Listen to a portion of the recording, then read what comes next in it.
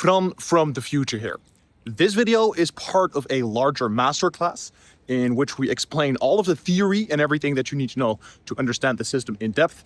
If you just want to build the Notion system, then this video is perfect for you. I'm going to take you through the whole process step by step. So enjoy.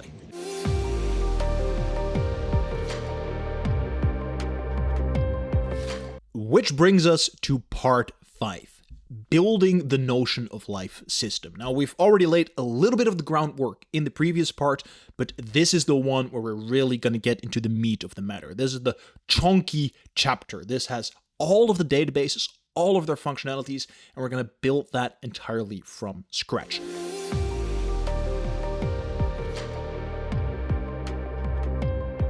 Let's open that up in Notion and actually build ourselves a very basic action tracker. So the first thing that we do, and we're going to do this for all of the different elements, is we go into the database collection zone. And then inside of this database collection zone, I'm going to create a database, but I'm actually going to turn it into a full page rather than an inline. And basically what this does, I'll just give this the name real quick, is that over here, it's basically going to make a page, but instead of this page being a regular page, it's going to be a database. So over here, we now have our action tracker database. Now, the first thing we're going to do is we're going to add this little fire emoji, because this emoji will always denote the action tracker, right? Consistency in design. And then I'm also going to add the cover. I'm just going to say Notion of Life covers.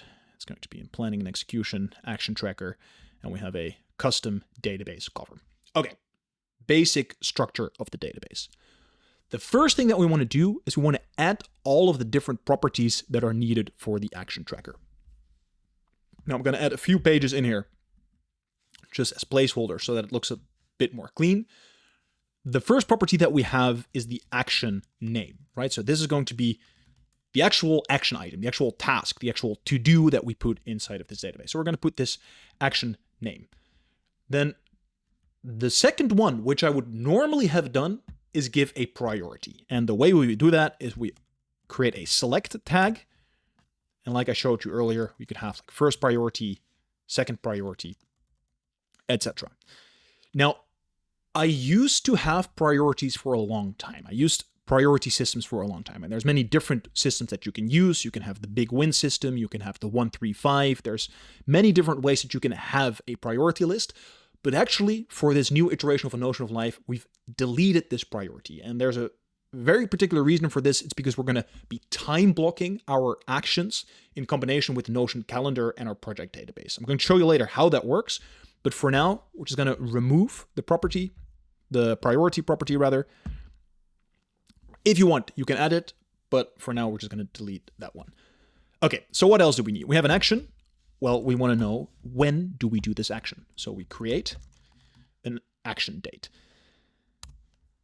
Now, instead of calling this a deadline, we call it an action date. I personally don't like the word deadline. Like, the word dead is literally in there. It's very stress-inducing. It's very anxiety-inducing. And also, I like to approach my life in a way where most things are done on my timeline, right? The moment there's a deadline, it insinuates someone else made a timeline for me. And yes, sometimes having a deadline can force you to, become a bit more motivated, put a bit more effort and time in. Like, this is a great example. I set a deadline for myself to record this masterclass these days. Okay, I'm putting myself to work in this time period. But usually speaking, I just want to have action dates. They're the aimed date that I want to do something. But we're not perfect, right? Principle number 5.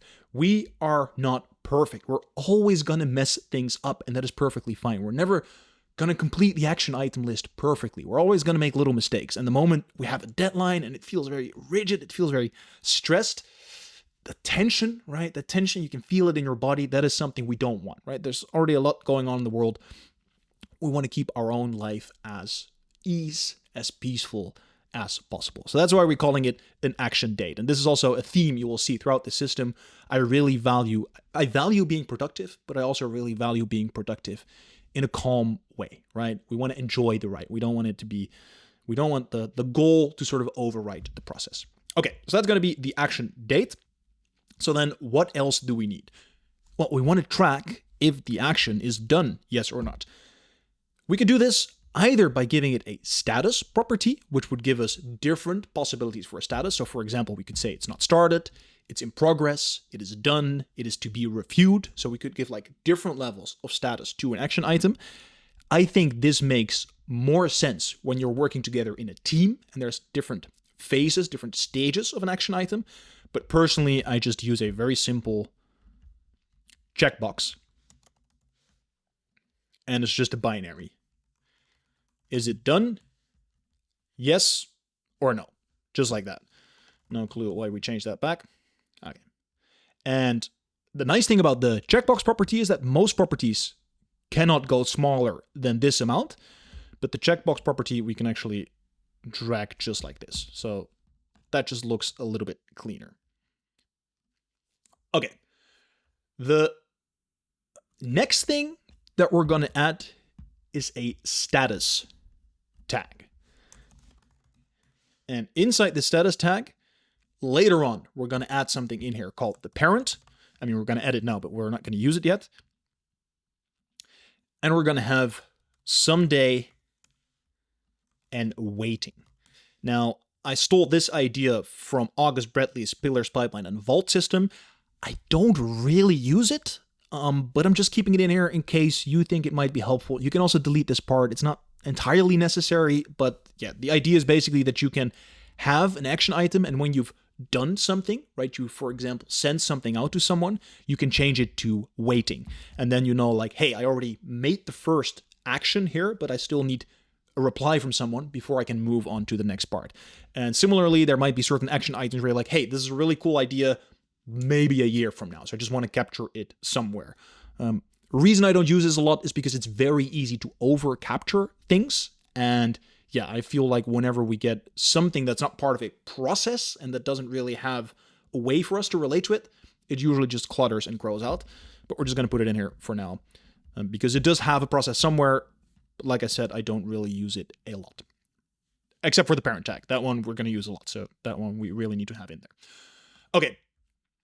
Then we're going to have a whole bunch of connections and a whole bunch of formulas. I'm not going to show all of them yet because they will come up as we're connecting to a new database. So the last thing I'm going to add over here is actually say a last edited time, which is basically automatically going to show us the last time that this one has been edited. Now, what you just saw over there is that when I had this bad boy a little bit tucked in, you can see all of the rows sort of moving down. And personally, I think this is really fugly. So what we can do is we can actually go into the database settings and we can say change inside of this layout that all the columns will be wrapped. And the moment we unwrap the columns, it's just going to put everything to the side, which is basically going to hide content. So if you want to show all of the content in somewhere, you don't want to wrap the columns, or rather you do want to wrap the columns. In this case, we don't because, yeah, I like having it just vertically overviewed. Okay. So we have looked at the rows and columns. We've looked at a few of the property types. Now let's look at the database layouts, the filters, and the sorts. This is where we're going to get into the first little bit of magic inside of the system. I'm just going to put this down a little bit. Actually going to give this execution databases. Nice little thing that you can do is over here now I put a heading 1. But actually, I think the heading 1 looks a little bit too big. I want to turn it into a heading 2. What you can do is you can say /turn, which stands for turn into, heading, H stands for heading, 2. Turning into heading 2. Boom. Just like that. You can take blocks and with keyboard shortcuts actually play around with them much faster. Okay, so we're going to open this one up, and I'm actually going to add some dummy content in here. So this is action item 1, and we'll just drag. So what happens here is if we take a cell like this and we grab this little circle and we drag it down, we automatically duplicate the value into all of the other cells, right? This could also be done for dates. Let's say I want to have these all done for 25. Like that, we can drag them in there. Alternatively, what we could do, let's say we would have 26 over here.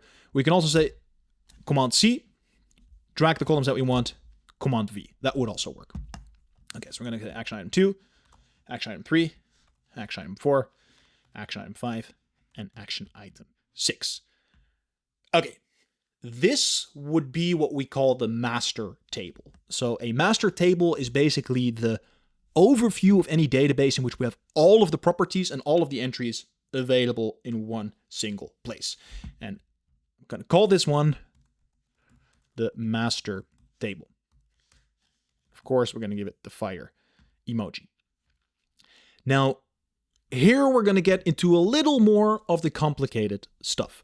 So the beauty about Notion databases is that we can create different views for a specific database. So what that means is I can create a custom view that only shows me a particular slice of this database and also in a particular way, right? So over here, I'm going to add a view. I'm going to say I'm going to add an empty view.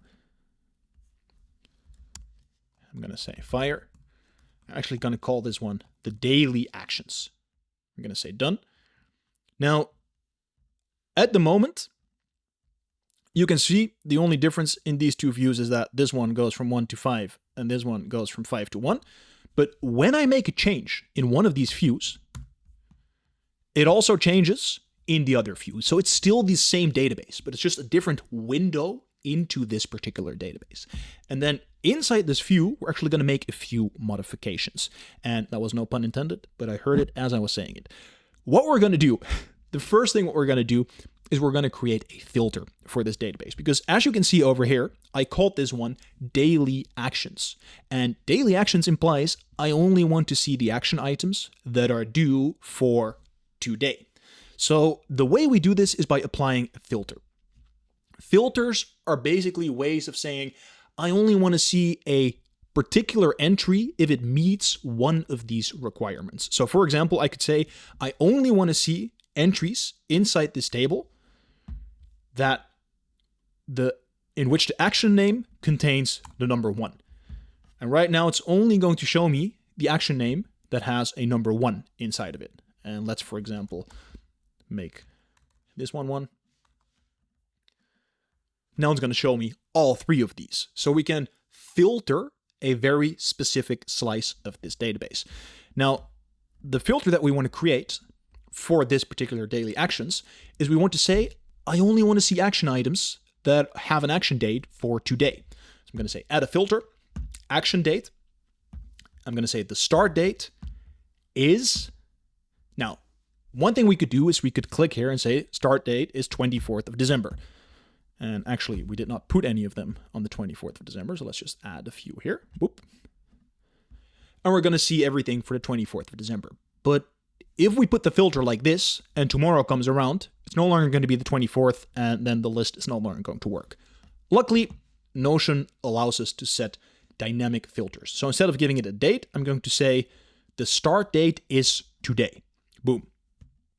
Now, what Notion will do is every day it will simply check, what date is it today? It is the 24th. Okay, so today the filter is going to be action date is going to be 24th. So that is the first filter that we're going to set. Now, the second filter that we want is whenever we click one of these checkboxes, we want the action item to disappear because we've finished the action item. So we're going to say when done is unchecked. So I only want to show action items in which done is unchecked. The moment I check this, boom, it will now disappear. But here we have to pay close attention. Clicking this box does not mean we're deleting this entry from the database. No, rather it means we're deleting it from this view, because in this view, we only want to see ones that are unchecked. But the moment I will look in this master table, you can see that these action items still exist in there. So ultimately, at the end, when we have this whole system and you're using this for many years, like I am, you're going to have an action database with thousands of action items in this master table. But still, in my daily action list, I only see the action items due for today. And this is how we use different views, right? So we have a different view with certain filters showing us a very, very particular part of this action tracker database. Another thing that we can do is that we can sort our databases. And this is basically changing the order in which we see entries. So for example, over here, we now see action item 1, 4, 5, 6. Let's actually change these back to 2 and 3. And they're here in chronological order. What we can do is we can say, I want to add a sort, and I actually want to sort this list by action name. And instead of having it ascending, I want to have it descending, meaning it starts with the highest number. Instead, we could also say I want to sort it by action date. And right now you can see first it shows the 24th, then the 26th. Maybe I want to have it the other way around. I want it to show the action items planned further in the future first, right? So we can sort the order of the different entries in a database. Now, a good example of this is actually with the priorities. So I'm just going to add that for here, and we're going to say priorities. Priority. If you want to use a priority system, this is how you could build it. We could say priority. I'm going to call this not the big win. Just recolor this. You can recolor things by going over here. Right, so let's say orange. First priority would be green. Second priority would be yellow. Third priority would be red, for example. And then in here, I usually like to add, for the big win, you can add emojis anywhere, any Notion page, anywhere in the system, also in other websites, by on a MacBook doing Control Command Spacebar, or on a Windows doing Windows key and the period key. You can open that up, and let's say, for example, boom, that would be the big win. And then we could even add an emoji to one of these tags. And then what we can do with a sort is we could say, let's go into these daily actions. Let's put all of these for 24th. We could add a sort that says sort them by their priority. And it's now going to follow the same logic that we made in this list over here. So if I were to drag this one inside that list, it's going to change. But it's now automatically going to sort our action list by priority. So that would be an example of how we can use sorting to create an action list. But for now, I'm just going to hide this one because we're not going to be using it. And we've created a very simple action list. Over here, we still have a table layout, because this is another beautiful thing that Notion allows us to do. It allows us to create different types of layouts.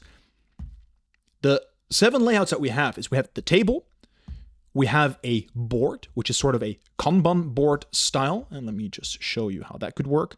Group by status. We could have it like this, which would be more for classical project management in groups. And right, and we could like move the action items around.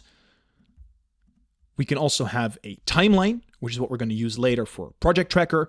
We can have a calendar view where we have the action items laid down by their date. We can have a list view. We can have a gallery view, and we can have charts. And we're going to look at the charts later. Gallery view, one of my favorite ones, also going to look at it later. But for now, we want to pick this list layout because this is a very clean and simple layout that we can use for our daily actions. And what we want to do is we say properties. I want it to show the done checkbox because that is very important to be able to click that as the day progresses. And then I'm actually going to drag that in front of here. Now, one more thing that we can add, which is for now, we're just going to add it. And in a later part of the system, we're going to show you how this is done. Is that we want to have a little formula. I'm just going to grab this one from my other system. And we're going to call this, I'm going to grab a formula, time planned. We're going to paste that in here. And what this formula does is it basically checks for what time of day is an action item planned, because we're going to be using time blocking later on. So that means we're going to give a time slot for each of the different action items. So for example, action item number 1, it's not only due for today, but it's due for today from 10 a.m. till 11:30 a.m.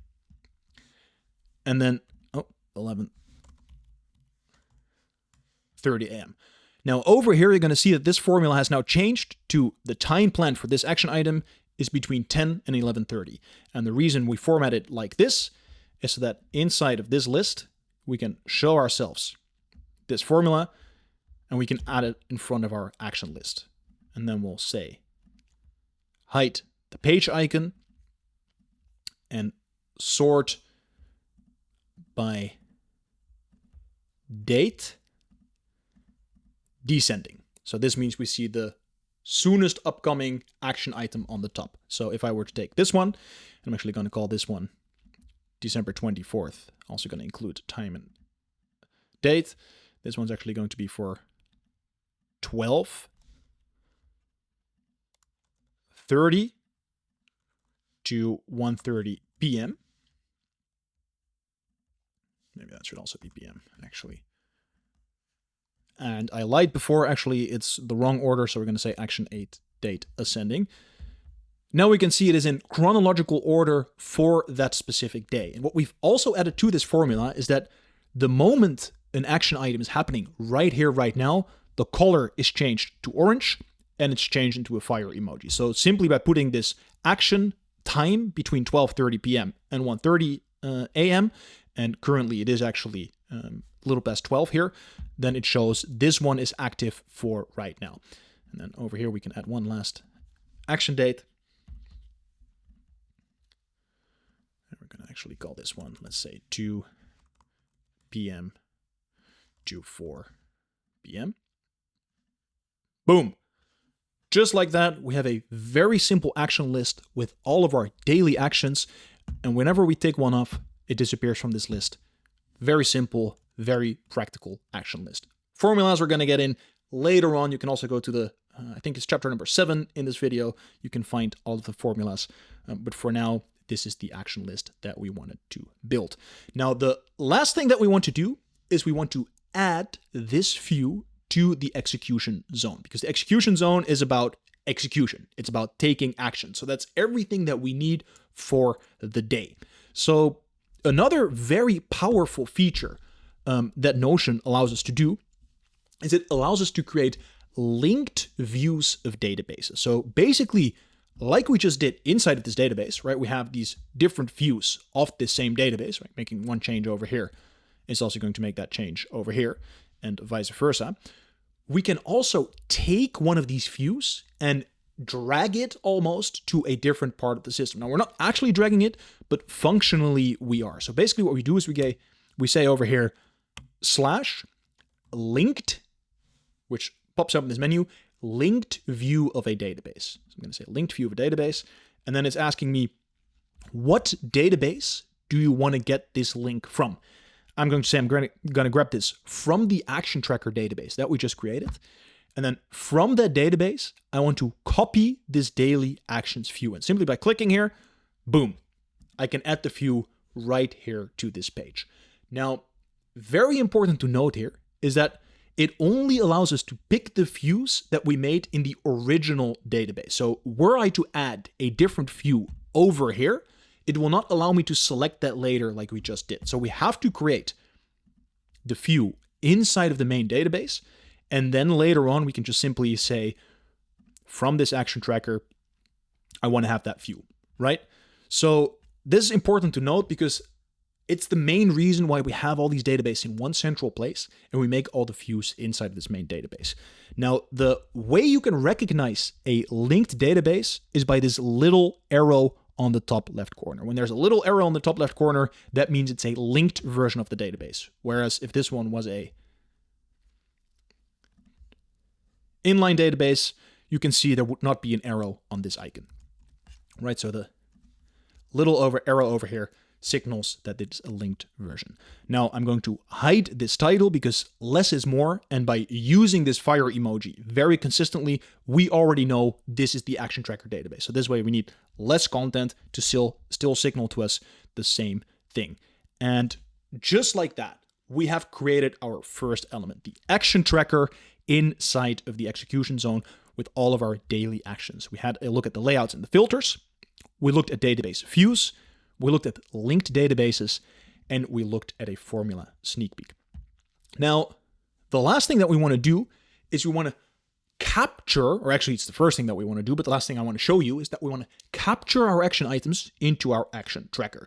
Now, for a long time, I used to do this inside the Notion of Life system, or actually I used to show people this inside the Notion of Life system by sort of adding a button that adds new actions over here. But actually, what I personally do is I have an external automation that helps me quick capture action items. So the way I do that is I have a hotkey, Shift Command D, Pops up this menu.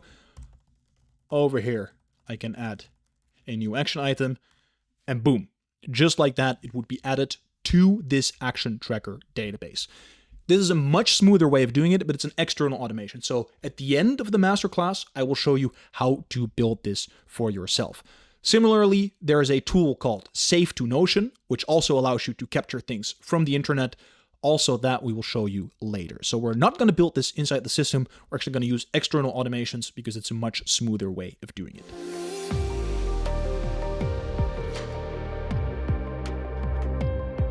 Let's actually build this daily review inside of Notion. The first thing we're doing, once again, is we're going to navigate towards this database collection zone. And then over here, I'm going to create a section for the review databases. And once again, we're going to add a full page database. So this is going to be the daily review database. We're going to give it the sun icon. So the daily review is always denoted by this little sun icon. And we're going to give it a cover. Let's see. Notion of Life covers, review covers, daily review covers. And we're going to have the database over here. And boom, we're going to open this one up. Once again, we're going to add a few properties. So I'll add some entries here just to make it look a little better. The first property that we have is the name of the day. So on which day are we doing this daily review? So I'm just going to call this one day, right? And for example, this could be December 24th. December 23rd. I always just take the first 3 letters of the month and the date. Could also write it out all the way. Just takes an unnecessary amount of time. And also, this property is sort of redundant, and I will show you in a little bit why it is redundant, but unfortunately, it is not possible to delete a name property. So this is the only property that every database will always have. This one, as you can see, we cannot delete it. Then the next property that we want to add is a date property, and we actually want to use this one because we can format it as actual dates, right? It opens up a little calendar over here, whereas if we do this, it's just a simple name property. And then we're going to call this one the review date.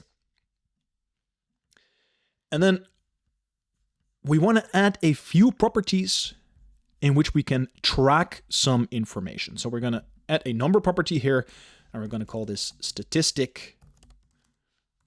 I'm completely butchering that. Statistic 1. This is for the people that like to track quantitative information, because during the daily review, we do a lot of tracking, we do a lot of processing, and some of that is going to be qualitative, like reflections, right? These are things that are not measurable, but that we still want to track and engage with. Some of them can be quantitative, which are things that are measurable, like, for example, statistics, right? Maybe you're tracking your weight, or maybe you're tracking your sleeping score, right? So we could just duplicate a property like this. Maybe we want to have like a sleeping score, right? So if you're the type of person that wants to track statistics, then you can do it over here. I don't really track statistics. I find that it requires quite some effort. And also, there's some interesting research into the psychology of tracking statistics. It can make us very obsessive about them, and it can actually be quite negative for our mental health. And I used to track a lot of statistics, but I did also notice that very often it would sort of turn into chasing this number. Now, it doesn't mean it's wrong. I still think there's a time and place to track things. Like I track things in my little gym booklet. But if you want to track like all these statistics, I think it's good to think about whether it's actually adding value to your life, yes or no. I'm going to reposition this one slightly because it's supposed to be like that. Cool. And then the last thing we're going to do is we're going to create a daily rating. So actually over here, I'm going to say select day rating, and we're going to give ourselves the possibility to rate our day by using stars. So I'm going to have 1 star, 2 star, 3 star, 4 star, and 5 star. And then I'm actually going to color code them. I'm going to say 1 star is red, 2 stars is brown, 3 stars is orange, 4 stars is yellow, and 5 stars is green. So that way we can give a rating to the separate days. So just like that, we've created a simple daily review database. Now, you might be thinking, okay, so every day I'm just going to fill in statistics and that might not even happen, and I'm going to do a rating score and that's it. No, that's not it, because this is where we get into the magical world of templates. Okay, so quickly going to call this one the master table. Once again, I'm going to give it the sun emoji. And now we're actually going to create our first database template, because the daily review doesn't necessarily happen in the database view, but it actually happens in the template. So over here, I'm going to say create a template for the daily review. So we're going to open that one up, say Command Enter to blow up this page. And on the top here, you can see that we're editing a template in the daily review. This is a very important thing to note, because whenever we make changes in a template, every future time we're going to generate that template, the changes are going to be in there. So we're going to open that one up. And then the first thing we're going to do is we're going to style this page a little bit. So over here, you can actually customize the layout of a page. So what I want to do is I don't want to see all of these properties at the top of the template. It's just a bunch of clutter that we don't necessarily need. So I will move this to this panel on the right, and I'm actually going to pin a few properties in the top here. So I'm going to go over here. Now, here it says that we can pin things, and what I want to pin is the review date, and if we're tracking them, the statistics. I'm personally not tracking them, but if we're tracking them, we can put the statistics over here. I'm going to say apply to all pages, and then the last thing I want to do is I want to remove this comment section. Like, Notion allows us to place comments on all of the different pages, which is great for when we're collaborating with people or for when we're working on a knowledge document, for example. But for the daily review, it's just a bunch of clutter that we don't need. So over here, I'm just going to say page discussions off. Apply to all pages. And now this already looks a whole bunch cleaner. Now, of course, we're going to add the sun icon, and we are going to add the daily review cover. We're going to do the regular one instead of the database one. It's a little bit thicker, which actually works better for template views. And as that one is loading in, we're just going to customize some of these properties over here. Because what we want to do when we create a new daily review is that the review date is automatically set to today. So we don't have to manually add that every single time. So over here, it already shows in the shortcuts. I'm simply going to say date when duplicated. Don't necessarily need the time. I just want to have the date when duplicated. So just press that one over here. Boom. And now whenever we would generate this template, it's automatically going to set this date to today.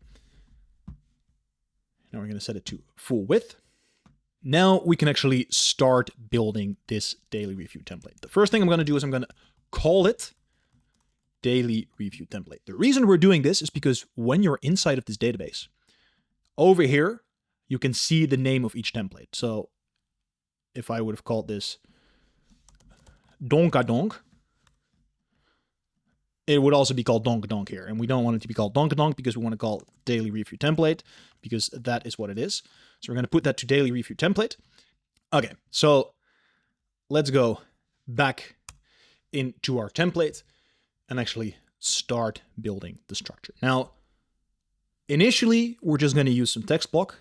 Later on, all of these parts of the daily review will be replaced by custom database views. But for now, we're just going to put some text blocks to give it some structure. First thing we're going to do is going to be the startup routine. This is the routine that we do at the beginning of our day. Then the first thing I'm going to add is the startup questions, which are the reflection questions that we fill in at the beginning of any day. And I'm actually going to put this in a toggle menu, which allows us to put things under here. But then once we got it under here, we can simply collapse that menu over here. I'm just going to put in these questions. What energy state am I feeling today? What would make today awesome? And maybe some daily morning journaling, if that is something that we would like. And I'm going to give some writing space for each of these. And then we're going to collapse that little menu.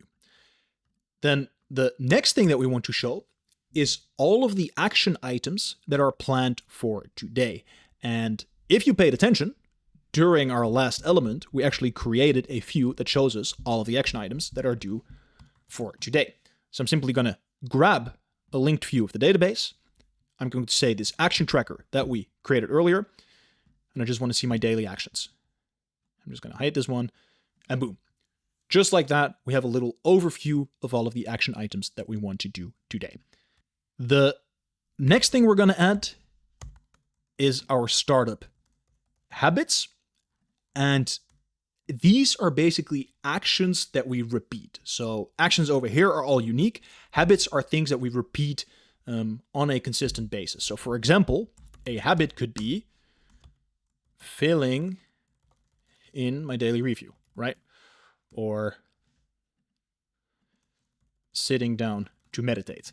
Now, later on, we're going to make a custom database for this with all of the best practices of habit setting. But for now, we're just going to put the startup habits over here. And then the last thing we'll have is actually our affirmations, which are sort of reminders that we set for ourselves based on our core insights. So they're very deep things that we want to affirm in ourselves. So for example, I am confident in my abilities and I will create value for other people.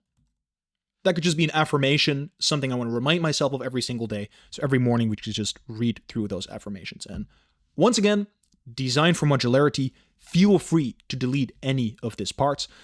This daily review template is sort of the perfect blueprint, right? It has everything in it that you might need for a good daily review, but you can modify, you can add, you can delete anything that you want. Okay, gotta make this one purple. That is our startup routine. This is what we would fill in at the beginning of our day, our working day, or the day when we wake up. I usually do it before work. We open up the daily review template and fill in our startup routine. Then the second part of the day, we're going to have our shutdown routine. So this is what we do at the end of the day, right? When we finish working, or maybe before we go to sleep, whatever works for you. Find a pace, find a setting that works for you, and we're going to fill in our shutdown routine. Now, the first part of our shutdown routine is going to be emptying our inboxes.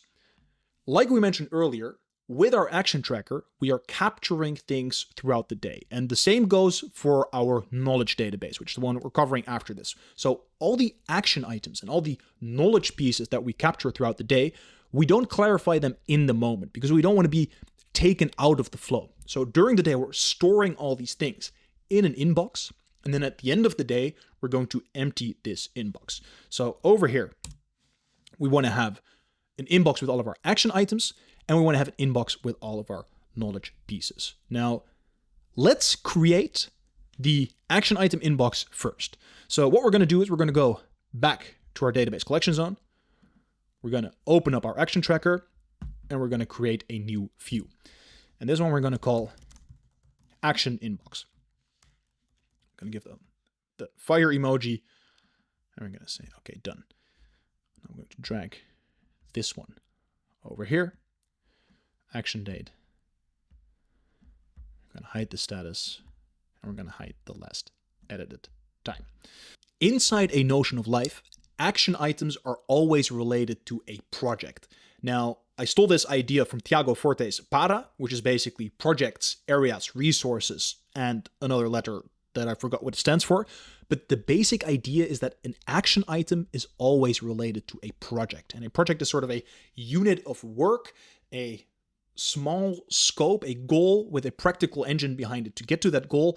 And projects in our head make a lot of sense. Like psychologically, it's easier for us to think in a project. Like I'm renovating the house, or I'm doing my thesis project, or I am writing a book, right? These are things that in our mind make a lot of sense. Alternatively, we could also take an action item and classify it by a knowledge tag, for example. We could say, okay, this action item is related to philosophy or creativity. But those things just make a lot less sense in our heads. They're not really logically connected to each other. So a project is actually a really good way to classify our action items. So every single action item inside our system is ultimately going to be connected to a project. But we have not yet created the project tracker database. So for now, we're just going to say select tag, and we're just going to call this project. And we're going to have the action inbox like this. What we want to do right now is we want to create a filter that says any action item that is not yet related to a project, I want to see that in the inbox. So over here, I'm going to say filter project is empty. So any action item that is not yet related to a project will be shown in here.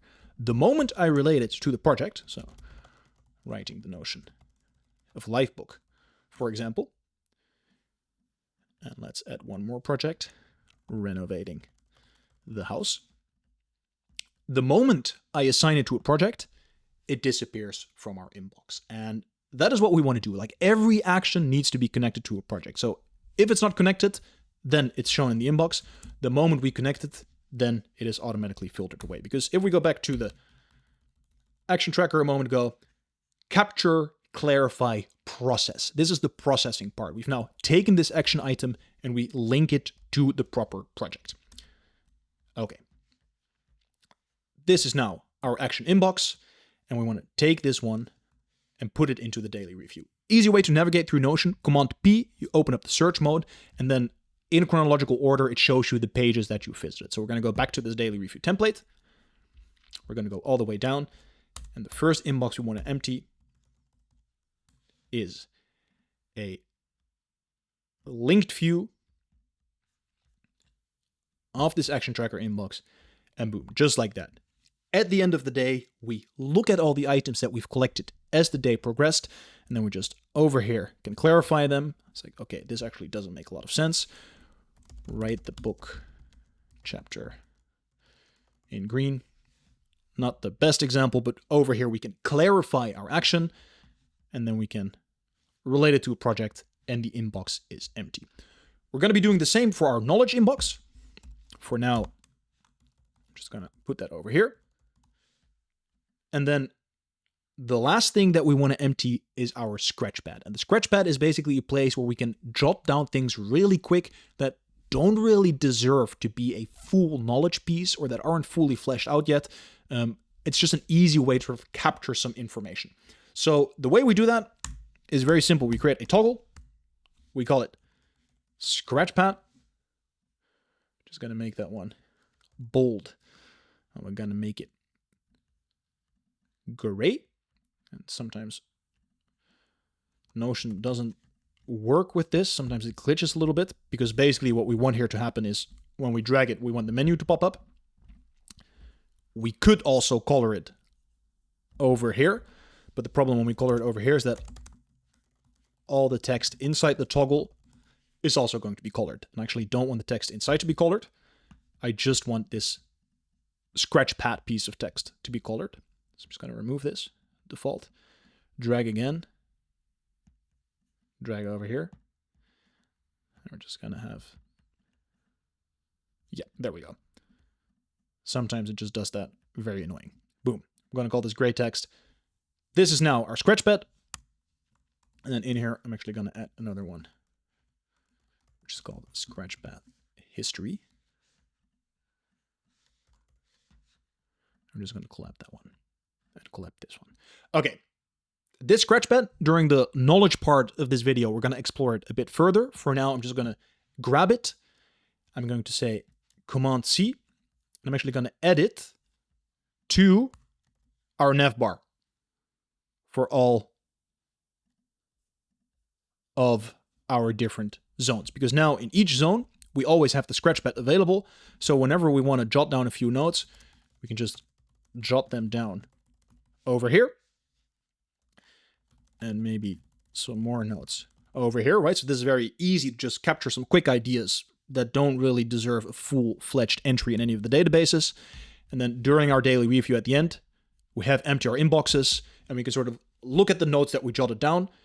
If we want to save them for a bit, but they don't deserve a full knowledge piece, we can drag them into the history.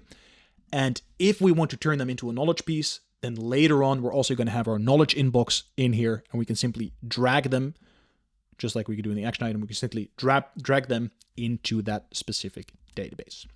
Okay, that is going to be our inbox emptying. I'm just going to put this one over here.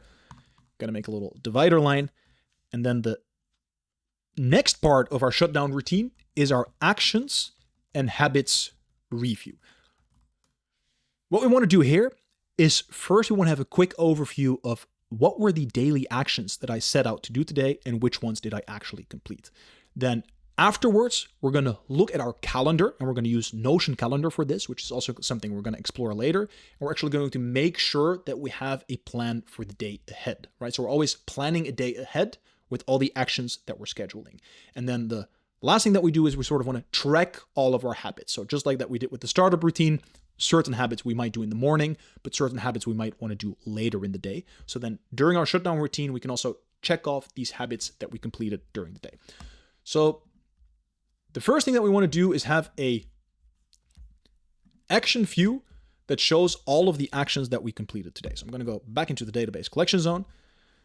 We're actually going to duplicate the daily actions. We're going to call this one action review. And now instead of saying, don't show me the actions that were unchecked today, I actually just want to see all of the actions for today. And basically what this means is that as the day progresses, actually, let me show you this from inside the execution zone. We're like executing on these things. Our action list over here disappears. But then the moment we open it, right here with this linked view, I'm going to say action review. Boom. I can now see all of the actions that I did today. I can also see if I did not do an action today. And the power here is we can sort of have a quick reflection, just like a few seconds to see, hey, did I do the things I wanted to do? If not, maybe we can ask ourselves the question, why did I not do that particular thing? And also reminds us to actually schedule that thing for the day ahead, because that's the next thing that we would do. We would actually schedule actions in the calendar. And then lastly, we're going to do some shutdown habits, right? So these are any other habits, maybe something in the evening, workout in the gym. Maybe that's another habit that we want to track. Okay, once again, these are all going to be databases. These are all going to be much more user-friendly. But for now, we're just sort of setting out the structure of this daily review. Just going to close up that toggle. And then the last thing that we do at the end of our day is we actually have our daily reflections for the shutdown. And this is a very similar structure to the top one. So we can have our shutdown, not shut up questions. I mean, that would also be pretty funny. Shut up questions. We're going to have our shut down questions over here. Potentially, we can also have our affirmations here once again. And we're actually going to measure our shutdown statistics. Now, here we're going to do a little Notion Fuguzi Vigezi. Basically, what I want to do is I want to fill in this information about this page. But because I want it to be structured in the flow of this template, I'm going to create a linked view of the daily review database, and I want to show this particular day in this template. Okay, so what do I mean by that? We're going to go and open our daily review database.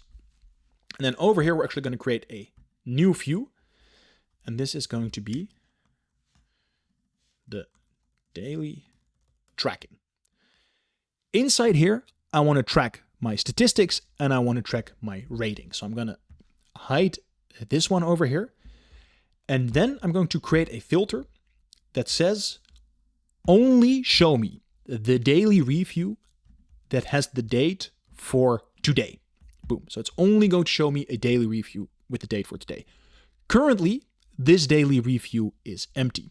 But the moment I would generate a new page using our template, it is automatically going to assign the date, right? We put this in the template earlier. It's automatically going to assign the date. And because this one has the filter, let me actually show that property, to show the one with the review date for today, it's actually going to show up in here. So in this particular view, we will only see the daily review that is happening today. Now, why is this important? Because we want to add this view to our template.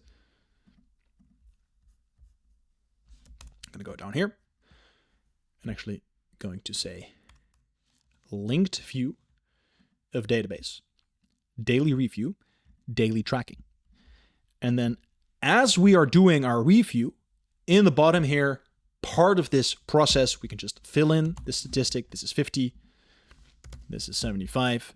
And I give it a 3-star rating. Boom. Just like that. And if we were now to go back into our daily review, you can see it has been added to this particular entry. Last thing we want to do before I show you that, almost forgot about this, is we actually want to create a button to add to the execution zone to easily generate this specific template. The first thing we need to do is go over here and say, this daily review template, I want to turn that into the default. And that basically makes it so, I'm going to do that for all the views. That basically makes it so that whenever we create a page in this database, boom, it automatically generates a template, because that's the only sort of page we're going to add in here. So it makes sense to make that the default. So that's the first thing that we do. And then the second thing that we do is we're going to create an empty view, but we're going to use the gallery view. Now, a gallery view gives us an overview of the database in a gallery format, right? Here we have all these little entries and they look like a beautiful gallery. We could add an image to this. We could style it in a beautiful way. But actually what I want to do for this particular view is I want to go in here. I want to go to layout and I'm going to say card preview none, which is immediately going to shrink the buttons. Then I'm also going to set the card size to small. And then I'm actually going to add a filter which says only show me entries where the review date is, you might have already guessed it, today. Boom. And then we get this button. Now we just have a simple button, and the moment we would click this button, we generate our new template, and it's automatically going to be in the right place. So we're going to take this button and add that to our execution zone, because this is where we do daily stuff. So daily review, we're going to add this to the execution zone. And I'm going to drag this one to the left because this is the first thing that we do when we start our working day. And now over here, we have a button. We need to change one more thing. I almost forgot this. We actually want to say that we open the pages as a full page. I'm actually going to change that in the original as well. Yep, database collection zone. Layout. I actually want to have that be full page. And so now whenever we start the day, we just press this button, boom, daily review is generated. Review date has already been automatically assigned. Over here, we can fill in the answers to the startup questions that we have, right? Feeling great with this new template. Then we can check in all of the actions that have been scheduled for today. We can track any of the habits that we already completed in the morning. And if we want, we can check in with our daily affirmations. I am confident in my abilities to create templates, and I'm confident in my abilities to share them with all of you. Very beautiful. Then we would exit this template, which is no longer a template, it's now a page. And we would just do our daily actions. We would just, fuguzi fugazi around. And then at the end of the day, we open it again and we go into our shutdown routine. And then the first thing we do is we empty all of our actions, right? So we assign them to the corresponding projects. That way we empty our inbox. And then we can look at our scratch pad. Does this deserve any more attention? Does anything need to go into the action or into the knowledge inbox? And then we go one step further and we look at our actions and habits review. So over here we see, okay, these were all the actions that were planned for today. Did I actually manage to do all those actions? Did I miss something? We will schedule these actions for the day ahead, which I'm going to show you later on in this masterclass. And then we're going to track our shutdown habits. Were there any habits I was supposed to do during the day?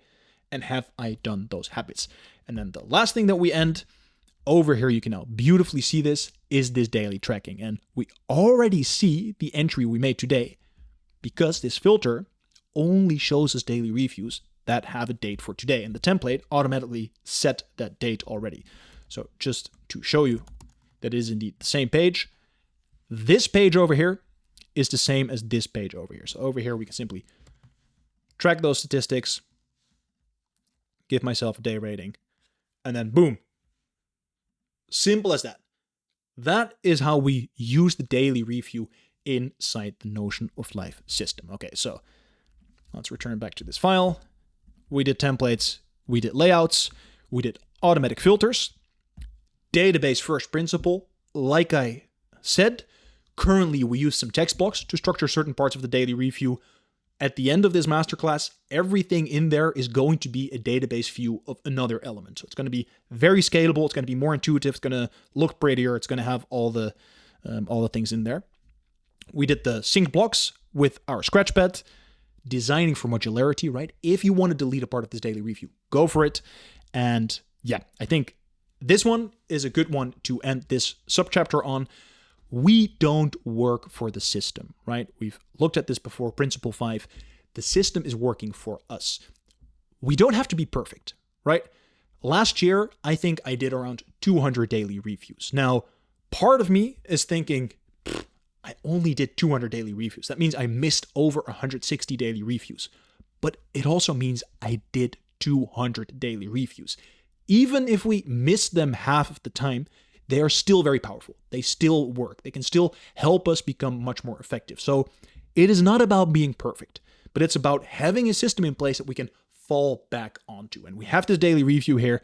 Maybe you miss it half the days. Maybe you don't use it in the weekend, but whenever you do use it, it is ready to go. And it helps you start your day and end your day with clarity and intent.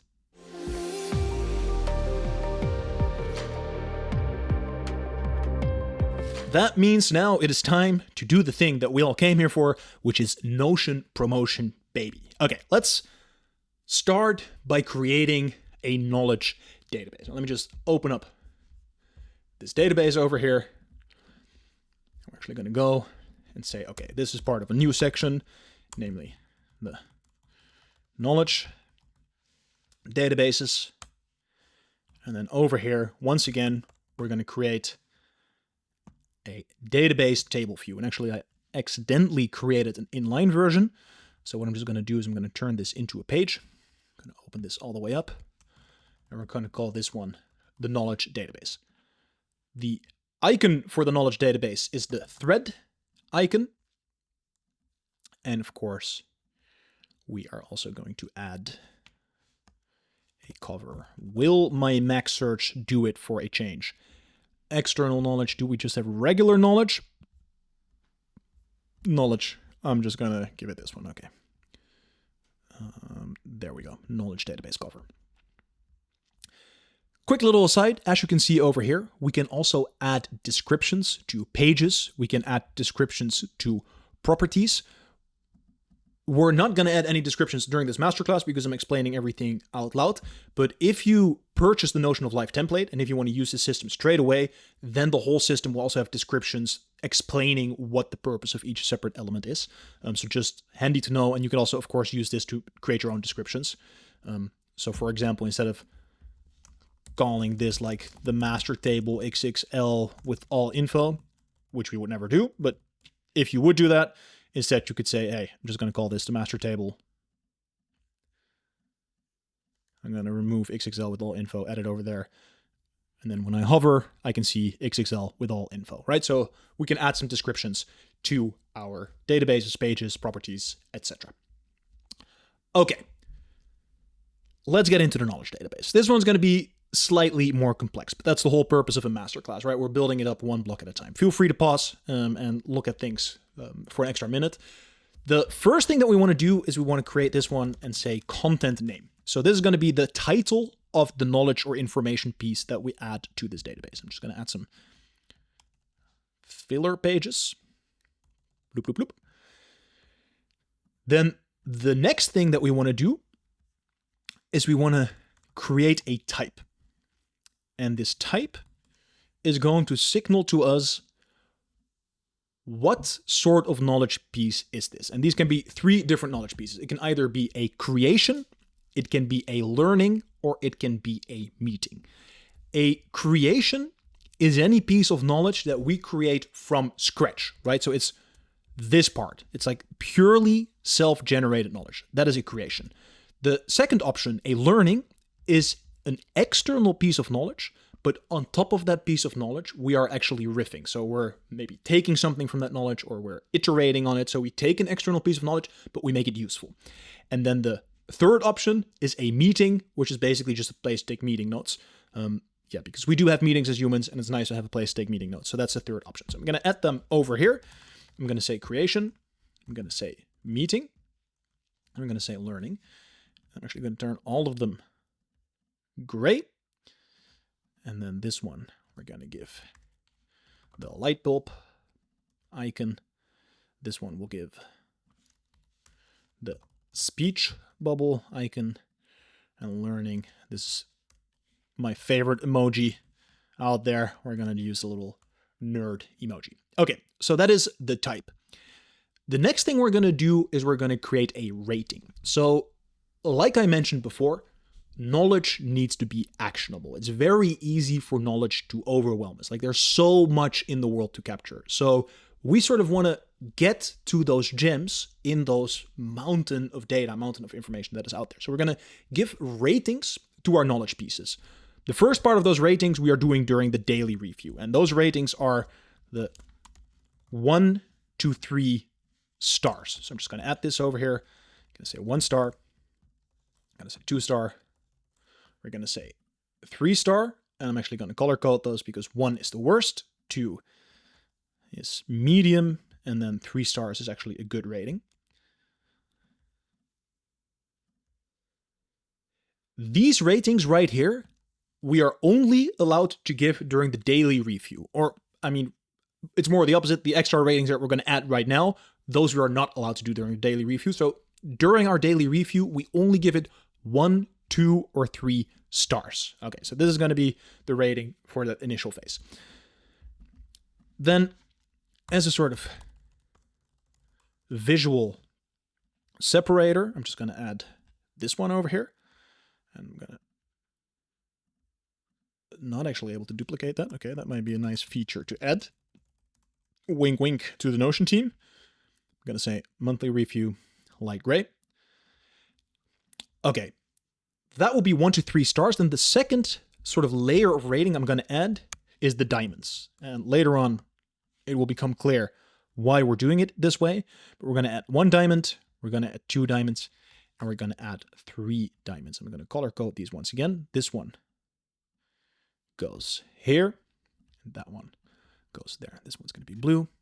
It's also going to be blue, and that one is going to be purple. So, in a nutshell, during our daily review, we give each knowledge piece, when we empty our inboxes, a rating from 1 to 3 stars. Then, during our weekly review, we have the possibility to upgrade this knowledge to 1 or 2 diamonds. Now, we don't have to do this, but we can if we want to. And then during our monthly review, we have the opportunity to upgrade a knowledge piece to 3 diamonds. And by doing this, we sort of get a clear overview of which knowledge pieces were very important for us that year. But that is not the only reason we're doing it, because we're also adding a formula. And it's just a little sneak peek, which is going to be, I'm going to save this for now, the score. Basically, every knowledge piece is going to get a score based on the rating we gave to it and the amount of knowledge techniques that we apply to it. So later on, we're going to add a bunch of knowledge techniques to our templates, which help us interact with knowledge using best practices from all sorts of fields to sort of deepen, let me see if I can find it, to sort of improve our knowledge. So we have a structure in place that we can use to improve our knowledge. And as we are applying that, this rating score will go up. Now, why is this important? Because we have another formula. And this one over here, we're going to call days left. And we're going to give this icon.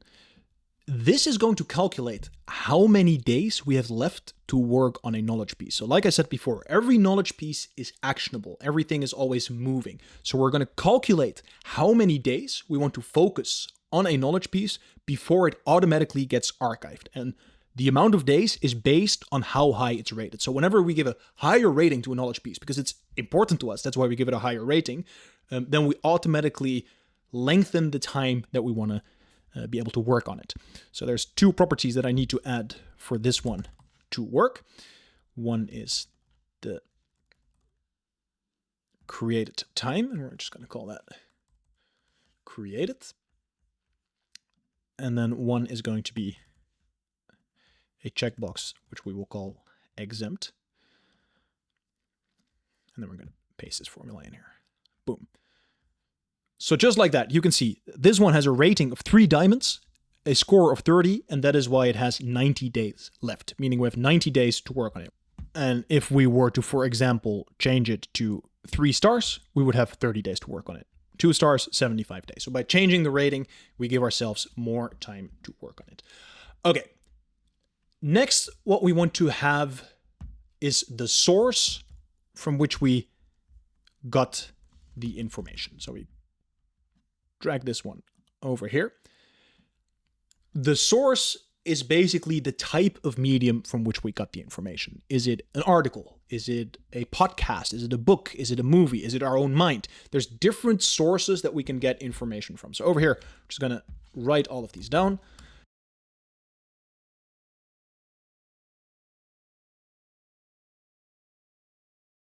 And lastly, the social media post. Okay, so later on, during our daily review, we're also going to assign it a source, so we can easily see from which source we gathered it. Okay, so now we have the content name, we have the type, we have the source, we have the rating, and then we want to have the status. Now, previously I had a manual status here, meaning we would just have a status property like this one, and we could simply say, hey, this knowledge piece is not started, or I'm currently working on it, or it is completed. But what I noticed doing this is that, like I mentioned earlier, the knowledge started overflowing very soon. And it took a lot of time and effort. It actually took more time and effort to sort of clean out the database than actually engage with the knowledge. So instead, what I've done is I've created another formula. And yeah, during this system, you'll see many formulas. Formulas are a really powerful way of manipulating data from a database. This is also one of the reasons we do database first design. Now I'm just going to show you why they exist and what they do. And then later we will look at how they work. But for now, that is too complicated. So we're just going to call this one the status. And whenever we have a formula property, we actually allow ourselves to change the icon here. So just to make a little more clarification, give this one a checklist. I'm gonna paste this formula in here. And now you can see a status is automatically assigned. Basically what this formula does is it checks whether there are still days left on this knowledge piece. So as long as there's still day left, it's on keep exploring. But it's only showing us keep exploring for the information that already has a rating. Because the moment we give a rating to a knowledge piece, it implies we're already interacting with it. But it might also be that we have captured an article or captured a podcast or something else, and we haven't interacted with it yet. If it's not been interacted with yet, it's on to explore. So over here you can see to explore, and it has no rating yet, but the moment I would apply a rating, boom, it's going to be keep exploring. Now we have one special rating. The moment we give 1 star to a knowledge piece, that is basically our way of auto-completing it. So let's say, for example, you captured something during the day, which you do want to keep in your system, but you don't want to engage with it any further, then we can give it a 1-star rating. So you have 1 star, it's completed. 2 stars or 3 stars, it's keep exploring. No rating, it is to explore. Okay, so that is our status. And then we also have one more, which is called archive, which basically happens if we never interact with this. So you capture something and you don't interact with it for 30 days, it's automatically archived. So this way, all the knowledge keeps flowing. You don't have to think about it. You only see relevant knowledge. And I think that is a major improvement for how we interact with these knowledge pieces. Okay. Then we have a few more practical properties. And As you might already see, the knowledge database is definitely a database that's heavier on the property sides, right? So we always have these sort of interplay between the templates, which are more the review cycles, and then we have these functional database, like the knowledge database and the action tracker, which has a lot of properties in the database itself. And takes a little more time to wrap our head around that, but that's a good sort of side note to make. Okay. We're going to add a URL so that we can automatically link to any knowledge piece. And then we have the created date. And I also want the last edited. Okay. The goal here is to improve the quality of our knowledge. And the way we can do this is by applying different techniques. Now, I will first show you this in the existing database because it's quite a lot of work to add this manually. But we basically have all these different types of techniques that we can apply. Things like mind mapping, things like summarizing, a technique like critical thinking or the Feynman technique. These are all knowledge and information techniques that people use for all sorts of things. These are generally available on the internet.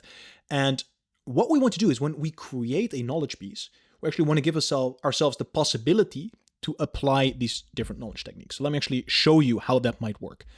If I were to create a new entry over here, I'm going to say, this is a knowledge piece. I'm going to call this a creative notes template. Then at the top of this page, you can see knowledge development techniques. And this is a little toggle. And from this menu, you can choose one of the techniques that you might want to use for this knowledge piece. So let's say, for example, I am doing some presentation on charisma and confidence. And actually, I want to mind map about this presentation. I can then click this button. This button will then generate a mind mapping template for me. I can turn this one into text. And then over here, I have a little plan for how I can do this. So I want to identify the central theme. I want to create main branches. Basically, it's just a little plan for how to do a mind mapping well. And then in the bottom, it also shows how long it will probably take and the difficulty of this technique. Now, what also happens is that inside of this knowledge piece, if I would open this one up and we go to the technique property, mind mapping has been added here. So whenever we apply one of these techniques, whenever we press one of these buttons, this technique is added to this particular knowledge piece. And basically what this means is that as we are adding more techniques, we can keep track of those techniques, and they will then also improve the rating score of our knowledge piece. So let's say, for example, if I were to, let me actually open this, right? If I were to add all these different exercises, right, by just applying them to this knowledge piece, the knowledge score is also going to go up. So the combination of our subjective rating and the amount of techniques that we actually apply to a knowledge piece together inform the rating score. Okay, so let's create a multi-select here. And we're going to call this techniques. And I'm actually going to add mind mapping, the Feynman technique, metaphorical thinking, and case studies. Let's just take these as examples. Okay, so we're going to add these techniques over here. I'm going to make all of them light gray.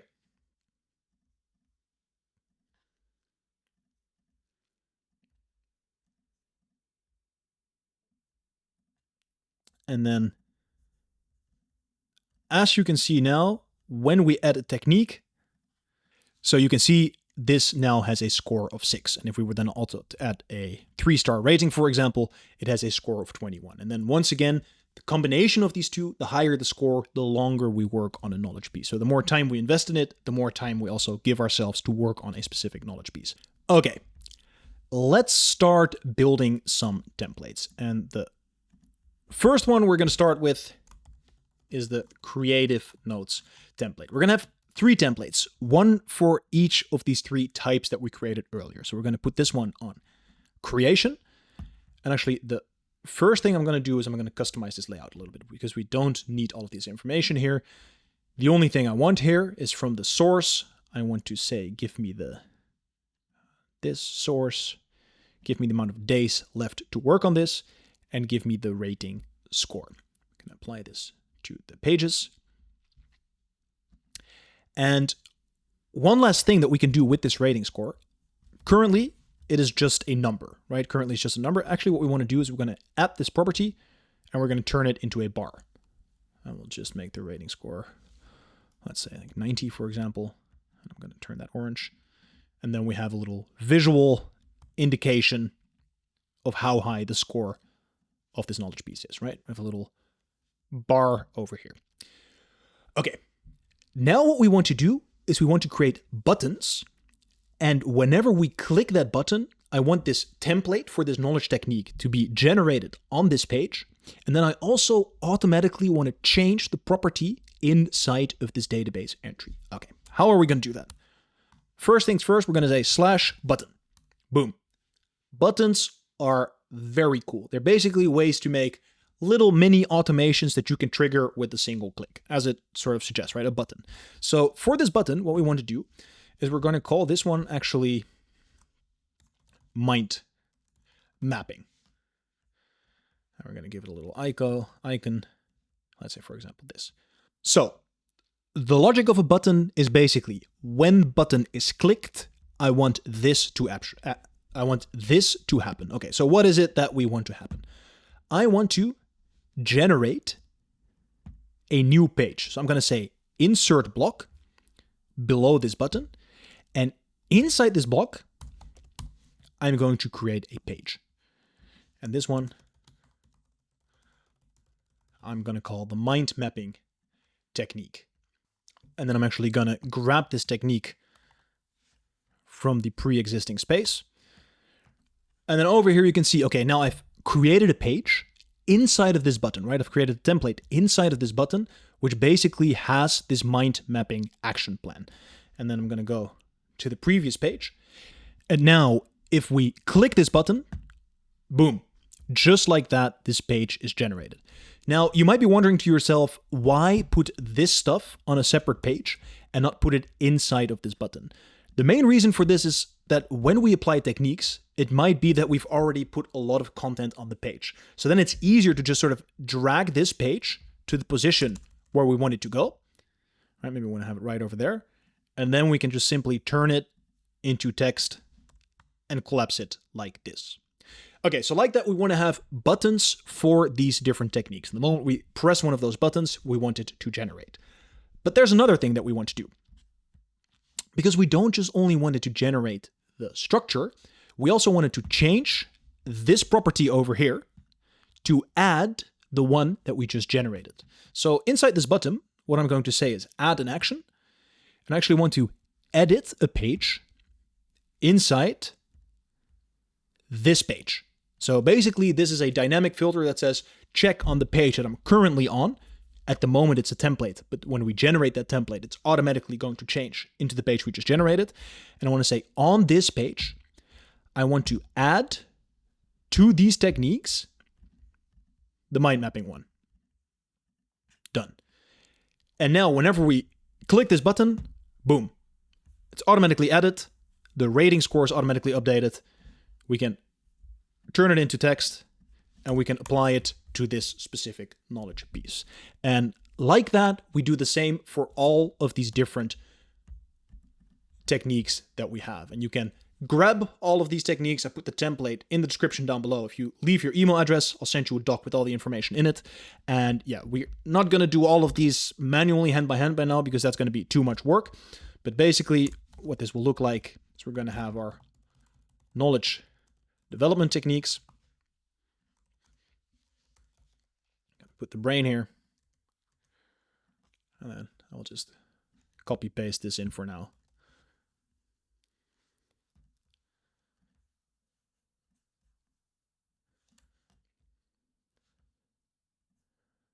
Put this next to, okay. Little side tangent. What I was just trying to do here, I was basically trying to drag this one to the right because I wanted to create two columns. But I'm not able to do that. And the reason I'm not able to do that is because we're working inside of a toggle. If I were to drag this one out of this toggle, and then I would grab this one, I would be able to pull them next to each other. But inside of Notion, when you're working inside other blocks, for example, inside a toggle, or for example, inside a callout, it is usually not possible to add things next to each other. But there is a workaround for this. And the way to do that is to create a page inside of the place where you want to make the thing. Then basically take all these elements and drag them into this page. Then when we can create the desired structure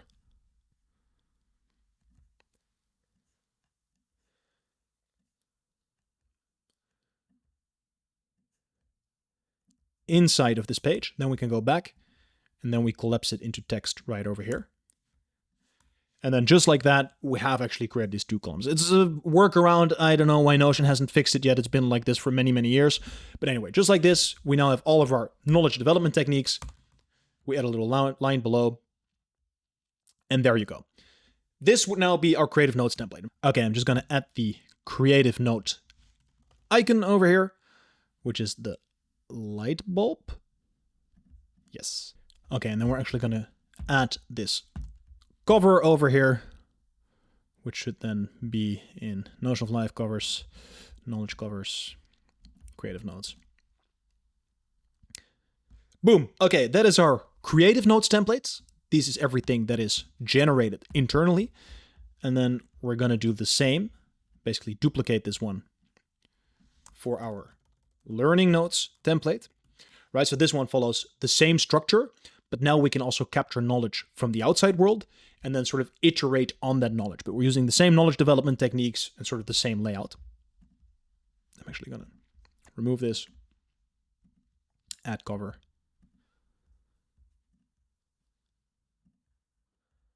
I'm just going to call this one learning notes template. Now, later on in this masterclass, I'm actually going to show you how to easily save information to an external learning notes template. Because what we can do inside Notion, or actually outside of Notion, is, let me just open up a quick tab over here. There's actually extensions that allow us to easily save any page that we're browsing on the internet. So let's say, for example, I would go to a Notion of Life and I would grab this article. And I'm reading this article and I'm thinking to myself, okay, interesting stuff. I actually want to take some notes about this. I can then go over here. I have this extension and I can say save to Notion straight into my knowledge database. And the moment I add it to this knowledge database, I can choose for it to either create an empty page with just a link, but I can also choose for it to put the entire web page in there. And what that will do is if I save this page and I open this in Notion, and this is in my personal working space, you see that it actually takes this entire web page and puts it straight into our knowledge database. So this is something that we can do with an external plugin, and I'm going to show you later how that works. But just for now, that is good to know, because then we have here all this external information, and then based on this, we can start editing. We can make notes, add some notes. We can apply the different techniques that we just added, and like that, we can interact with the external knowledge that we have captured. Okay, the third and last template that we're going to add is a little bit different, and this is the meeting notes template, because very often we will have meetings. Now, my general rule of thumb is less meetings is more better, but sometimes we do want to have meetings. So when we have meetings, we want them to be structured, we want them to have a goal, and we want to keep the information, sort of capture the information that we've generated during the meeting. So I'm just going to go in here, I'm going to say new template, meeting notes template, and then here we're going to say meeting agenda. And actually, we're going to turn this into H2. Summary and key takeaways. And then next up, actions. And actually, I want to style these a little bit. So I'm just going to say Command E, make them blue. Command E, Command Shift H, make it blue. Command E, Command Shift H, make it blue. And then over here, we're going to say agenda topic. We're going to say key takeaway. And then lastly, what we want to do here is we want to create an inbox to add new action items related to this specific meeting. Because as we're having a meeting and we have these key takeaways, maybe someone goes, Fran will send over the documents to Juliet, right? Maybe that's one of the things that we discussed during this meeting. So what we want to do then is take this knowledge piece and instantly turn it into an action item. Okay, so now simply I'm going to create a linked view of our action tracker. We're going to grab this action inbox. I'm just going to hide this one. And then what this allows us to do is whenever we had a meeting, we can simply drag this right in there, just like a block, and it's automatically added to our action inbox. So this is going to be the meeting notes template. I'm just going to call this key takeaway. We're going to add the memo, add the cover, upload. I'm going to go into personal knowledge covers, meeting, boom. Earlier I saw this one. We actually forgot to change to the nerd. Okay, and just like that, we've created our knowledge database and we have templates. We have templates for meetings, for learnings, and for creative notes. Okay, so what we want to do now is create an inbox in which we can capture our knowledge pieces. So over here, I'm just going to say empty view. I'm going to call this one the knowledge inbox. Give it the corresponding icon. And then we're just going to hide all of these properties and only get the properties that we need. So what we want is we want to have the content name. Then we want to have the source from which this knowledge piece came. We want to have a rating. We want to have the knowledge type. And then ultimately, we want to assign it to a project. Now, we have not yet linked the knowledge database to a project database. So for now, just like with the action tracker, I'm just going to create temporary placeholder. And let's just call this, right, the notion of life, book. Okay. And then we want to apply a filter. And basically we want to say, I only want to see knowledge items that have not yet been linked to a project. So project is empty. So the moment I assign a project to it, it will disappear from my inbox, similar to with the action items. This is also the reason why we put it as the last one over here, because then whenever something has come into our inbox, right? So maybe during the day I captured reflections from Nietzsche. Maybe that's a little note that I wrote. And I opened one of these templates for it. Maybe it was like a learning note. Then at the end of the day, I can say, okay, the source was an article. The importance I give to this is 2 stars. I want to revisit it later, but it was not that interesting. The type, it is a learning actually, because we have not changed this in the templates, because this is supposed to be learning. And this over here is supposed to be meeting. It's a learning. And then the moment I assign it to my project, it disappears from the inbox. So I'm going to empty these ones. Very simple knowledge inbox. And then of course, we're going to add this to our daily review, right? Because we empty this at the end of every daily review. I'm just going to open up and delete this placeholder. And now the cool thing, this is really an amazing feature about Notion. What we can do is we can actually add database views inside one sort of database container. So this over here would be a database container. I can add a new view over here, but this view can pull from other databases. So over here, I'm actually going to go to the knowledge database. I'm going to grab the knowledge inbox. I'm going to hide this one. And then as part of our shutdown routine, we can simply first look at our action inbox, and then we can look at our knowledge inbox. And we can give it the right source, we can give it the right rating, we can give it the right type, We can assign it to a project, and boom, the inbox is empty. And just one last time to show you, if you give it a rating of 1 star, a knowledge piece is automatically going to be completed.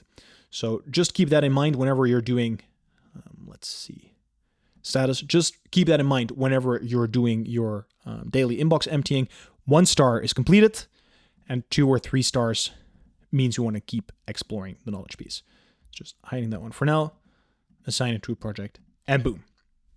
In case you missed it last time, you can get free access to the masterclass worksheet by dropping your email address down below. And inside of this worksheet, you will find a step-by-step outline to track your progress as you're going throughout this masterclass. You will also find all of the slides that we are using in this video.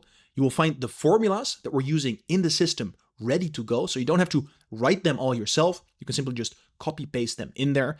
And this one's really, really juicy.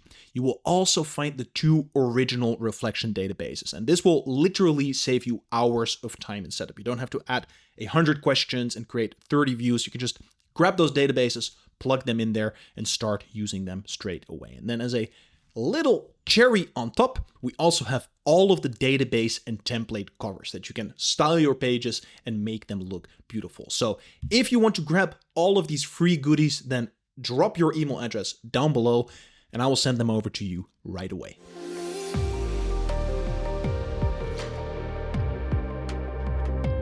This one we're going to cover in a little bit because we're first going to dive into Notion and actually start building the basics of the project tracker. So first thing that we're going to do, as always, is of course go into our database collection zone. And then over here, I'm going to say planning and execution databases. Going to open this, actually turn it into a page. And this is going to be the project tracker. It has the seedling. And of course, it also has its own cover. Planning and execution, project tracker database. Booyah, klaka booyah, as we like to say. Okay. Like I said, this database is an absolute powerhouse. This is crème de la crème. It's a beautiful database, but it's also quite complex. So we're just going to ease into it, and hopefully by the end, everything will make complete sense. Okay, first thing that we're going to do, of course, is call this one the master table. And why did we not get our beautiful cover? Let's try that one again. Basically, every entry in this database is going to be a project workspace. So a lot of stuff is going to happen inside of the template, but there's also a bunch of properties that we need to create because there's also some formulas, some automations that help us track vital information about this project. So the first thing that we're going to do is, of course, give it a project name. Then the second thing we're going to add is what we call a date span, because we're not just going to give a date to our projects, but we're going to give a start date, for example, 1st of December, as well as an end date, because we plan the projects ahead, right? So we create date spans for our projects. Then we're going to add a little formula. What this formula does is it's actually going to say days past date. And basically what this one does is it's going to calculate. Actually, I need to add one property first before it works. So we're first going to add that property, which is going to be the status property. And we're going to move that one over here. And this is either going to be active, it's going to be next up, it's going to be completed,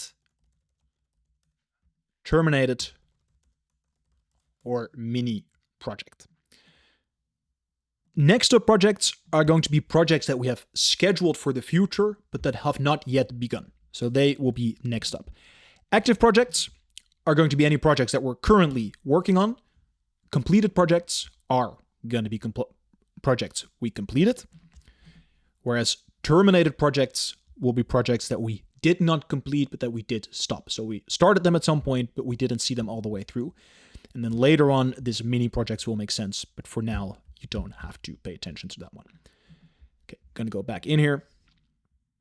And actually, I'm going to make status defined now. So we just add status over here. Boom. Okay.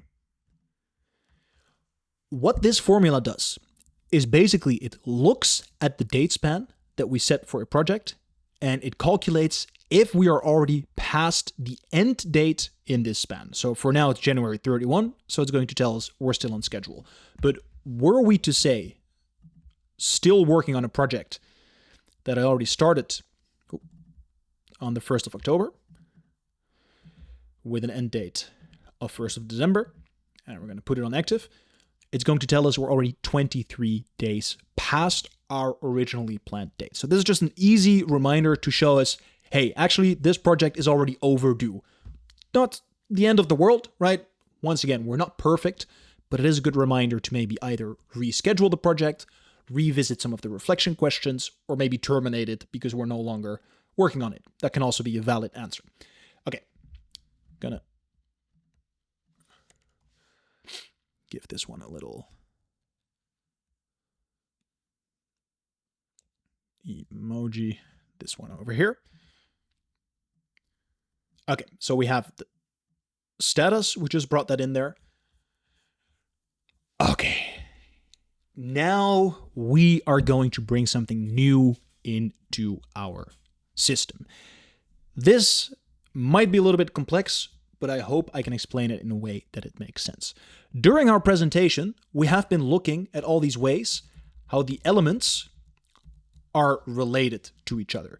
What this means is that the databases of these different elements are actually communicating with each other. And the way we do that is by creating what is called a relational database. Let me show you how this works. I'm just going to bring this down for a little bit. I'm actually going to turn these into inline databases. Okay, so we have two separate databases here, right? We have our action tracker and we have our project tracker. At this moment in time, these two databases don't know that the other database exists. They are living in complete isolation.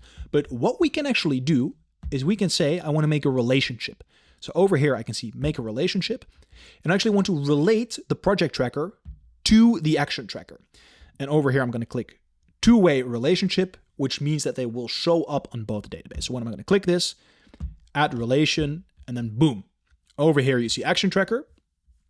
And over here, you also see project tracker.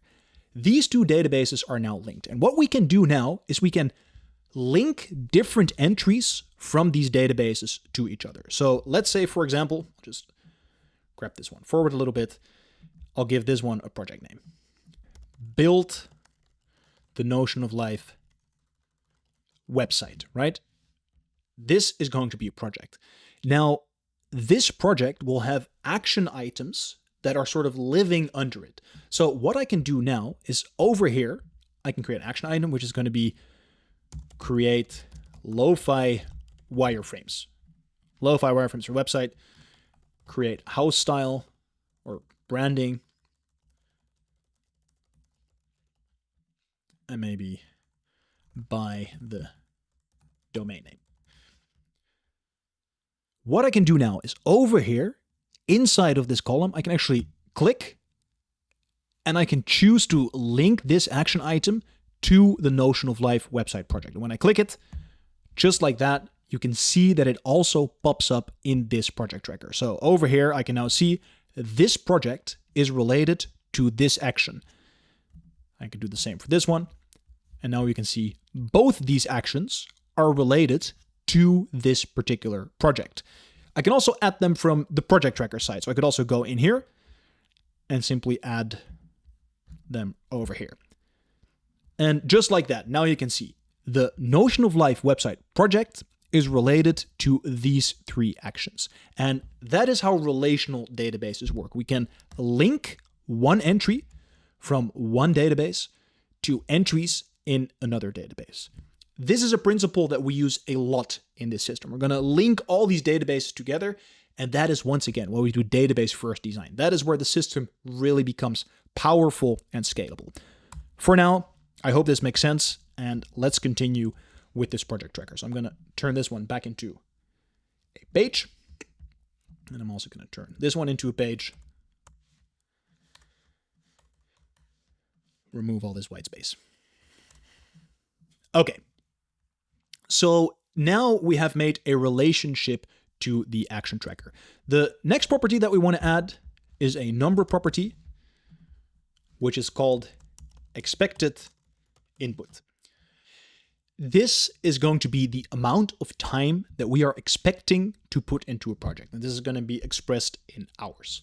Okay, then over here, we're going to add a few more formulas, but we're not going to do that right now because we will first need to make the template before those things make sense. So in the meantime, we will just put a date property, which is going to be the review date. And we're going to add another formula, which we're calling to review. I'm going to grab that one from here. And once again, if you want to use all of these formulas, you can get them by dropping your email in the link down below. I'll send you a doc with all of the assets and resources that you need based on this masterclass. And at the end of the masterclass, we're also going to explore formulas further. But basically what we've done here is that every project has a review date, because during our weekly review, we review all of our projects. So we can set the date for when we want to next review it. Let's say, for example, December 31. And the moment it goes past the date that it is today, this one will give us a little signal and say, hey, it is time to review this particular project. So this is what we're going to use during our weekly review. I'm going to just get this layout, wrap all the columns, and then the last formula that we're adding for now is what we call next up. I'm going to give that an arrow to the right. And this one is basically calculating based from the beginning date of the date span how much time we still have left before this project starts. So let's say I'm planning a project ahead, putting this one for February 21, 2025. It's going to tell me starts in 38 days. We're going to use this later to have a clear overview both in our planning zone, but also during our monthly review. So that's another little formula for over there. Okay, these are the properties. Now, the real magic of the project tracker happens in the project tracker template. So let's go and create that one right over here. I'm going to say project tracker template. I'm going to add the seedling, of course. And going to say planning and execution covers project tracker cover. Open that one up right here. Okay. We're gonna clean out this layout in a little bit, but let's first build the actual template. So I'm gonna set this one to full width. The first thing that we want to do is create a project workspace. I'm just gonna open up some text here.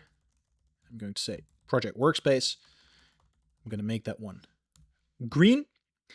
And then inside this workspace, there's a few elements we want to have. The first one is that we want to have all of the related actions. So these are all the action items that are related to this particular project. The next one is that we want to have all the related habits, which is the element we're going to build after this. And then we want to have all of the related knowledge. And these things together form the production capacity that we were talking about earlier, and we'll leverage that to actually execute on our projects and actually make the change that we want to make. Okay, so what we're going to do is we're going to create a linked view of the action database. Now, we are missing a few crucial properties in the action tracker that we're going to add first. So I'm just going to take this master table for a moment. I'm going to hide the database title, because the way we're going to interact with the action tracker is that basically we're going to time block all of our actions. And we'll do this during the weekly review, but basically what we'll do is we'll take our action items and we're going to time block them on the calendar. Okay, this is the perfect moment for us to explore Notion Calendar, because Notion actually has a calendar app. You can download it by going to Notion Calendar. Over here, you can get the calendar app.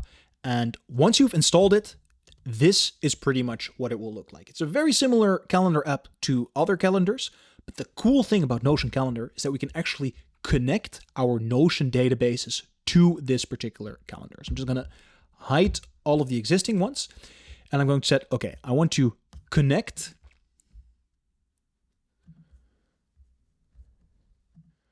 another Notion workspace here. So I'm going to connect a Notion workspace. It's going to prompt me to log in.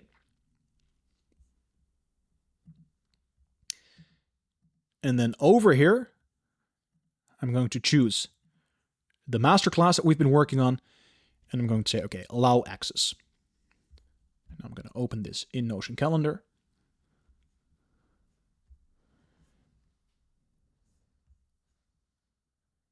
And it says Notion Workspace has been connected. And now over here, you can see we've connected our Notion Workspace. Now I'm going to go down. I'll just toggle these because we don't need to see those right now. I'm just going to toggle down over here. And inside the calendar, I will need to add inside here. Just so that we can open it, we have to add a calendar view. We'll just call this the calendar. Boom. And I think that now if we would go back into Notion Calendar, add Notion database, action tracker, boom. Okay, what we've done now is we have connected our action tracker to our Notion calendar. And already here you can see it. All of the action items that we have in this action tracker can show up right over here. And we can actually drag these action items here and make them as long as they need to be. So this is basically where we will be time blocking all of our actions. And this is also why earlier I said we're not going to use priorities, because we're going to be time blocking all of our action items. And what you will also see is that when I take one of these items and I lay it down over here, what we can see now inside of our action tracker is when we go over here, inside this action date property, the property has also changed. So this create branding for website that I just dragged in here has now also been changed here to have a starting time of 1 p.m. and an ending time of 4 p.m. Okay, so this is really nice because now we can grab our actions from Notion, plot them on our calendar, and then we get the action date right over here. But it's going to get even cooler, right? This is going to be a little bit more complicated, but this is creme de la creme when it comes to Notion. Basically, what we want to do is we want to get a formula, and I want to calculate based on the action date. I want to check all the actions that are due for the upcoming week based on the time planned for them. How much workload am I scheduling for myself? So over here, I'm going to call this one weekly workload. I'm going to give this one a little clock emoji. Then I'm pasting in this formula over here. And you can already see over here, this action item is due for this week. So it falls within the next week. And it has been scheduled from 10 a.m. to 11:30 a.m., which means 90 minutes of work. So this formula automatically calculates how much workload this task has based on how I dragged it inside the calendar. So were I to make it a little bit bigger, which one was it? Right book chapter in create lo-fi wireframes. Were I to make this one a little bit bigger, you can see that the weekly workload is automatically going to be changed. Now we're going to add a similar formula. Let's see. And this one's actually going to be called total input. And I'm going to grab this one and put it over here. And I'm also going to get this formula and paste it in there. Okay, so now what this one does is actually, whenever I check one of my action item, it takes this weekly workload and then it actually turns it into input in hours. So the moment I check this one, now you can see I finished this action item and it took me 5.5 hours. So like this, we've automated the process of taking our actions, we put them on our calendar, and as soon as we check them off, we automatically measure how much time we spent on that particular action item. Okay, in a little bit, I'm going to show you how this relates to the project tracker and how this becomes extremely valuable. But let's first go back into this template and make a few more tweaks, because at the moment, we're seeing all of the action items in our action tracker. And that is not actually what we want to see, because the only thing that we want to see is action items related to this specific project. Now, what we can do is we can actually set a filter, and one of the options is now this relational database that we made to the project tracker. So what I'm going to say is I'm going to filter this action database, and I only want to see action items that are related to the project tracker template. I'm going to click this, and just like that, the view is empty. Now, whenever I generate a template, this filter is automatically going to change to the new page that we created. So let me just demonstrate that real quick. We're going in the project tracker. Just open this one over here, and I'm generating the template. And as you can see, already we're seeing a few action items, because this filter that we set to only show action items related to the template has now been changed to only show action items related to build the Notion of Life website. So like this, we only have to set up the database and the filters once in the template. In the future, everything's just plug and play, ready to go. Just press one button and the entire workspace is generated for us. And this is really, when I was talking about database being powerful, this is the sort of stuff I'm talking about. You're setting this up once and we're building a scalable system that works every single time and time again. Okay, we're going to go back to the template. I'm going to remove this filter just for a moment so that we have some dummy content over here. And we're actually going to style this particular page a little bit, because really the only things we want to see is the name of the action item. We want to see the action date, and we want to see whether it's done, yes or no. Okay, this is basically all we want to see in this view. Now we're going to add some properties to the project tracker. Here's where we're going to use that time tracking that we did with the action tracker and combine it with the project tracker. And the way that we do that is we'll go up here, and I haven't showed you this before, but basically you can also add new properties in any page inside of a database. So if I would add a property here, and I'm just going to call this Galumba boom, and we would go back to the actual project tracker, you can see it's also added here. So we can also add new properties inside of the template. And I'm actually going to add them over here because it will make a bit more sense with what we're doing over here. So for now, I'm also just going to show these ones over here. And then we actually want to add a formula to our project tracker. This formula over here, which we're going to call the weekly workload.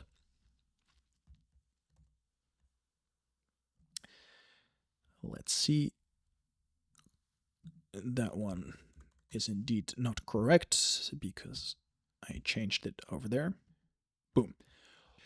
And it's actually going to take all of these weekly workloads and put them into this project. So the way this happens is we look for all of the actions that are related to this particular project, and it's going to add all of those to this project. Now, currently we're working in the template, so we won't see anything here. But if we were to move back to this Notion of Life website, over here we can now see that our weekly workload is at 6 hours. So it basically took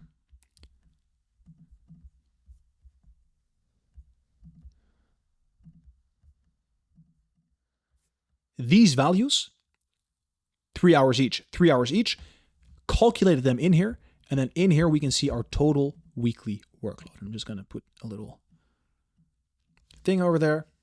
And maybe we'll put it like 50, just give it a little bar.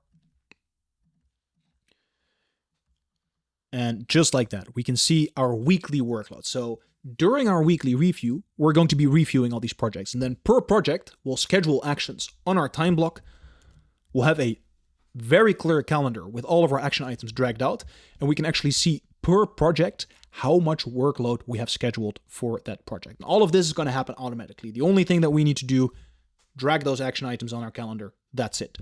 And similarly, we're going to have a formula that calculates the total input. And I will just change this one to total input.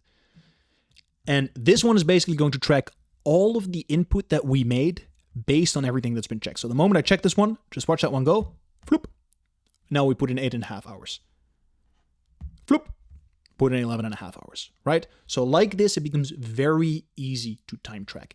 And then the last thing that we do is making a progress bar. So we add a property, add one more formula,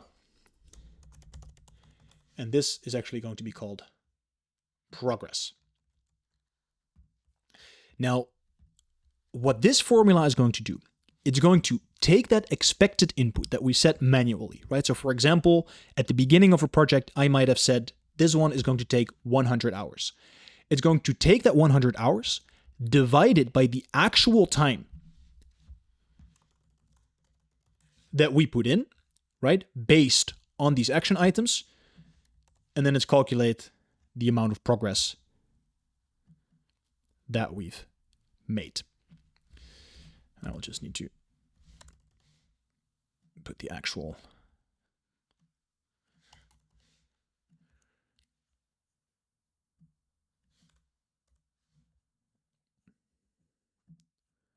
and then we're going to edit this property, put the number format to percentage. We're going to give it a bar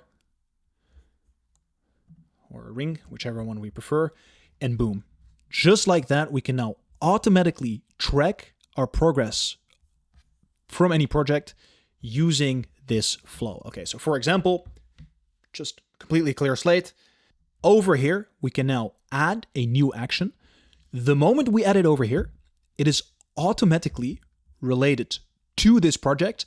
And the reason for that is because we already have this filter here. We're saying I only want to see action items related to this project. And if you have that filter on the view, it's automatically related to this project. So it's already related. I'm just going to say scope web design, and I'm just going to give it a date, December 25th. And now if I open up my Notion calendar, up here, December 25th, you see the action item. I can now drag that, and I can say Thursday, I'm going to work on that for 2 hours. Boom. Put that in my calendar. If we go back over here, you can now see it has changed from 10 a.m. to 1 p.m. And also with that, we now have a weekly workload. Actually, it went to the top, my bad. We have a weekly workload that shows 12 p.m. to 2 p.m. So by creating it different here, it changes inside this database. We now have a weekly workload, which is automatically added to this total over here, right? If I were to make this one shorter again, you can see our weekly workload shrinks. And then whenever I finish it, it is automatically added to the total input and also calculates into the progress. So very simple, like on a day-to-day basis or week-to-week basis. You're just going to be scheduling your actions. All of the rest happens on the back end. And this is, once everything comes together, you'll see this is really, really nice to have. Okay. Now we've actually added all these properties. So now it's time to start cleaning up this part of the template. We're going to hide these ones because this is all happening in the background. We don't need to actively do that. Project tracker contains template. And we only want to see all the action items that are not yet done. So I'm going to say action items are unchecked. We're actually going to put the action date to ascending. And now here we have our actions view for inside this project tracker. Now that we've added all the properties, I think it's also the right time to start cleaning this one up. So we're going to customize this layout, move this to the panel, and we're just going to pin 3 properties. We want to see the progress. That is good to keep track. We want to see days past date, and we'll just have the complete date span of the project. I'm just going to apply this to all the pages. Actually going to remove that comment section as well. Okay. Already looks a lot cleaner. I'm going to call this related actions. And now actually what I should have done, and what I'm going to do right now, is create this view inside the action tracker. Because ultimately, we want to have all the original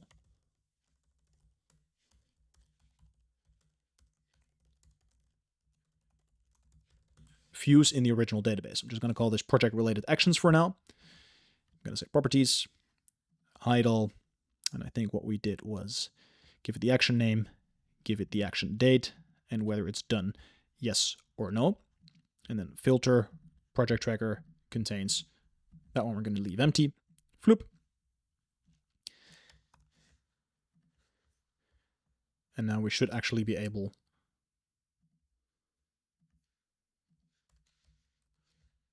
actually apply the filters as well. Checkbox is unchecked. Sort action date is ascending. Is that correct? We want to see the most. Yep, that is correct. And then we can go back into the project tracker template. Linked view of database, action tracker, project related actions, hide the title, set this one to project tracker template. And over here, we have our actions. The next thing that we're going to do is actually related knowledge, because as we just showed, over here, production capacity is a combination of action, which we just added, and knowledge. So we also want to have all of the knowledge that is related to this particular project. So what we're going to do for that is actually head over into our knowledge database, and we're going to create 2 different views. The first one we're going to create is all the related meeting notes. This is going to have a separate tab, and the other one is going to be all of the related learnings and creative notes. Now, before we do that, we first need to create a relationship between the project tracker and the knowledge database. And because this is so complicated, I'm just going to show you this one more time. Over here, I'm just going to grab this one over here, and I'm going to turn this into inline. And then we're also going to turn this one into inline. And now, just like we connected the action tracker to the project tracker, we're also going to connect the knowledge database to the project tracker. And once again, we're going to click 2-way relationship here, meaning we're going to see it on both sides. Going to add this relationship. And now over here, you'll see that the project tracker has also popped on this side, because that's because we did the 2-way relationship. Were I to say edit property, make this 1-way relationship, then we would only see it on this side of the database. But for now, we'll just put this on 2-way relationship. I can now take this project here, build the Notion of Life website, and let's say, for example, I have a knowledge piece, which is Web Design 101, and maybe this is a video that I've been watching, right? I have that over here, Web Design 101. I can now take that knowledge piece and actually relate it to that project. So I can either over here relate it to the project, or inside of the project, I can connect this knowledge piece over there. And just like that, you can see that they're connected. So once again, we've now created a relationship between two different databases that before didn't know that the other one existed. Okay, you can go back into your page form, and so can you. I'll drag this one right over there. We'll open up this knowledge database, and now we've created that relationship. Cool. We needed to do that because we are going to create a new empty view, and we're going to call this a list view. And then over here, I'm going to set a filter because we only want to see the meeting notes. So this is sort of going to be the dashboard with all of the meeting notes for a specific project. So what I'm going to say is the type is meeting. Boom. And then I'm going to add another filter, which is going to say meeting notes are related to the project tracker template. Now, because we're not inside the template, we cannot add that filter. So I'm just going to leave it open like this. And then we're going to add a sort, which is going to say last edited. So the most recently edited doc will automatically come to the top of the list. So this way, it's not only about when you created it, but also when you last interacted with it, it will come to the top of the list. And this one over here,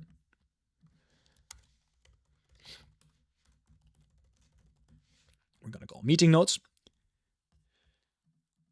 And then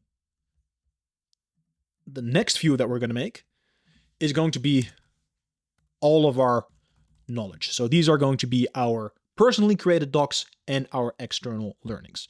I'm going to create that one. I'm going to just hide all these properties for now. And I actually want to see the content name. I want to see the amount of days I have left to work on this. I want to see the source from which it came. I want to see the current score. So how highly is this knowledge piece rated? And I want to see when they were last edited and when it was created. And this deserves some more spacing. This also deserves some more spacing. Okay. Now, at this point, you might be wondering, okay, but why are you not showing whether it is a learning or a creation? Well, there is this thing that we can do in a database which is called grouping.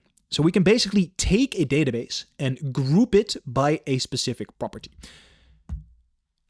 Do we have a database with more information to show it? I'll just first show you how it works over here.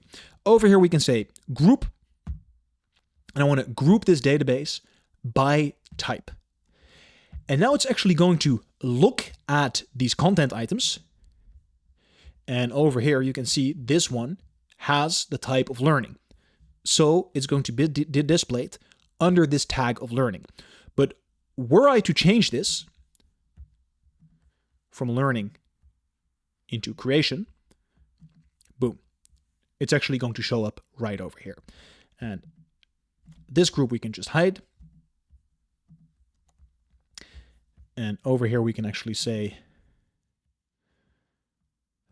don't have to hide empty groups because I just want you to hide the groups that I manually hid. So even if it's not in there, it will still show us the option. Now, once again here is because we have made a grouping, when we drag one item into the other column, it will automatically get this property. So we don't have to go all the way in here and open this all the way up and change it over here.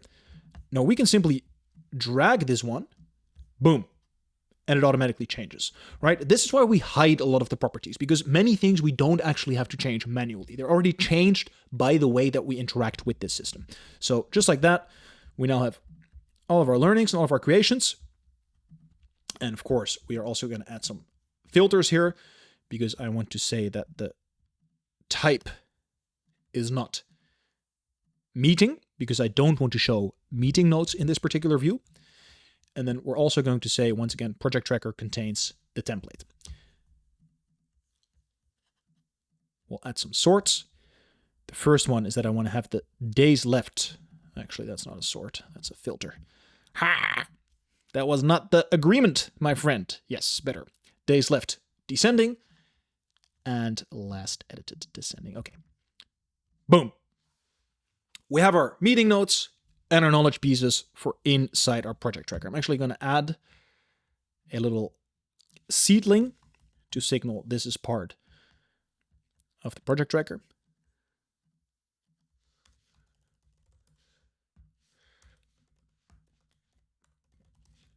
We're going to go back into our template.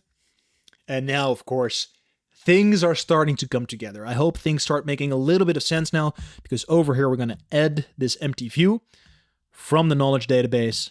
I'm going to grab the meeting notes. That's going to be one. And from the knowledge database, I'm also going to grab the knowledge. And actually going to properly set the filter over here by saying project tracker contains project tracker template. And actually the only thing I'm not sure if I checked over here is if we're actually displaying all the right properties. So actually we also want to show that particular date over here. I'm going to remove this seedling because for here it's no longer necessary. Hide database title. Project tracker contains project tracker template. Edit. Remove the seedling. Boom. We now have a project workspace which contains all of the actions related to this project and all of the knowledge related to this project. This is everything that we need for our production capacity. So let's look practically at how this works. Well, let's go into the project tracker. Build the Notion of Life website. I'm just going to delete this old template. Boom. Right now you can see it's related to building the Notion of Life website. So any action item, build the website landing page, can simply be added here. We can assign it an action date. Inside of our calendar, we can then scope these things. And then over here, we can create a new meeting note. And actually, the one thing I forgot to do is that for this particular view, only for this view, I want the default to be meeting note template. So whenever we have a meeting, simply open this one up. Meeting about web design agency. We can open that one up. Boom. We can have a little agenda in here with all of the points that we want to discuss, the key takeaways, and then we can also automatically add all these key takeaways to the action inbox over here. Now, a nice little thing that we can do now, we didn't do this before because it was a little bit too complex, is actually also relate the action tracker to the knowledge database. So I'm actually going to go in here. I'm going to say relation to the knowledge database. I'm going to add that relationship. And then inside of the meeting note template, I'm actually going to create a filter. And I'm going to say I only want to show action items related to, you might have guessed it by now, the meeting note template. So the moment that I generate this template, when I add an action item now, it will automatically be linked to the meeting in which this action item was made. So I can go back here. Let me just delete this one for a moment. Meeting with web agency. Open that bad boy up. Send over bill to the agency. Invoice, rather, to the agency. I can just drag that into my action inbox, and it has automatically been linked to this meeting. So very easy. We can keep a clear overview. This was linked to this meeting. Perfect. And additionally, if you want, you can also already show the project tracker here and just link it straight away, or you can do that when we empty our inboxes. So just like that, beautiful functioning meeting notes inside of our project workspace. Similar for any knowledge that is created, any learning, any creation, only shows the things related to this project. So this was a big lesson, but this is a principle that we're using in many different parts of this system. This way of sort of connecting these databases and then creating a filter in such a way that we only see related database entries in relationship to that particular template that we're working with. Okay, now that we've created this, we can actually head back into our daily review. Because if you remember, during our daily review, we are emptying our inboxes. And currently, we have a filter that says project is empty. But that is not actually the project. No, because what we want is going to delete this property. We're actually going to add the actual project tracker. And now I'm going to say project tracker is empty. And over here, I'm going to do the same thing. Project tracker is empty. So now what happens is when we do our daily review, I have this action item that just came in from the meeting notes we made, right? Sent over the invoice to the agency. I'll actually have to show that one over here. Boom. As I'm emptying my inbox, I'm like, okay, send over invoice to agency. Maybe that's something I want to do next week. I connect it to the right project and then it disappears from my inbox. So this is how we process all of the incoming information, whether it's an action item or a knowledge item. Over here, we can connect them to the project, boom, and our inbox is automatically emptied. And then whenever we go to this particular project, you can now see this information has been added. And similarly for the action item, this information has now been added. So this is how all of these pieces sort of move together, right? It looks a bit complicated at first, but when you get into it, you see it's actually very logical. We capture something as we're going throughout the day. At the end of the day, we take a few minutes to empty our inbox. Everything is a project workspace. Everything that we generate here is automatically related. So once you're using it, it's actually all very user-friendly. Just takes a little bit of time to understand how everything works. Okay. That being said, we are going to add one more additional step to this project workspace because, like I mentioned earlier, this goal setting can be very arbitrary, right? Over here, we might have like very long-term vision goals. Over here, we might have SMART goals. And then over here, we might have actions. But often it can be helpful to have one step in between, sort of an intermediary between actions and between full-on goals. And that is why we're going to make a project timeline. So over here, we're going inside this project tracker template. And what we want to do, actually, we're going to do this inside the action tracker. What we want to do is we want to create a timeline. So over here, I'm going to create a timeline. And this is a view inside of Notion where you can, as it suggests, create a timeline of everything that needs to happen. Now, I want to sort this timeline by action date so that it's actually chronologically ordered. And here comes the parent tag that I was talking about earlier. Earlier in the video, we created this parent tag over here. Basically, what we can do inside any given database is we can have parent and children tasks or parent and subtasks. The way we do that is by going into the settings. We can customize the action tracker. And over here, we can actually enable sub items. So I'm going to add that. I'm going to turn on sub items. And what this allows me to do is basically add one item under another item. So over here, I can say, okay, this is actually going to be project finances. Send the invoice to the client. Do all the taxes for the upcoming year. All right, and maybe figure out business model. These are all actions that are under this project finances sort of bucket. And what we can do inside of this timeline is actually make a larger structure for a project. So the way we're going to do that is in this timeline, I'm going to say only show me action items that have a status of parent. So I only want to see parent action items. And then actually we're going to make a very simple little template. I'm just going to add a little icon here. List. Boom. I'm actually going to call this parent template.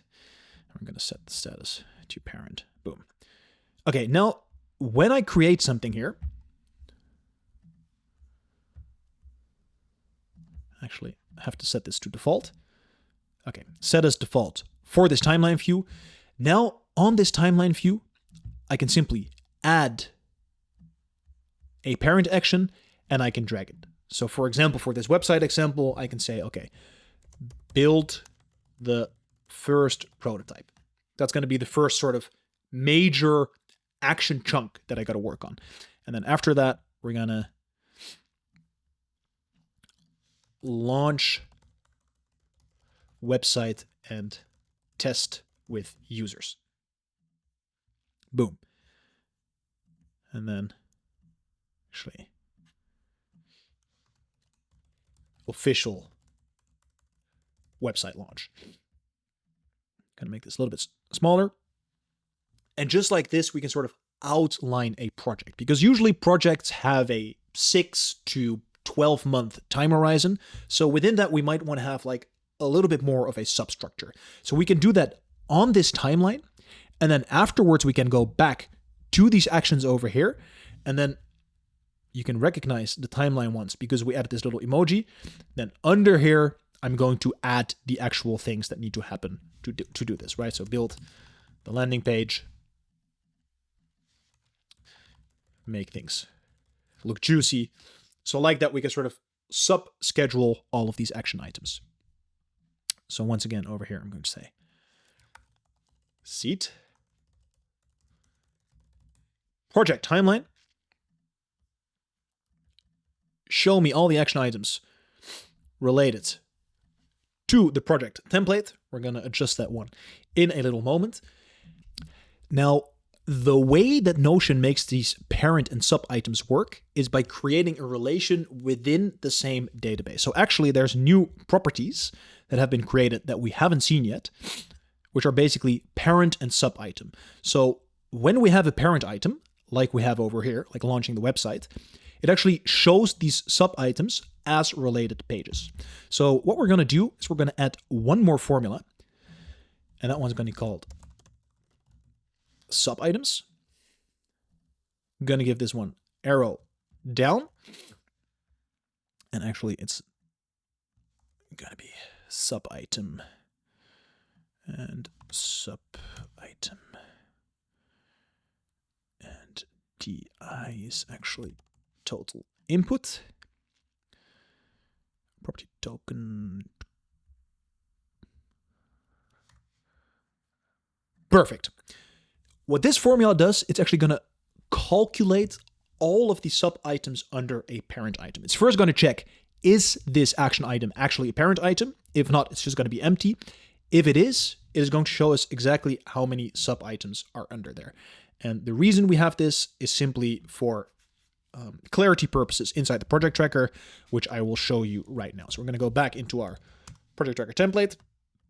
And now we're actually going to go into this view and get this property of sub items, because once we're going to use this over here, we have that it breaks down items in toggles, meaning that we're only going to see the parent actions, and we can simply toggle them open to see all the sub actions. So this gives us some overview clarity. Over here, I'm also going to add this project related timeline, or not. Let's try that again. Project timeline.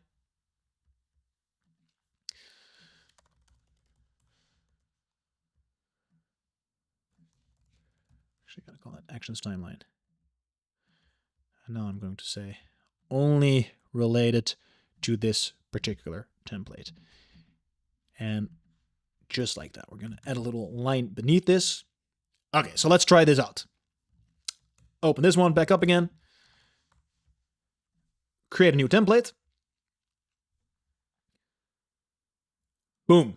Okay, these ones are not parent items yet, but over here I could be plotting the structure for this project, right? That went way too far. That went all the way to Narnia and back. Okay, let me delete that. Let's say today. Let me actually just put that like in a little bit. Boom. Create landing page. Go live with prototype. Right, this would be chunks of actions. And then over here, we can see those. We can open them up and we can add sub-items. And if I would duplicate these, we can also drag other items in there like that. And then boom, boom. Just like that. We can now easily see per chunk, these have some sub-items, and then we can plan them just like we did with the rest of the actions on the calendar. So we create a project, we can make an outline with these parent items using the timeline, and then for our day-to-day work, we just have regular action items. And of course, if an action item is indeed due for today, right? What was it called? Add sub-items is due for today. We're going to see it in our execution zone with our daily actions. Cool. Here we're actually going to make a little change to say sub-items is yes, but I want to see that as a flattened list. Yeah. So here we see now, boom, action is there, and we can actually see to which parent it belongs to. Okay. That is the workspace part of this project tracker template. Okay, so let's have a quick overview over here. We just explored relational databases, which is really a breakthrough in our Notion journey. Relational databases, really, really freaking awesome. We also looked at Notion Calendar, and we looked at this concept of time blocking, which is basically blocking things on our calendar. Now, there's a few more things to actually explore inside of the project tracker, because as I mentioned earlier on in this series, and as you can also see inside of this flowchart, reflection makes a very big part of this system, right? It's a crucial step in the circle of growth for a reason. And reflection questions are actually littered throughout many parts of the system. And we already looked at the reflection questions inside of the daily review, but we also have a set of reflection questions inside the project tracker. But instead of just writing them down as text, as we did earlier, there is actually a reflections database. More accurately, there's actually two reflection databases, one with all of the reflection questions and one with all of the reflections that we actually make. Now, I'm going to give you a little sneak peek. We're going to build this database, or actually analyze it deeper in a later part of this series, or in this masterclass rather. But for now, I'm just going to show you this reflections database. So over here, I was pretty sure I hit that somewhere. Yes, I think I put them over here. Just going to grab these databases. I'm going to say reflection databases. And these are actually two separate databases. One of these has all of the reflection questions that we use all throughout this system. And then the other one contains all of the actual reflections that we make based on those questions. So as a little example, earlier we were doing our startup and shutdown questions for the daily review. If I open this one up over here, you can actually see that we have these questions inside of a database. And similarly, we have our shutdown questions inside of this database. Now, for the project tracker, we also have a whole bunch of questions. The first set of questions is related to the purpose of the project. And the most important one here is the SMART goal. Now, I prefer actually calling it a SMRT goal, because SMART stands for specific, measurable, achievable, realistic, relevant, and time-bound. The achievable part to me, especially when setting goals, can feel a bit limiting. So instead, we just talk about a specific goal. So it needs to be very specific what we're doing. It needs to be measurable, which is where we have things like our milestones, which is why we have all the progress trackers and stuff that we just built. It needs to be time-bound, which is why we have the time span. And it needs to be relevant, which is why we relate it to our vision goals, so make it relevant for ourselves. Which is also the second question: which of our vision goals does this project actually contribute to? And then also, how does it contribute to this vision goal? That is the purpose of the project. Then the second set of questions is related to the sacrifice, because everything in life is a trade-off. I've said this before, saying yes to one thing means saying no to everything else. So any project is going to have a cost attached to it. And before we start this project, we should ask ourselves the question, are we willing to pay this price? First of all, what is the cost? But then also, are we willing to pay this price? And we can dig a little deeper into that and ask ourselves, what will our day-to-day life look like when we're pursuing this project? And really try to feel that. Try to visionize for yourself, okay, what would it be like to be actually living day-to-day as I'm doing this project? So for example, I'm doing this Notion Masterclass right now. Before doing this, I could really sink in and get into that state of mind. Like, what would it be like recording days on end? What would it be like creating all these presentations? Is that something I actually want to do? Because very often we are enamored, we are enchanted by these goals that we set about the possibility of success and the glory of it all. But the process is where we spend most of the time. And if we do not want the lifestyle that comes with the pursuit of this particular goal, of this particular project, we should not start it to begin with. The next one is the challenge. That means, how challenging is this project? And a question we should ask ourselves there, am I on the edge of my capability? And the reason why we want to ask that is because it helps us to get into flow. There's a lot of research into the psychology of flow states. And flow states are basically states in which we are optimally functioning, where sort of everything comes together and it just starts feeling effortless. And we've all experienced this at one point or another. Maybe during a sports match, maybe when we're playing video games, maybe when we're really deep down in a creative process. Everything just sort of seems to click and come together. Now, the way we get into flow is by balancing our skill level with the challenge level. So over here, you can see this is our skill level. Maybe I am already quite good at recording these videos, or maybe you're already quite good at the sport that you're doing. If you are quite good, you want to have a challenge that is equal to your amount of skill level. So over here, we have the challenge level. And basically, if you have a challenge that is equal to your skill, right, over here, that would mean you are in flow. So the challenge is right on the edge of what you are capable of, and maybe even a tiny bit over. That is when we get into flow states, when we're just on the edge of our capabilities. Now, what happens if we have a challenge level that is very high, but we don't actually have the skill level to back it up? Let's say our skill level is over there. Then we go into the burnout quadrant of this graph. And what that means is we cannot handle the challenge that is coming at us. We're being overexerted. There's too much being asked for us. So we get anxious, we get stressed out. And if we do that for too long, we're actually going to get burned out. So burnout is actually going over what you are capable of, taking too much on in one go. But there's a similar thing, which not many people are aware of, which is called bore out. And basically what happens with a bore out is when we have a very high skill level, but the challenge is very low, because then, as you can see, we might end up over there. This could be someone who has studied liberal arts and is now working as a barista or working at the McDonald's.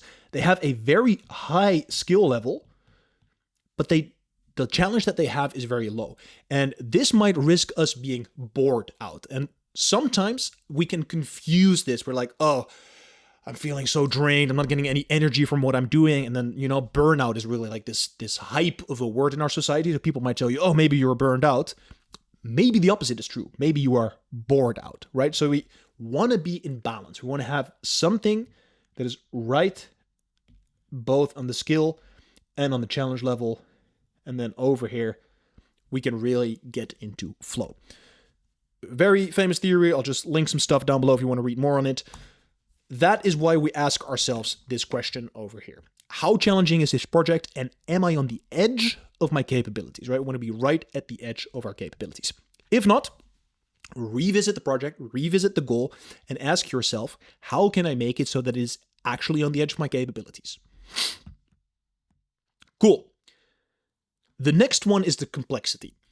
Complexity basically means how many different moving parts are there in something, right? For this project that I'm doing currently with the Notion system and this Notion Masterclass, it's not that complex because I am the only person involved. I have a pretty good overview of all of the different parts that are happening. But over the past 1.5 years, I was also project lead for a conglomeration of universities and a municipality. And that environment was complex beyond belief. There were 100 people all in these different organizations, all with different rules, different regulations, and sort of managing that complexity was actually very, very difficult. So complexity is about the parts, the people, and the environment that are influencing your project. So once again, we want to ask ourselves the question, how complex is it? Will I be able to handle that complexity?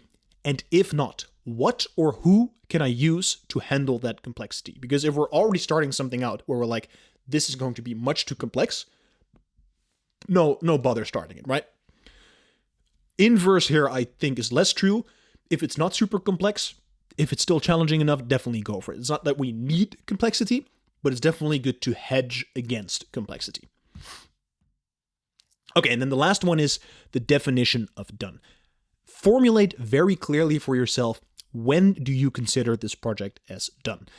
Usually the project is done when the SMART goal has been reached. But you can also set a few conditionals, right? The SMART goal is the main goal that you're going for, but it also takes knowledge knowing when to quit. There's a very good book by Seth Godin called The Dip, which is basically exploring when do you know when to quit something. Because if you keep going at something that is actually not bringing you value or that does not have any long-term potential, you might be harming yourself, right? And we have the sunken cost fallacy where people feel like, hey, I've already been putting in a lot of this. I want to keep going because all of this stuff I already put in, I don't want that to go to waste. That is why beforehand we want to set the definition of done, because beforehand we can already know, if I hit one of these things, I will quit this project. This could also be a negative thing, like, hey, if before March 1st I have not made 20 videos, I'm going to quit this project, right? So these are different sort of variables, different conditionals that we can use to measure whether a project is done, yes or no. Last thing that we do is we make an actual commitment to the project. So inside the project tracker, we're going to say, okay, I've written down all these questions, and I'm now going to make an actual commitment to this project. This website, or this masterclass, or this whatever it is that you're doing, I, from Palokai, am committing to doing this. That is what we do in this commitment section. Okay. There's also going to be some post-project reflections, but first let us put this into the template, because this is where the questions live. But we have a separate space in which the actual reflections live. And this is a very complex database. So I'm just going to show you a very brief overview. But basically, we have all of the different questions sort of bundled together for the views that we can use in the separate template. So over here, we have all the purpose questions for the project. We have all the sacrifice questions for the project. All the challenge questions for the project. And the reason why I already put these databases in is so that we can easily add them to the template now, because these are too long to make live here in this masterclass. That's also why these two are available for free. So once again, you can drop your email address down below. I'll send you a doc with all of the relevant information, all of the things that we're using, all of the resources in this video. And yeah, let's just add these to the project tracker. So we're going to go back into the template. And then over here, we're going to call this project reflections. Now, as I was just going through that list with you, you might be wondering, that sounds like a lot of work. I'm going to answer all these questions. That's going to take like an hour or maybe even 2 hours. And for that exact reason, inside the Notion of Life template, if you buy the Notion of Life template, then this reminder will be in the project tracker. And it says that if you are not able to invest 60 minutes to properly prepare for a project, then don't start it. Projects are very large time commitments. Saying yes to a project will routinely mean you say yes to 100, 200, maybe even 500 hours worth of work. If you cannot take an hour of time to properly think about this before starting the project, don't start it. Why would you take 200 hours for something that you can't even prepare for an hour for? So just your willingness to answer these questions is already a very good litmus test for whether you even should start this project to begin with. So that being said, let's add these questions and we can just simply do linked view of database. Once again, this is why we do database first design. I'm going to go inside this reflections database and I'm just going to say the purpose.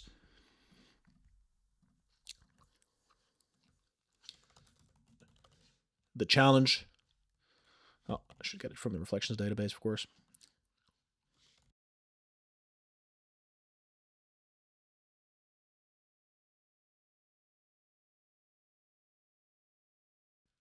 Okay, and just like that, we now have all of the reflection questions that we might want to ask before we start right here in a nice little view. And the reasons we put these all in a database will become clear later on. Main reason is that it's a central place to track all of these questions and make it easier to revisit them, for example, during a monthly review or during a yearly review. So it becomes easier to check in with all of the reflections. But for now, we have our project reflections. Actually, these are the preparatory questions, because then also at the end, we have reflection questions. And these are the questions that we can ask once a project is done. So this over here is what we fill in before we even start a project. I used to have this all the way at the top. I think from a order, like chronological perspective, that still makes sense because you should fill them in first. But once you start using the template, obviously you want to have as little space between start opening a template and the actual workspace as possible. So that's why I sort of moved it down. But you could also have that before. The main thing to keep in mind is you first want to fill in these questions before actually doing anything for that project. Actually, this one, I'll just start with the reflections and then actually reflection questions. Here are a few more questions that we can ask once a project is done. And later we'll look at this a little more deeply. But here we basically want to see, did this project actually get me closer to my vision goal? Did this project actually get me closer to that person that I wanted to be? Did I actually complete the objectives that I set out to get? Was there a mismanagement in time invested or energy investment? And what did I learn from this project? So these are just some things we look at after we reflect back, right? This is more of a preparation. This is more of a reflection. And hopefully that leads to new insights and ways that we can improve our future goal setting. And very important, once we've completed a project, we should celebrate, right? Life should also be fun. And it's very easy to just keep going and forget how cool things are. I think a nice example is at some point I officially launched A Notion of Life and I just threw a product launch party. And it wasn't huge, it wasn't fancy, but it was just the people that I loved coming together, me giving a little presentation, having some food together, and just celebrating us building things. So I think that's also a very good thing to do, like celebrate the things that we do, celebrate the things that we complete. Okay. Once we've added that, I think that now we just need to add a few more things over here, namely a project scratchpad. Actually, what I'm going to do, I'm going to show you a new little trick, because what we want to do is we want to add 3 columns. So actually, I'm just going to say 3 columns. Boom. And I'm going to say scratch pad, milestones, and links and documents.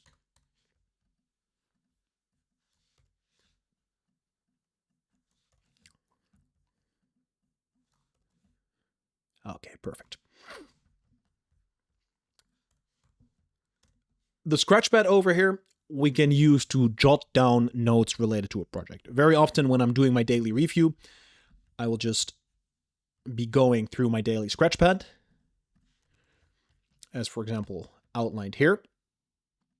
And maybe there's something that's interesting to a particular project. I will just Command Exit, go into that particular project, and then just drop it in the scratchpad. And over time, the scratchpad will grow bigger. And then once every month or 3, I will just go through the Scratchpad, get everything that's useful, delete all the rest. So Scratchpad is usually ideas that have some potential value, not very useful at the moment, so we can just sort of keep them bundled somewhere in the project. And milestones. We can set intermediary steps that we want to reach before completing this project. And then over here, we can put links and documents to anything that is not able to be embedded in Notion, but that is still relevant for this project. And just like that, we have now created a fully functional project tracker. Almost, because we're going to add the habit tracker in the next element, but it's already fully functional. We can already use this to manage our projects.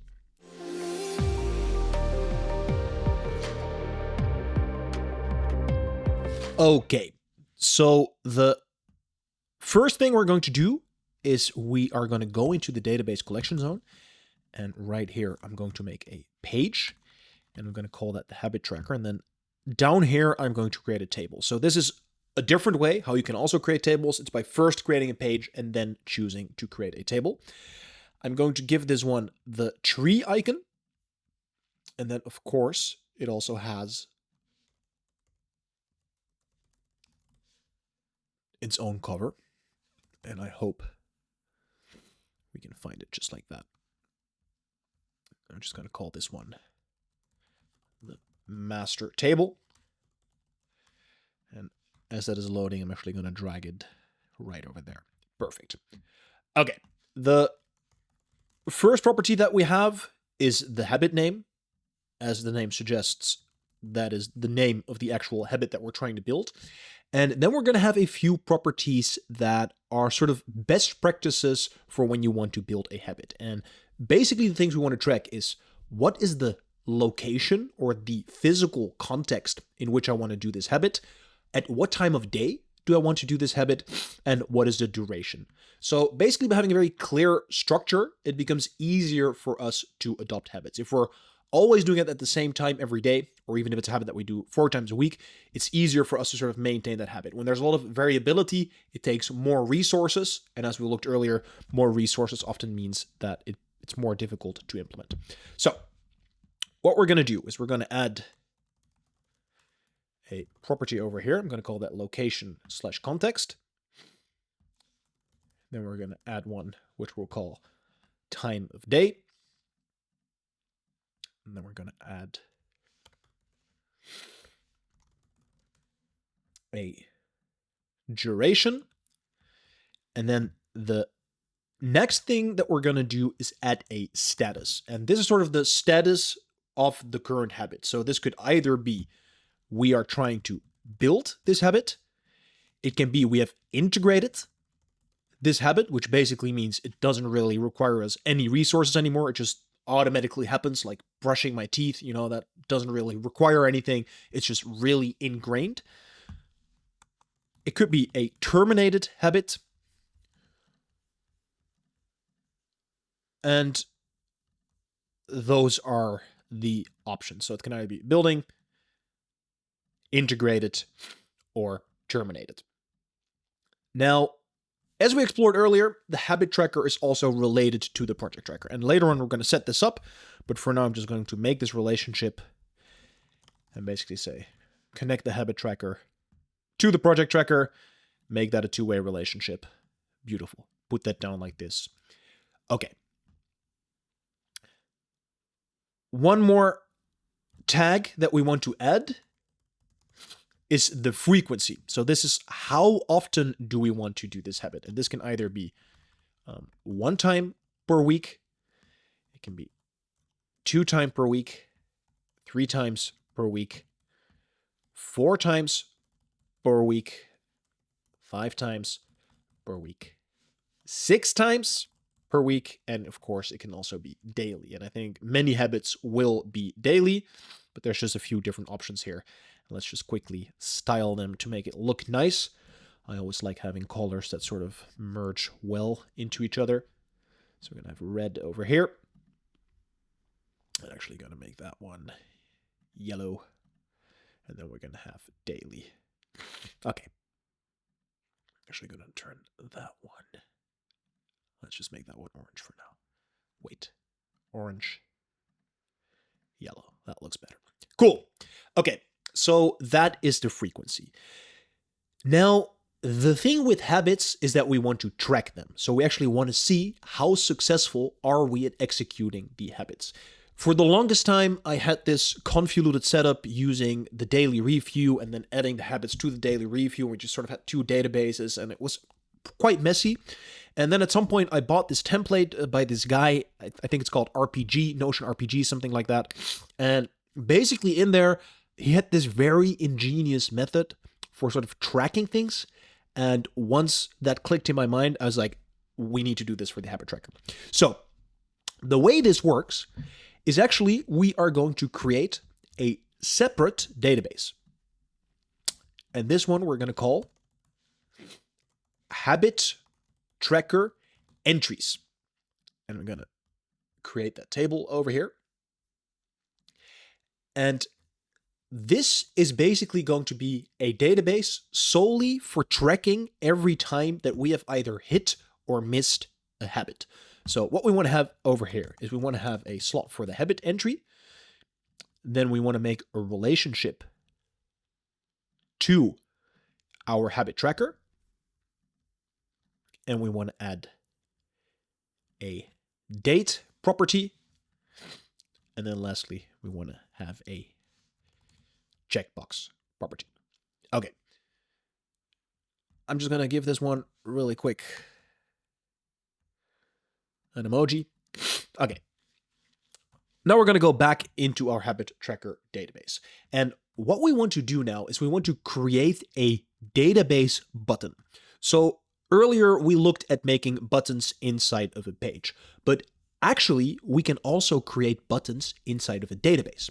So we are going to create two separate buttons.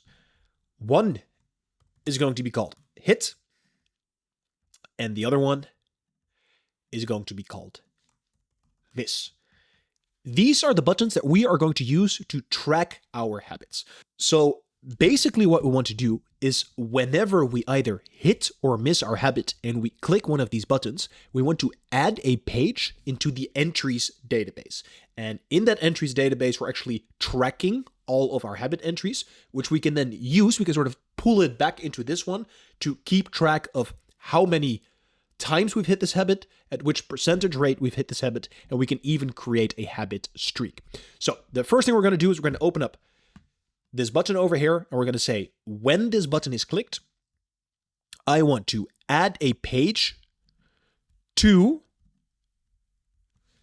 this habit entry database that we just created. The name of the habit entry, I'm going to make that the time triggered. So what we can do is over here, we can give it a dynamic name. So I'm going to say the name of the entry is going to be time triggered. This is just a simple way to keep track. We're not really going to look into this database. We're only going to use it to pull information back into this database. And I'll show you in a little bit what I mean by that. Then the next thing we want to do is we want to say, okay, this entry that I just made, it is related to this particular habit from which it's triggered, because we want to make sure that we're connecting each entry to the actual habit that we're trying to track. So I'm going to say habit tracker is related to this page. Then the date is going to be the date triggered. Actually, we're going to use the time triggered. It's a bit more precise. And for the hit button, we are going to say the checkbox is checked. So now whenever we press this button, I'll just press it right over here. Boom. You can see one page has been created. And if I open it up right here, you can see December 24th, we have checked it, we hit this one, and this one happened for the habit tracker new page. Well, it's called new page. Let's just say, for example, meditate. Let's just call it meditate. And you can also see it over here as a relational item. We have now made one hit for the habit meditate. Okay. Let me actually add a little more styling here. We're going to make this one a checkbox. And then inside here, I also actually want to make that. I think we should be able to add... we're just going to add regular old emoji. Boom. Okay. So that right there is the hit. Now, we want to do the same for the miss button, but instead of making the checkbox checked, we want to make it unchecked because we did track the habit, but we did not do the habit. So we're going to make that one checked, and we're actually going to call this one miss, and I'll just do exclamation mark miss.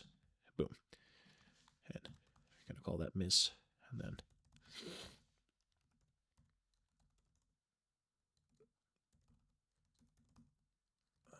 I'm pretty sure there should be a... Yeah, beautiful. Okay, this one's going to be miss.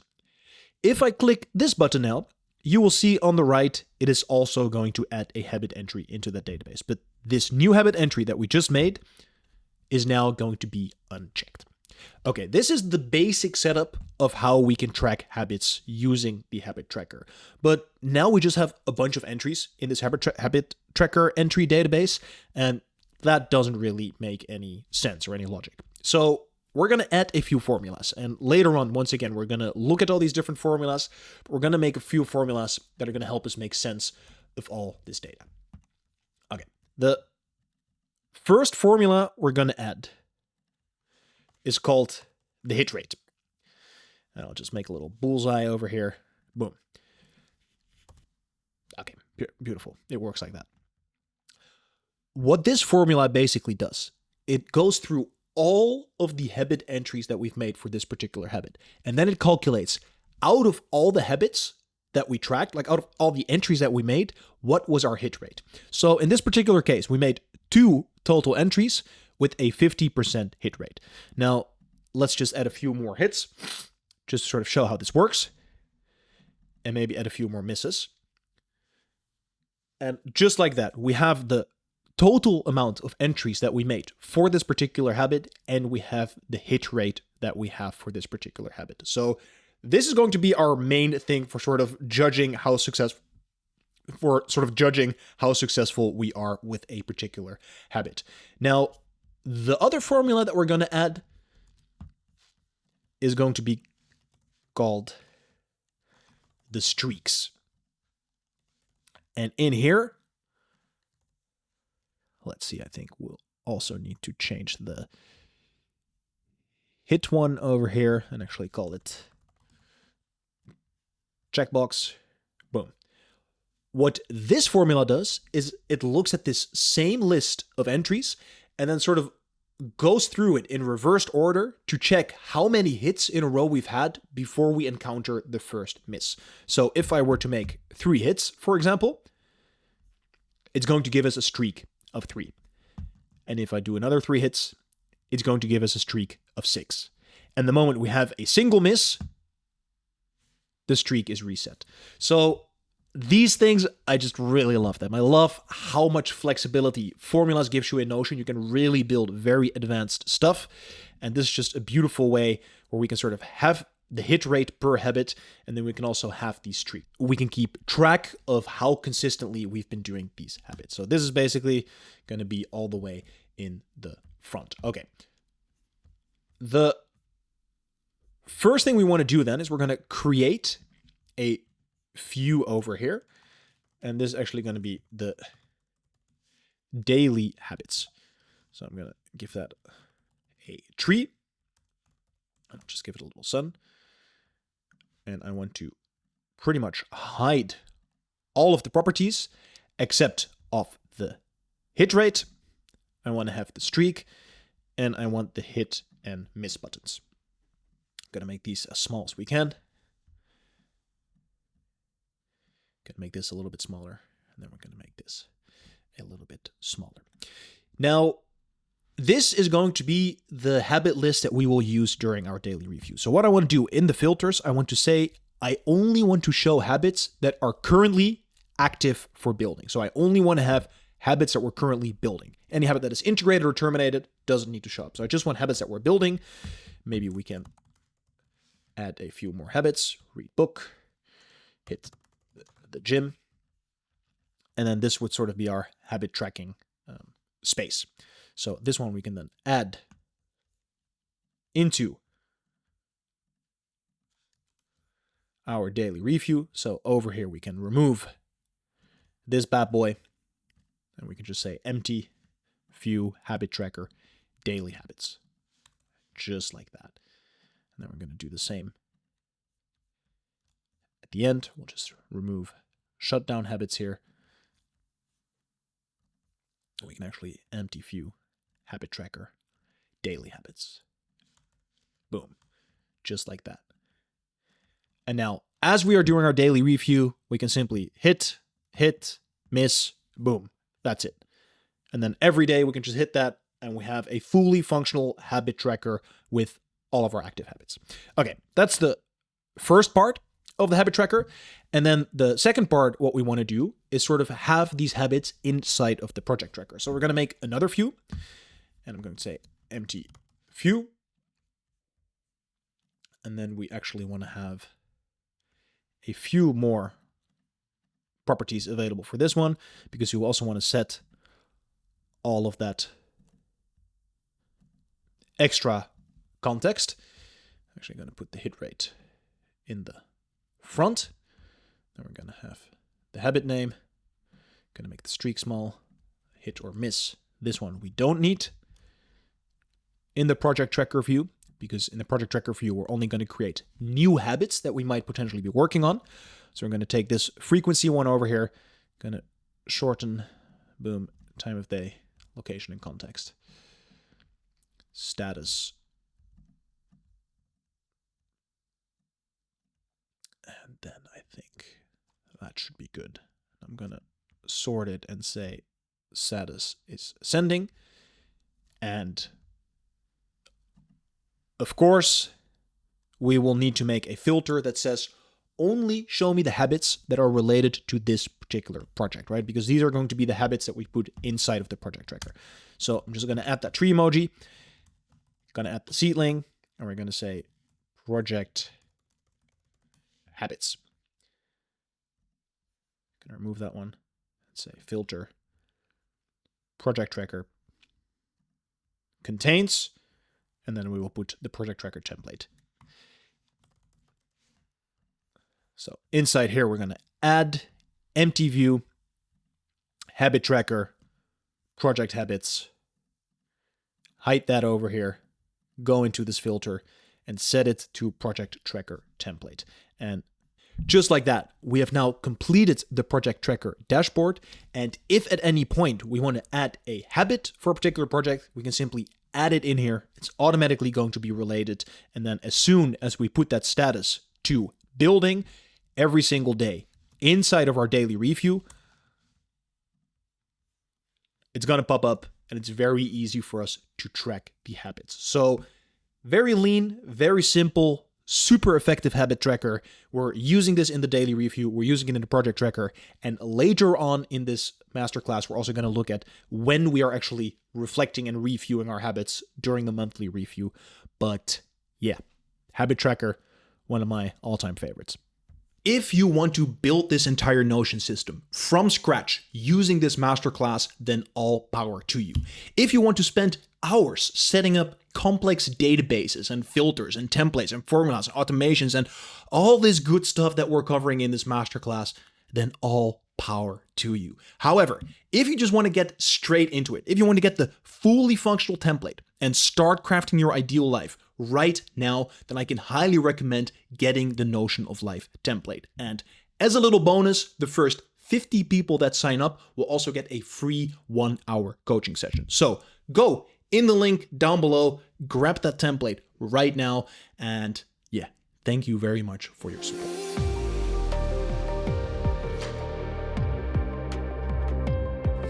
I got a bit of a cold last night, so I hope my voice is not too bad. And yeah, let's just dive into it. Okay. First thing that we're going to do. By now, this should be very clear to you. We're going to create a new table. And actually, I want to turn this into a page. And I'm going to call this one the weekly review. Now, similar to with the daily review, the database of the weekly review is going to be relatively simple. The magic is mostly happening in the template. So we're just going to grab this weekly review cover over here, put that on the database. Okay, boom. Call this one the master table. And as you see, every time we make these databases, I'm being very consistent in using the same naming and making sure everything gets its emojis, because this is how we help ourselves recognize and navigate through these systems with ease over time. Okay, so the first thing we're going to have over here is, of course, the week name. What is the name of the week? And the way that I usually denote these, let me just get this over here, is by saying, similar to with the daily review, I just use the first 3 letters of the month, and then the day of the date.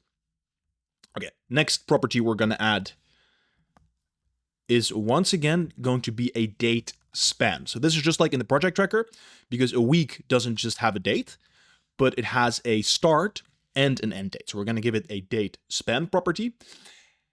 Now, the next thing we're going to do is an optional thing.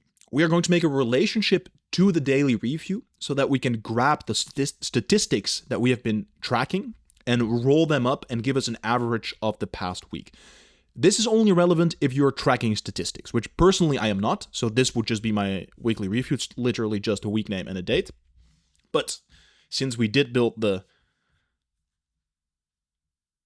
statistic tracker into the daily review, we're just going to grab this one over here. I'm going to say daily review add relationship. And now we are going to create a roll-up. Now, a roll-up is basically a way of going into the connected page, right? With the relational database, we can connect pages to each other. So for example, I could connect this one to December 23 and December 24th. And then with the roll-up, we can basically go into this page and grab one of the properties over here. So I can basically say, okay, I want to grab, by rolling up, I want to grab from this existing relationship with the daily review, I want to grab the property, and as you can see, these are the same properties as that we have inside of our daily review page over here, right? These are the same properties: review date, weight, sleeping score, and then over here I get to go review date, sleeping score. So we get to go into this other page and grab a certain property. So for this one, we're going to say sleeping score. But the nice thing is, it's not just grabbing it from one page, but from all of the pages that are related to this specific review. So if we would add more pages over here, and I'm actually going to grab a bunch of dummy content to show you. I hope this works as smoothly as I'm hoping. Does that work? Ooh, look at it go. Perfect. Okay. I'm just gonna whip this out for a moment. Okay, it didn't entirely work, but let's just fill this with a bunch of dummy content. Okay, perfect. Now let us go back into our weekly review database. And if I were to now connect multiple days here, you can see it's grabbing all those values from all of these different daily reviews. And then we can use that data to then say, okay, I'm going to configure this rollup and actually want to not see all the original statistics, but I want to see the average, right? So we're going to say I want to get the sum. Not the sum. I want to get the average. You can see I'm not a mathematician. Beautiful. So just like that, we can connect our daily reviews to the weekly review, and we can roll up all of the information. Now, by applying the right filter to our daily review template, we can automatically make sure that all these databases are related to each other. So once again, we don't have to do this manually at the end of the week. We simply connect them, and if we want to, we can roll up the statistics. So I'm just gonna call this one for now statistic 01. And of course, we could do the same for the other statistic that we would be tracking. Let's say, for example, the weight. And I also want to have the average. Beautiful. Okay, let's unwrap this column. Boom. Just like that. Nice and easy weekly review database. Now, the next thing we want to do is we want to create the weekly review template. And this is really beautiful. I love this one so much. And yeah, just a reminder. Let me not misclick there. We don't have to be perfect, right? Something like the weekly review, it's a commitment every week, 45 to 60 minutes. And even if we miss a week, we can still use this as a reset button. So even if you miss 3 weeks, the whole idea is you have something to fall back on. And once you sort of go through this review, you can reset your system and just start fresh. So it's not about being perfect, but it's about having a system in place that works for us. So we're going to call this one the weekly review template. And then we're going to customize this layout a little bit. I'm going to move all of these to the panel, and then I want to pin the date span. And if we're tracking them, the statistics, otherwise just the date span. I'm going to apply that, and actually we can also remove this comment section because we're not going to use it. Icon is going to be the moon. Cover is, of course, going to be not the database cover, but the regular one. Okay, beautiful. The first thing we're going to do is we're going to have a section for reflection and insight. I'm going to turn this one blue. And we'll have a little checklist here. And the first one is saying, I'm going to connect with my insight zone. So, in the next few chapters, we are going to get more into the insight phase of the circle of growth. And this is really the deep work, trying to figure out who you are, what is valuable to you, your core values, your core principles, your life purpose. And this sort of stuff we revisit only every quarter or year to really do that deep work. But also at the beginning of our weekly reviews, we sort of just go into that insight zone. Currently it's empty, but later it will be filled with all these deeper levels of reflection, and we just check in with one of these items. And this could be a 2-minute process. It could also be an hour-long process. Really depends on what you're feeling. So maybe you want to check in with one of your vision goals, or maybe you want to check in with one of your core values. And it's just a little reminder about the things that really matter to you. And that's sort of to set the stage. Okay, we're going to do this weekly review. Let's check in with the things that really matter to me. Let's start from that perspective. Let's plan the week ahead from that perspective. Okay, then we're going to check in with screen time, if that is something that you're interested in. I added this one relatively recently, but yeah, reality is nowadays a lot of us spend a lot of time on screens, and very often it's also time that is not necessarily used very well. So it can be valuable to just check in with the numbers and just give yourself the confronting reality of how many hours you spend on your phone or on your laptop and on which websites you're using that time. And now we're going to get a series of databases. I already briefly showed you the reflection databases, and we're going to completely deconstruct them in the next element. But for now, we're just going to add a few more reflection views that we can use inside the weekly review. The first view that we will have, let me go to the reflection database, is going to be the upcoming week. So basically what we do is at the end of every weekly review, we create the review for the week ahead. And then we end this review by sort of filling in these 2 reflection questions for the upcoming week. So these questions are, what intention and state of mind do I want to approach this week with, and what are my objectives? And once again, these can be 1 or 2 lines. They can also be 2 or 3 paragraphs. So this is just a way to set the mind, give ourselves some intent for the upcoming weeks. Like, what do I want to focus on? What type of person do I want to be? How do I want to show up in my interactions? And these things can vary per week, right? I've had weeks where I'm like, oh, this week I want to be very social. I want to be open. I don't want to take things so seriously. And then another week it might be, this week I'm going to go into my own space. I'm really going to grind. I'm going to sit down and do the work. And we're sort of thinking about this beforehand. We also give ourselves permission. I think a lot of the friction and a lot of the pain and difficulty that many people experience is because we have unrealistic expectations of ourselves. And instead of checking in with where we are actually at, we sort of paint this ideal scenario. It's like, oh, this week I'm going to be completely productive and I need to do X, Y, and Z.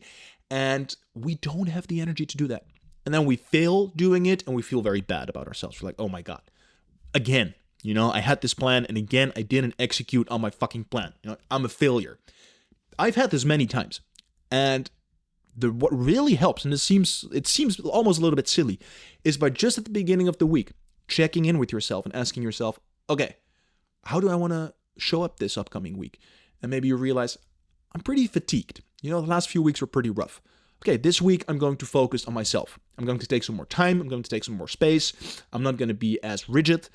And now when things don't work out the way you wanted them to, it actually doesn't feel that bad because we gave ourselves permission beforehand. So giving yourself permission can be a really powerful tool for just generally feeling better. Okay, the next thing that we're going to do is sort of this layering that I was talking about earlier. So I'm going to take the previous day's view, and currently we don't have any content in here because we have not yet added those questions to the daily review. We have not added the reflection question to the daily review yet. So I'm just going to show you this briefly inside of the existing system, what this would look like. So let me just grab this weekly review over here. I'm just going to edit, open this one over up. Okay. What this view does is it basically shows us the reflection questions that we use during our daily review with all of the answers that we gave during the last week. So there's a filter here that says only show items that were added in the last week.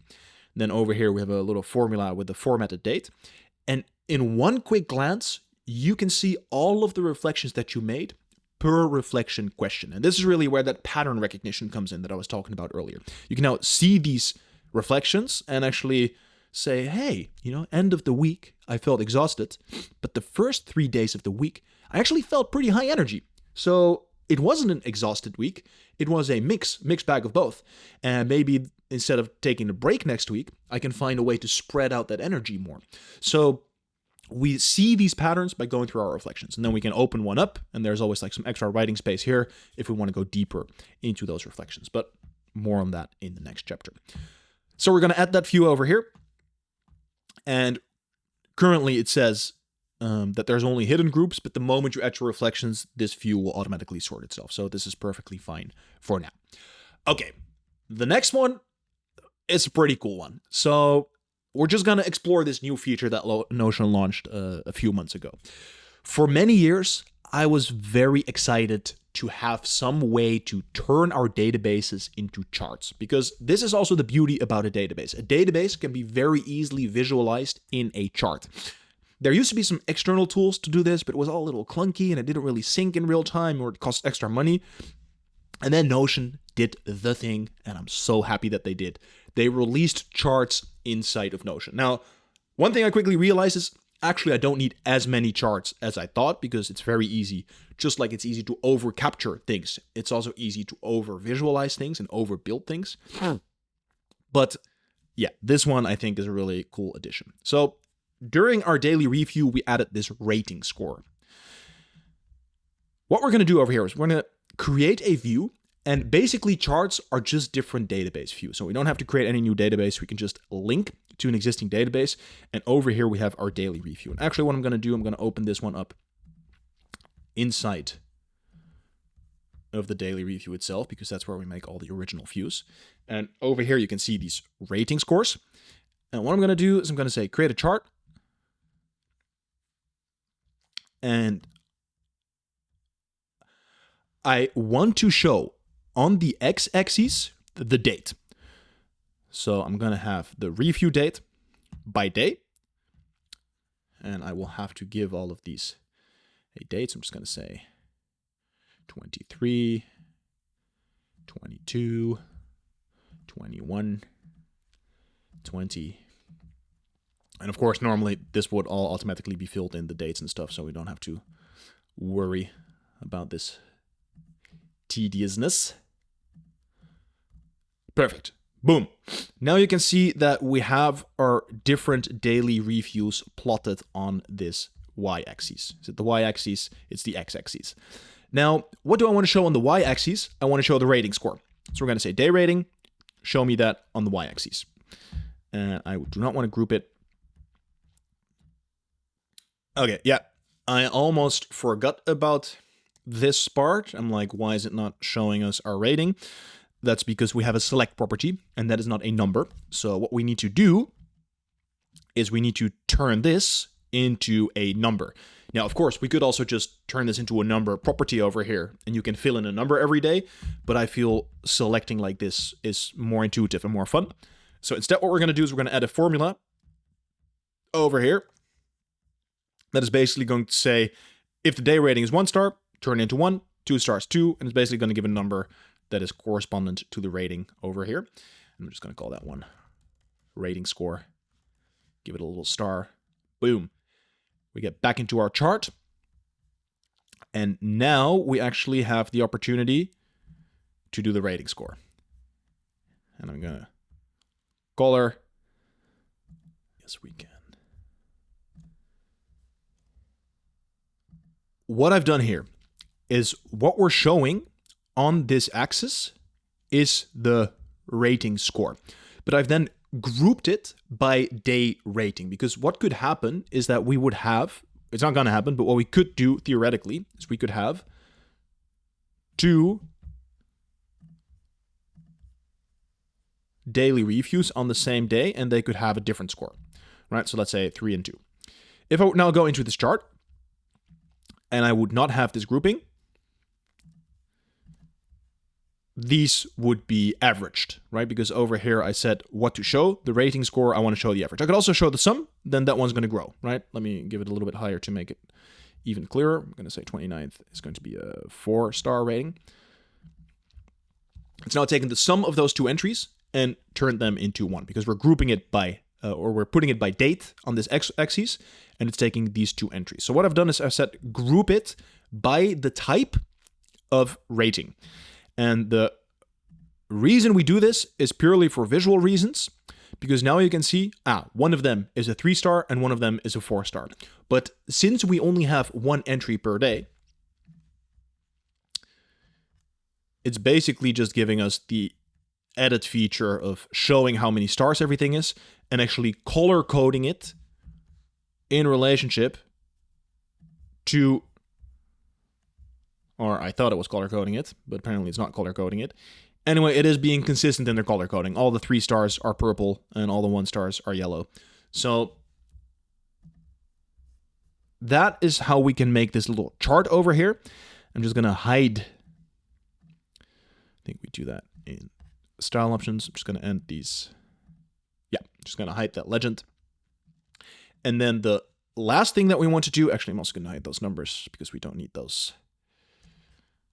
We can hide the data labels. Is we're now going to say, I only want to see all of the day ratings from the past week. So review date is on or after, and here we can set a dynamic filter again. So the cool thing is we're now saying, I want the review date to be on or after last week. So that means everything after last week is being shown here. And because we're doing daily reviews every single day, that means everything between last week and now. So I'm going to say on or after 1 week ago, and then boom. Just like that, we now have a little graph of all of the reviews, all of the ratings that we gave in the last week. And I'm going to call this one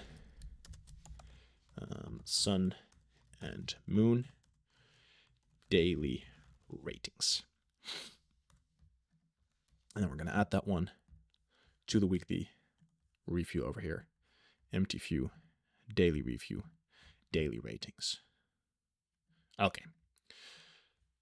This is one of the features that you need to pay extra for. I can highly recommend getting the personal Notion plan. I think it's like €8 a month.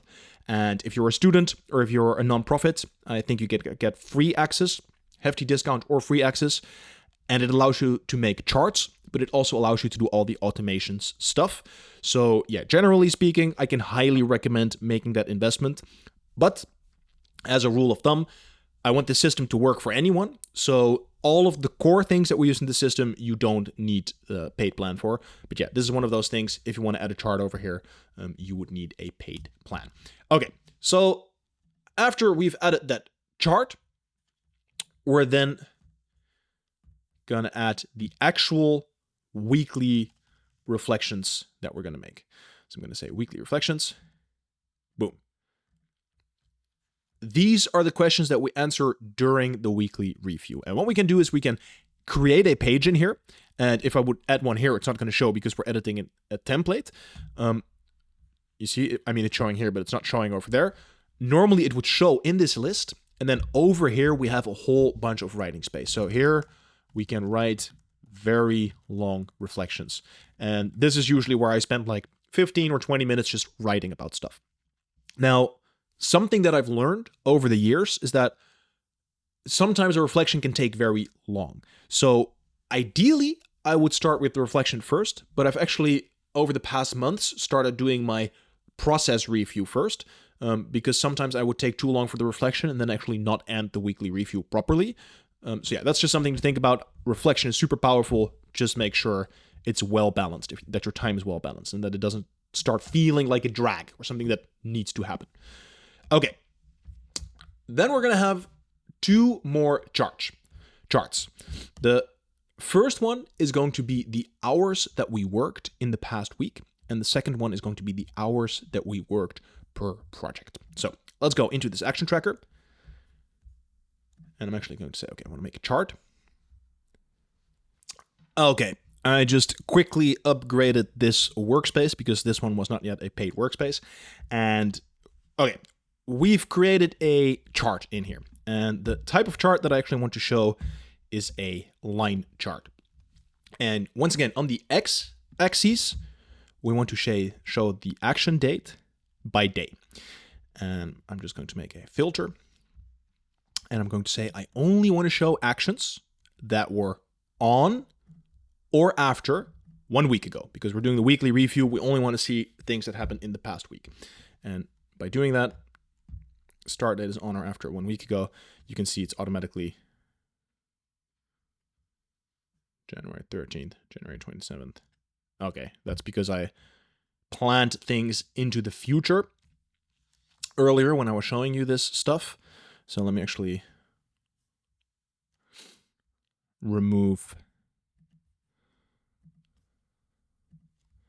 We don't want to see items that are parents. So I'm going to remove the parent items and then boom. Okay, there we go. So what happened there is during our project tracker with this timeline, we add these parent actions to the timeline. And obviously that is also giving them an action date. But we don't want to show those parent actions in this chart.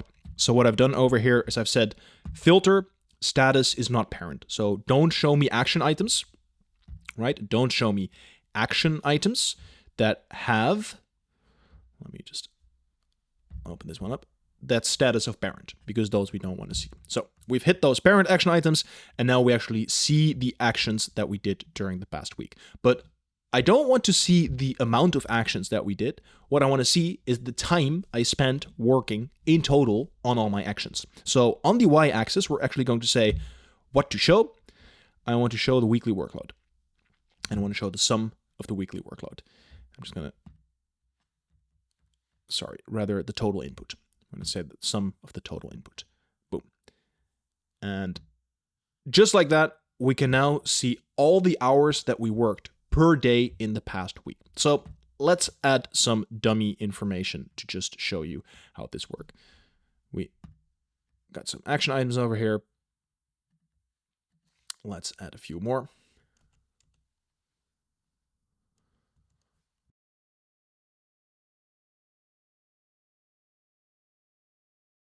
So work from 2 p.m. to 5 p.m. Now, normally, of course, all of this will happen when we're doing our project scheduling for the week. And then as we complete those, these will turn into total input. And then on this chart, we basically get an outline of all the hours that we've worked during the past week in a very nice little visual overview. So I'm just going to style this one a little bit. I'm going to smooth the lines. I'm actually going to turn the gradient area orange, or even better, turn it red. And just like that, hours worked past week. I'm gonna give that the fire emoji. And then the next chart that we're going to make is going to be called hours per project. So it's going to be a very similar chart to this one, but instead of a line chart, we're going to make it a donut chart. And we are going to show, once again, the total input. And we are going to represent that by related project. So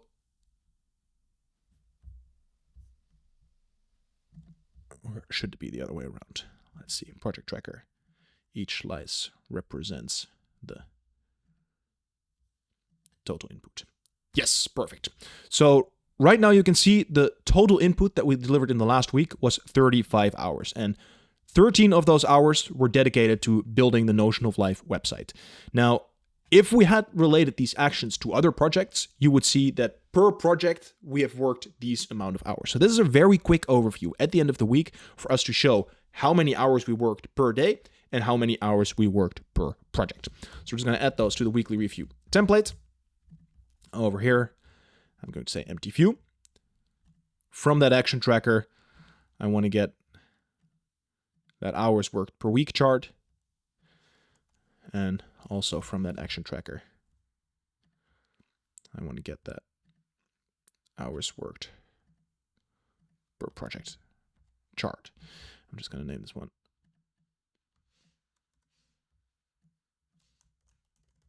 hours worked, and we'll just call this one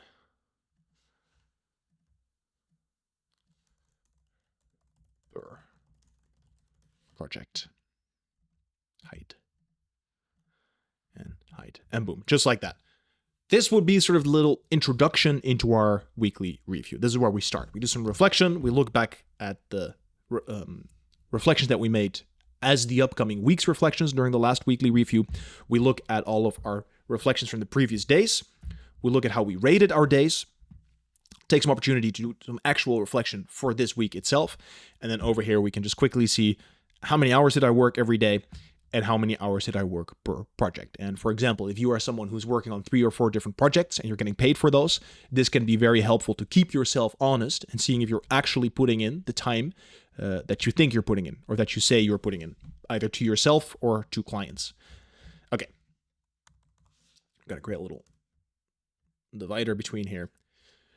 Next, we are going to do the review part of the weekly review. And as we discussed in the Circle of Growth, the review is where we check in with the processes, right? So the reflection is where we check in with ourselves.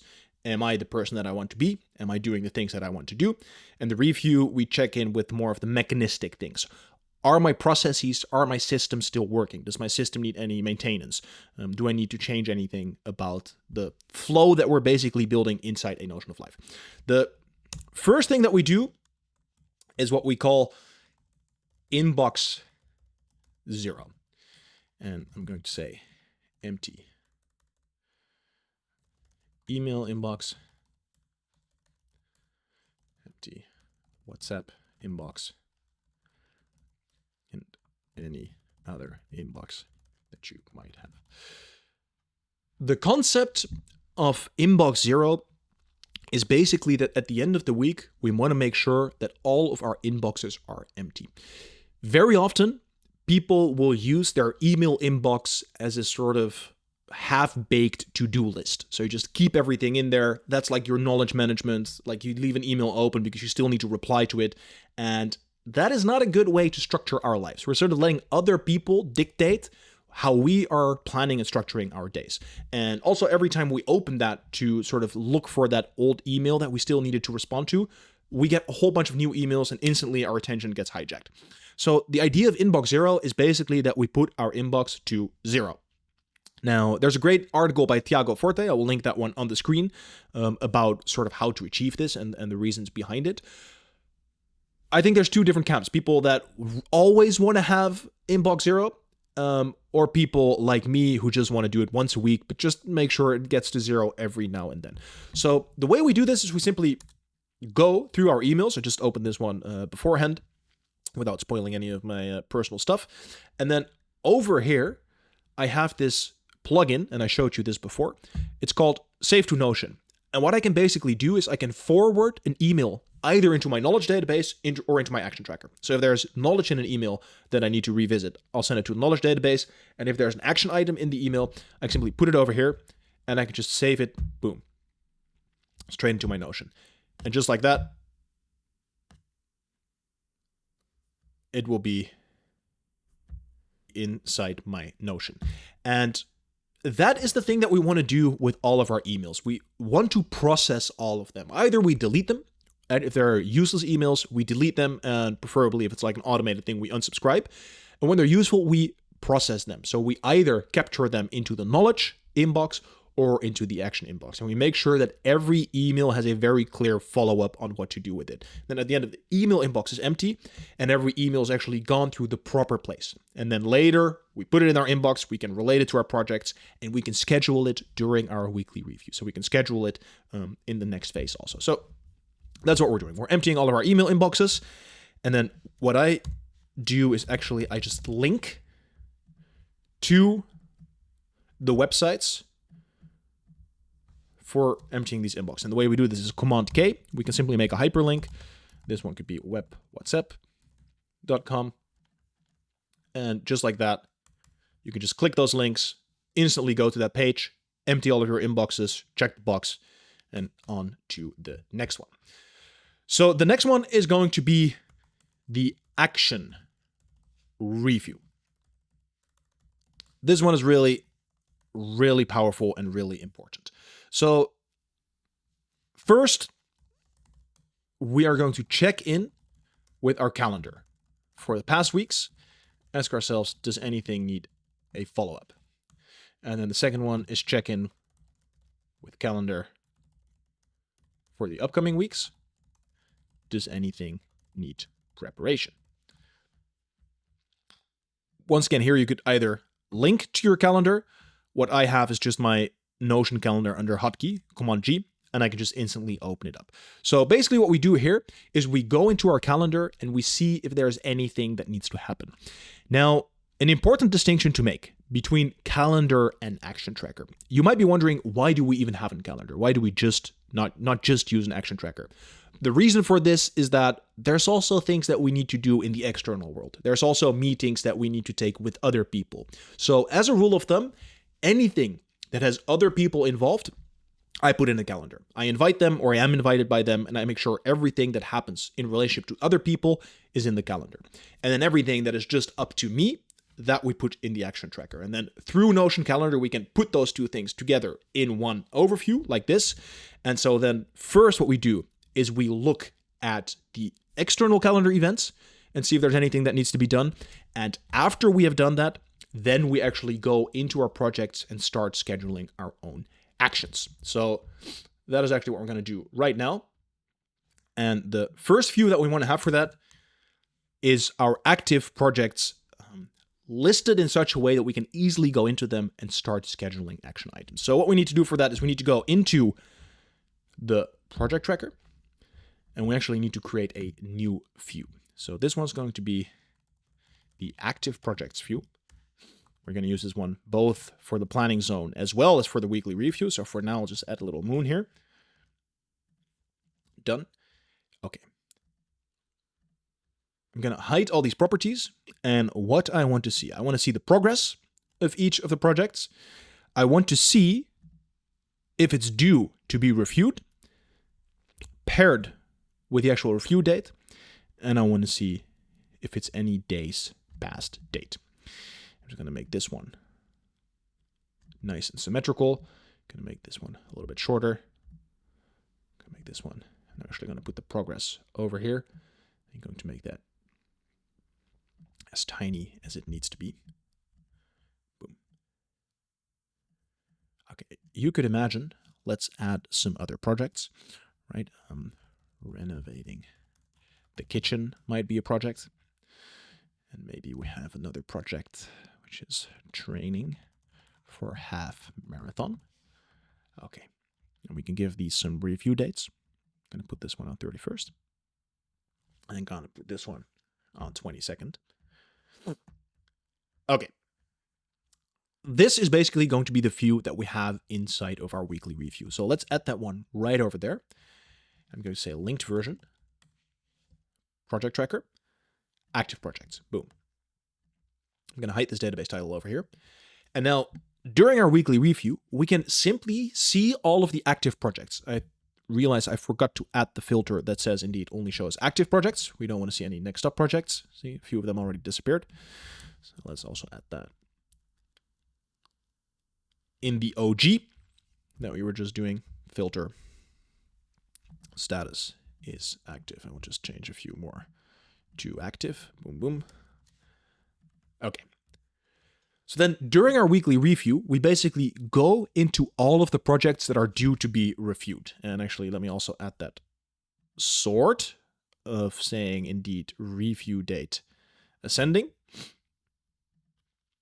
And we could use only the date property here, but this little red circle just makes it a bit easier. We don't have to scour through all the dates. We can just see, okay, all the ones with the red dot, those are the ones that we need to do. And then so we go into this page, and then inside the project tracker, let me actually generate the full template that we created earlier. Inside the project tracker, I am now just going to schedule all of the action items for the upcoming week. I can just simply add these, boom, just like that. I'm just going to assign them a date for now. Once I've done that, I close this one and I put the review date to next week. Maybe you don't want to review a project every single week. Then you can also put the review date in 2 weeks or in 3 weeks, right? You will know how much time and energy you want to put in per project. And then we're just going to do the same for the other projects. So I'll just open this template here. And over here, I'm also going to add training and food schedule. And buying new running shoes. I'm just going to give those also just some action dates for the upcoming week. And then we just do this for every single project that is due to be reviewed. And then once we have done that, then we can actually go back into our calendar and we can start adding all of these sub items, right? We're going to start adding all of these sub items that we just put in. And this is how we plan our weeks using the combination of the weekly review and the project tracker. Actually, I'm going to change this because I don't like green. Can we put this to like an orange, for example?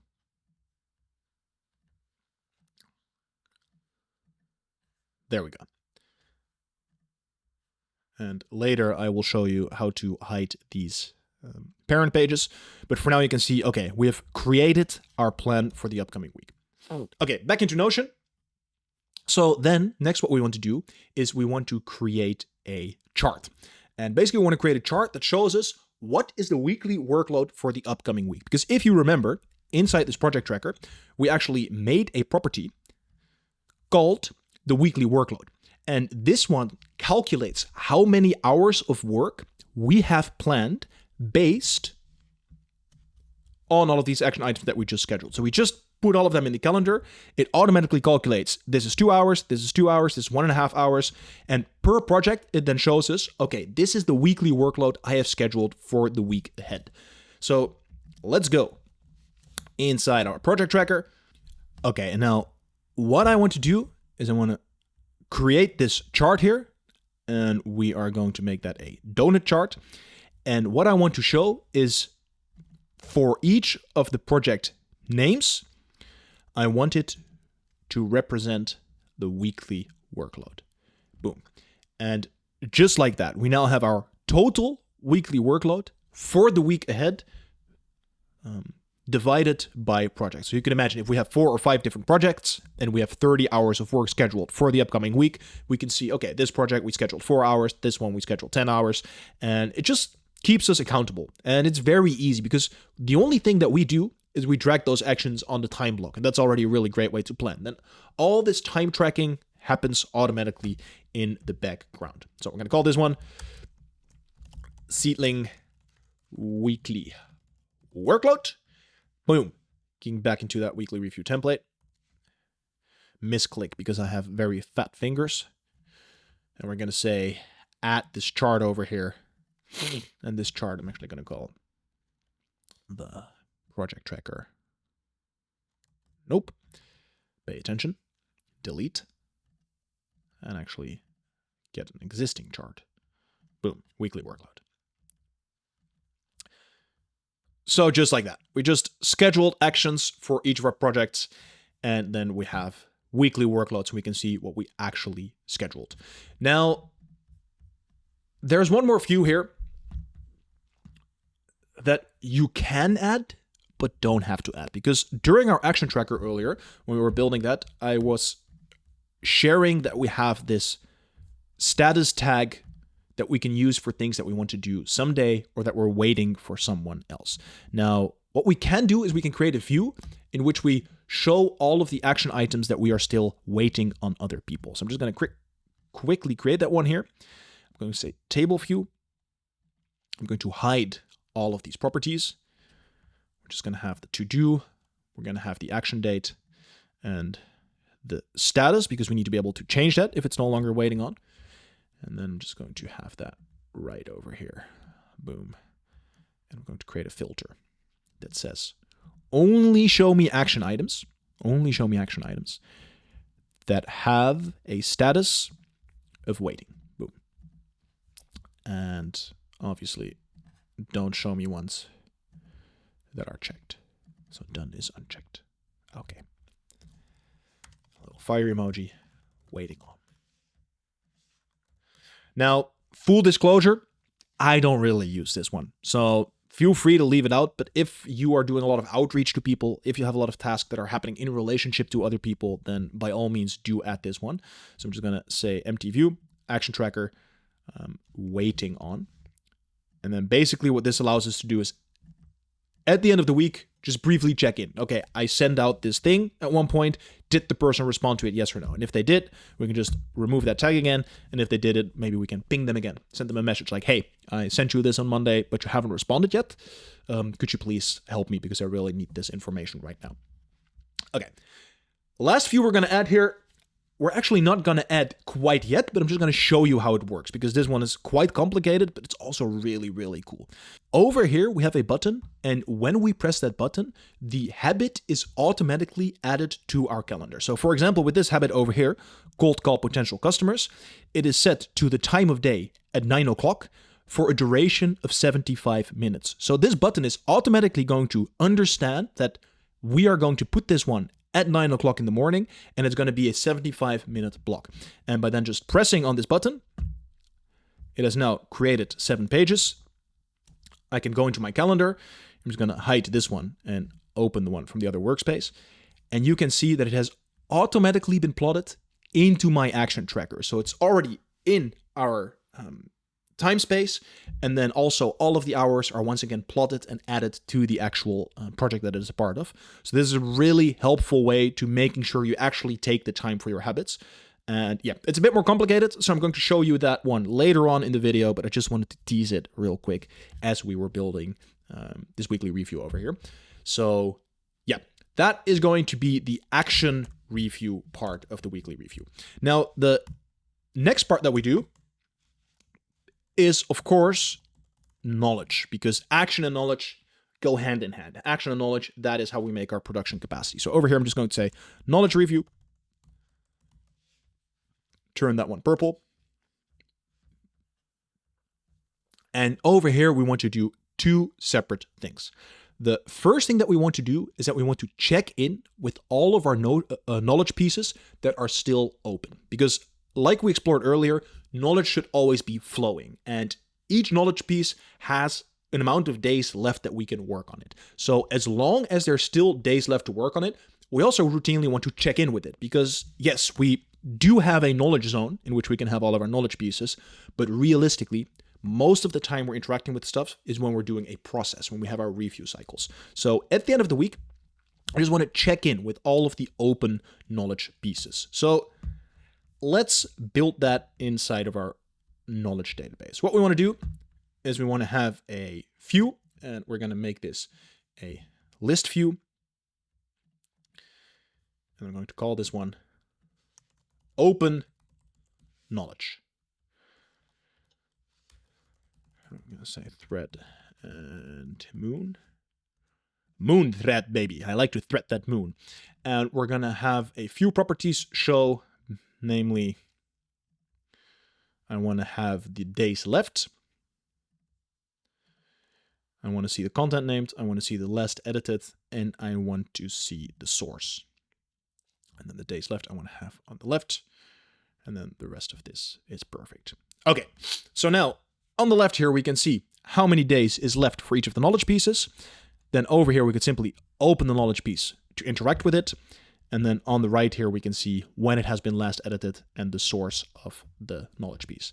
Now, currently it's just one list, but actually what we want to do is we want to group it by the type of knowledge piece. So what I'm going to say over here is I'm going to group it, and I'm going to say group it by type. And a grouping is basically a different way to sort of chop up a database and to put certain entries together based on a certain group, which is why we call it a grouping. So I'm going to group this by type.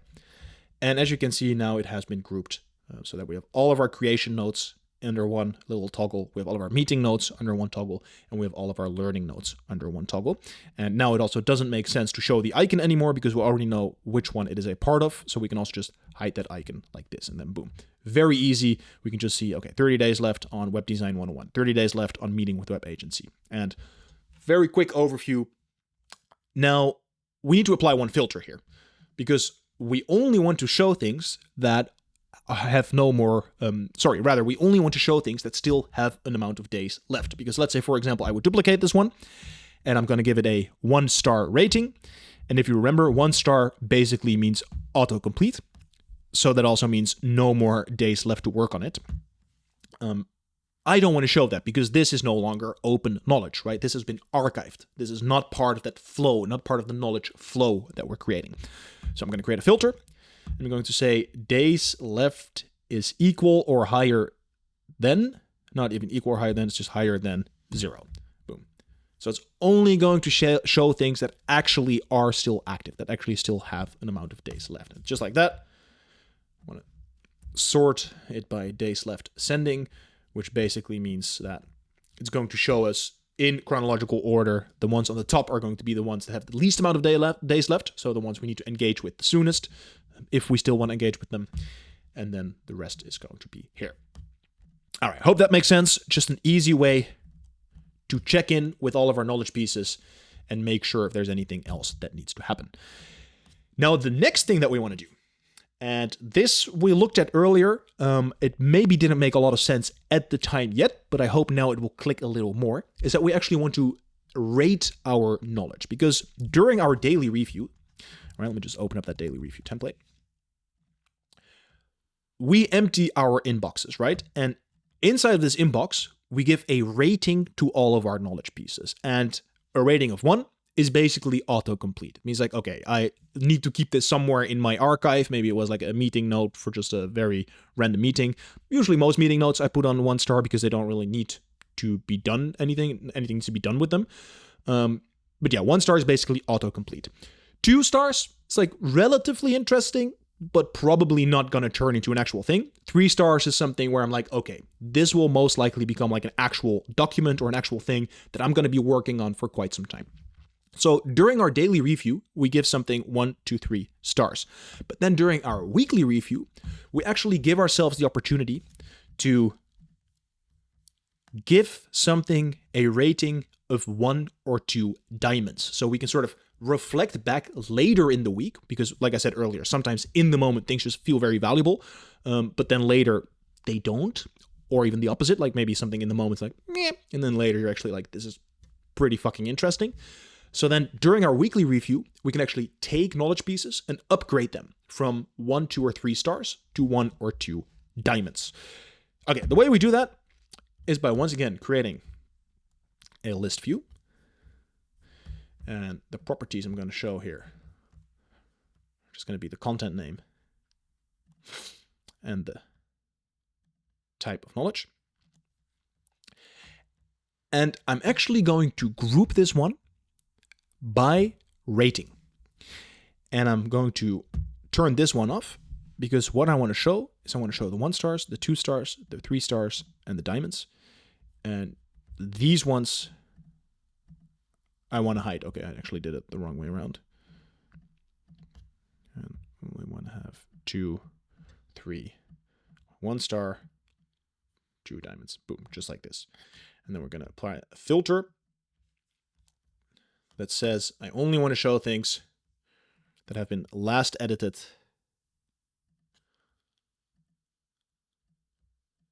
on or after 1 week ago. So we basically only want to interact with all of the knowledge pieces that we have edited in the last week. They are all going to show up in this view. And then from this view, we can easily drag something into the new rating. So let's say, for example, indeed, this one, I believe, is actually 1 diamond. We can just drag them into the 1 diamond rating. Or we can even drag them into the 2 diamond rating. And by dragging it, we automatically increase the score, which then also increases the amount of days that we can work on it. So by giving something a higher rating, it automatically stays in this flow longer, right? Because we want to keep that knowledge actionable. If I were to just keep it in here, days left is going to be 30 days, and then within 30 days, it's just going to disappear, right? So by upgrading a piece of knowledge, we give ourselves more time to work on it. Okay, that is basically what we do during the knowledge rating. I'm also going to give that the moon because we like the moon thread, baby. And a little sword to say days left, ascending, beautiful. Okay. Back into the weekly review template. And then over here, I'm going to say knowledge. Oh, and isn't this satisfying? Look at all this stuff, man. We're just building it in the original databases. Everything is coming together so nicely. And yeah, the beauty about a system like this is you just set it up once. And once you have it, you can just use it. You know, it takes some time to understand. It's like my poor girlfriend has to compete with Notion databases. Okay, cool. Not cool, actually. I added this under the wrong once because this is, of course, going to be part of the knowledge review, not the action review. So let me just redo that over here.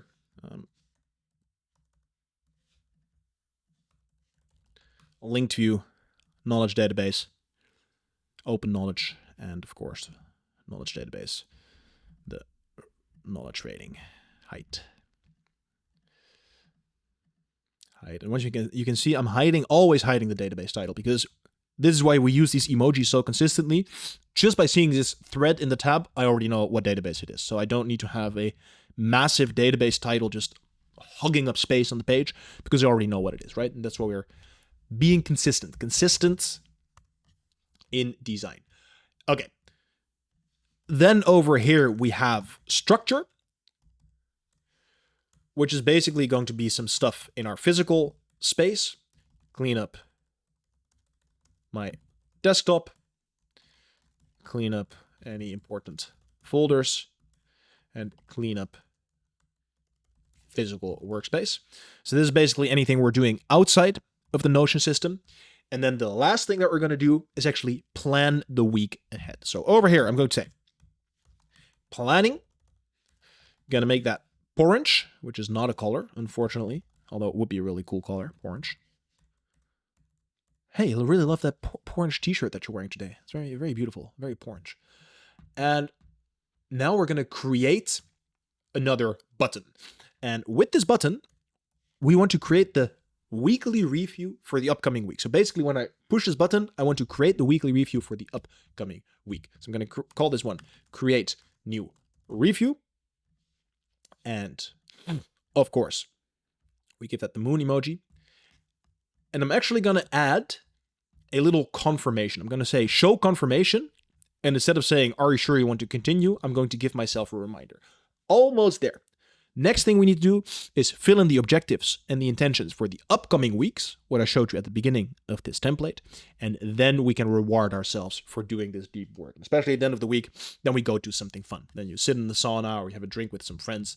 So I'm going to say, yes, let's wrap this one up, baby. Boom. And then I'm going to say, good. Okay. So now what we want to do is we want to add a page to the weekly review. And we want to add that as the weekly review template. So by pressing this, we are now going to automatically create a new weekly review. Now, we're also going to do a little bit of magic shebang. And how this works, I will show you later. But basically what I'm going to say is the week name I want that to be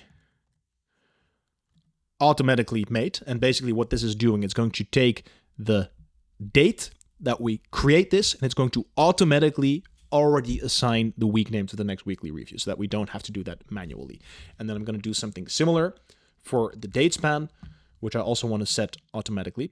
So I'm going to say date span. And over here, I'm also going to create custom formula.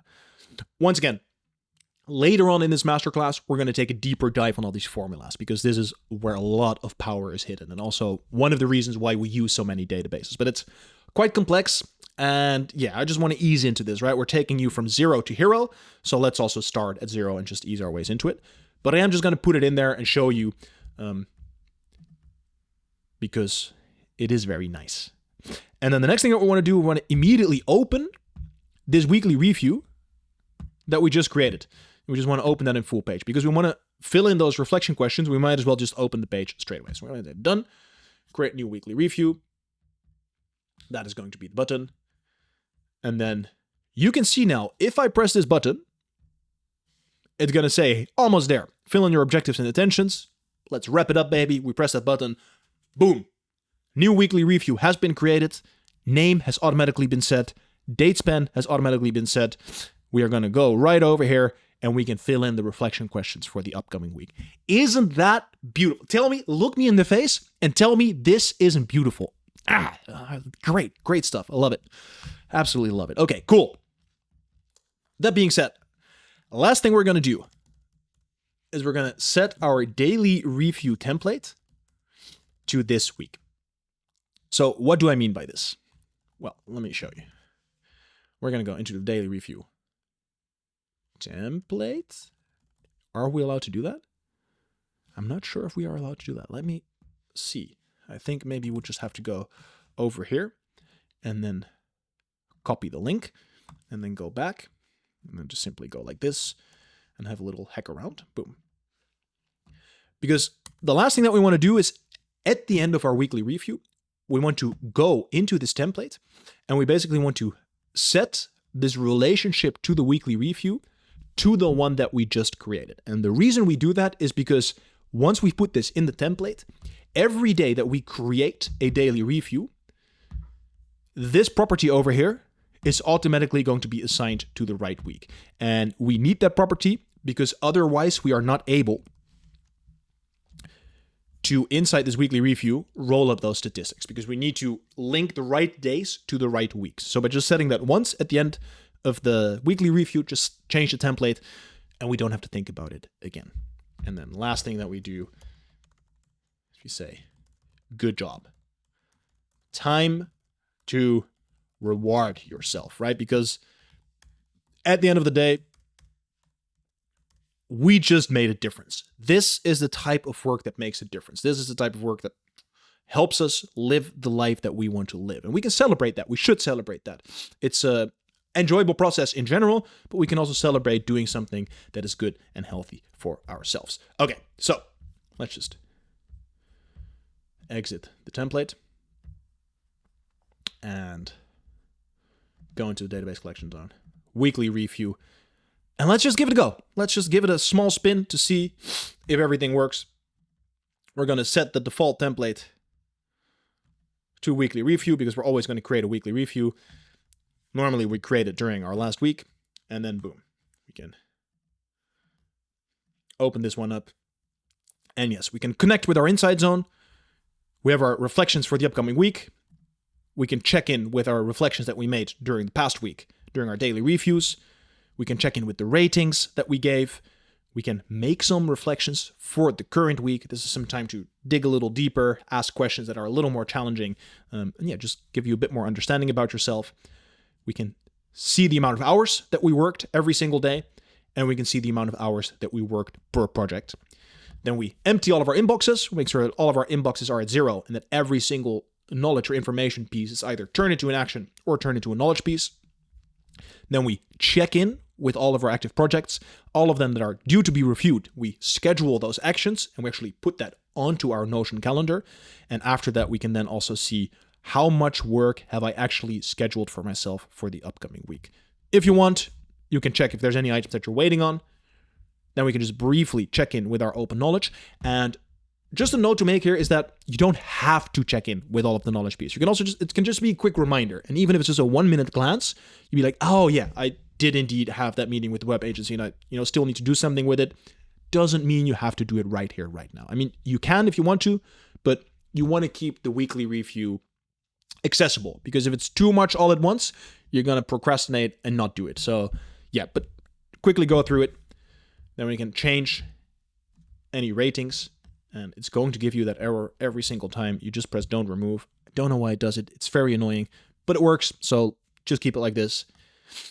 Clean up desktop, clean up important folders, have that one single button to create the next review, change the daily review template, and boom. Just like that, we do our weekly review inside of Notion. Okay, let's actually process all of these things that we've done and move on to one of the very complex but ever prevalent databases. You know it, the reflections.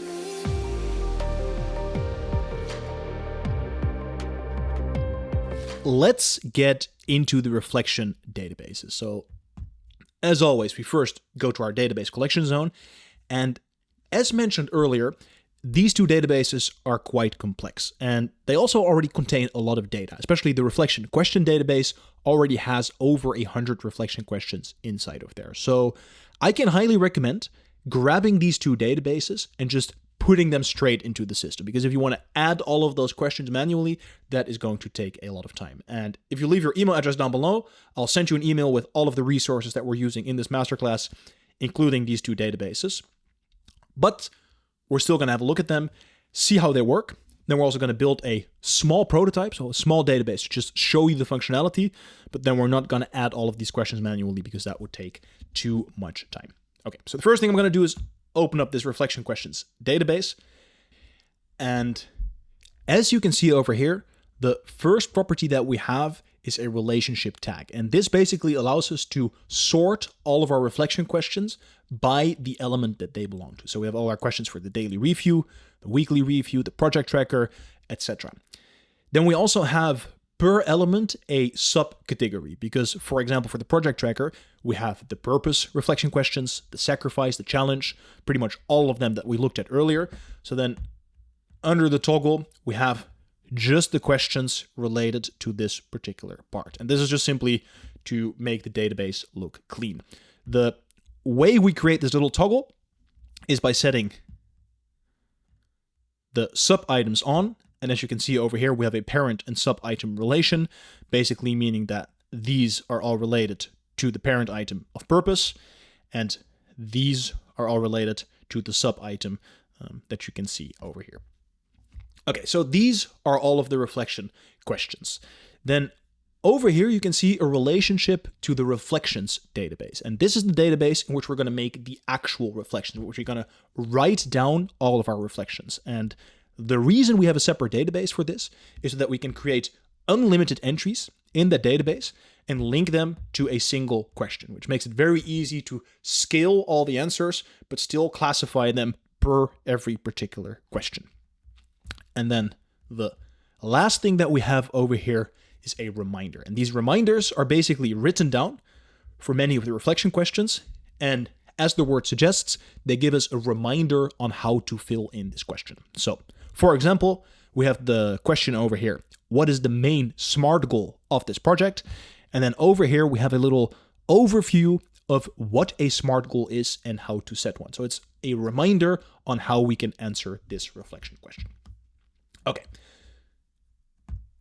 The other database that we have is the actual reflections database. Now, we're going to do a brief overview of this one, but this one we're first going to build because this is where the complexity really comes. Over here, we have a property in which we can write down the actual reflections that we make. And then on the right, you can see that this reflections database is related to all of the elements in which it is used. Now, currently you're seeing this little triangle here because these relationships are to the database from the original Notion of Life system. So we will have to relink these later. So we'll have to do this part of it manually. But for now, I'm first just going to show you how to build this structure. And then all the way on the left here, you can see to which question these reflections are related. This is not going to make a lot of sense right now, I am aware, but it's going to make a sense in a moment. So let's start building this from scratch. First thing we're going to do,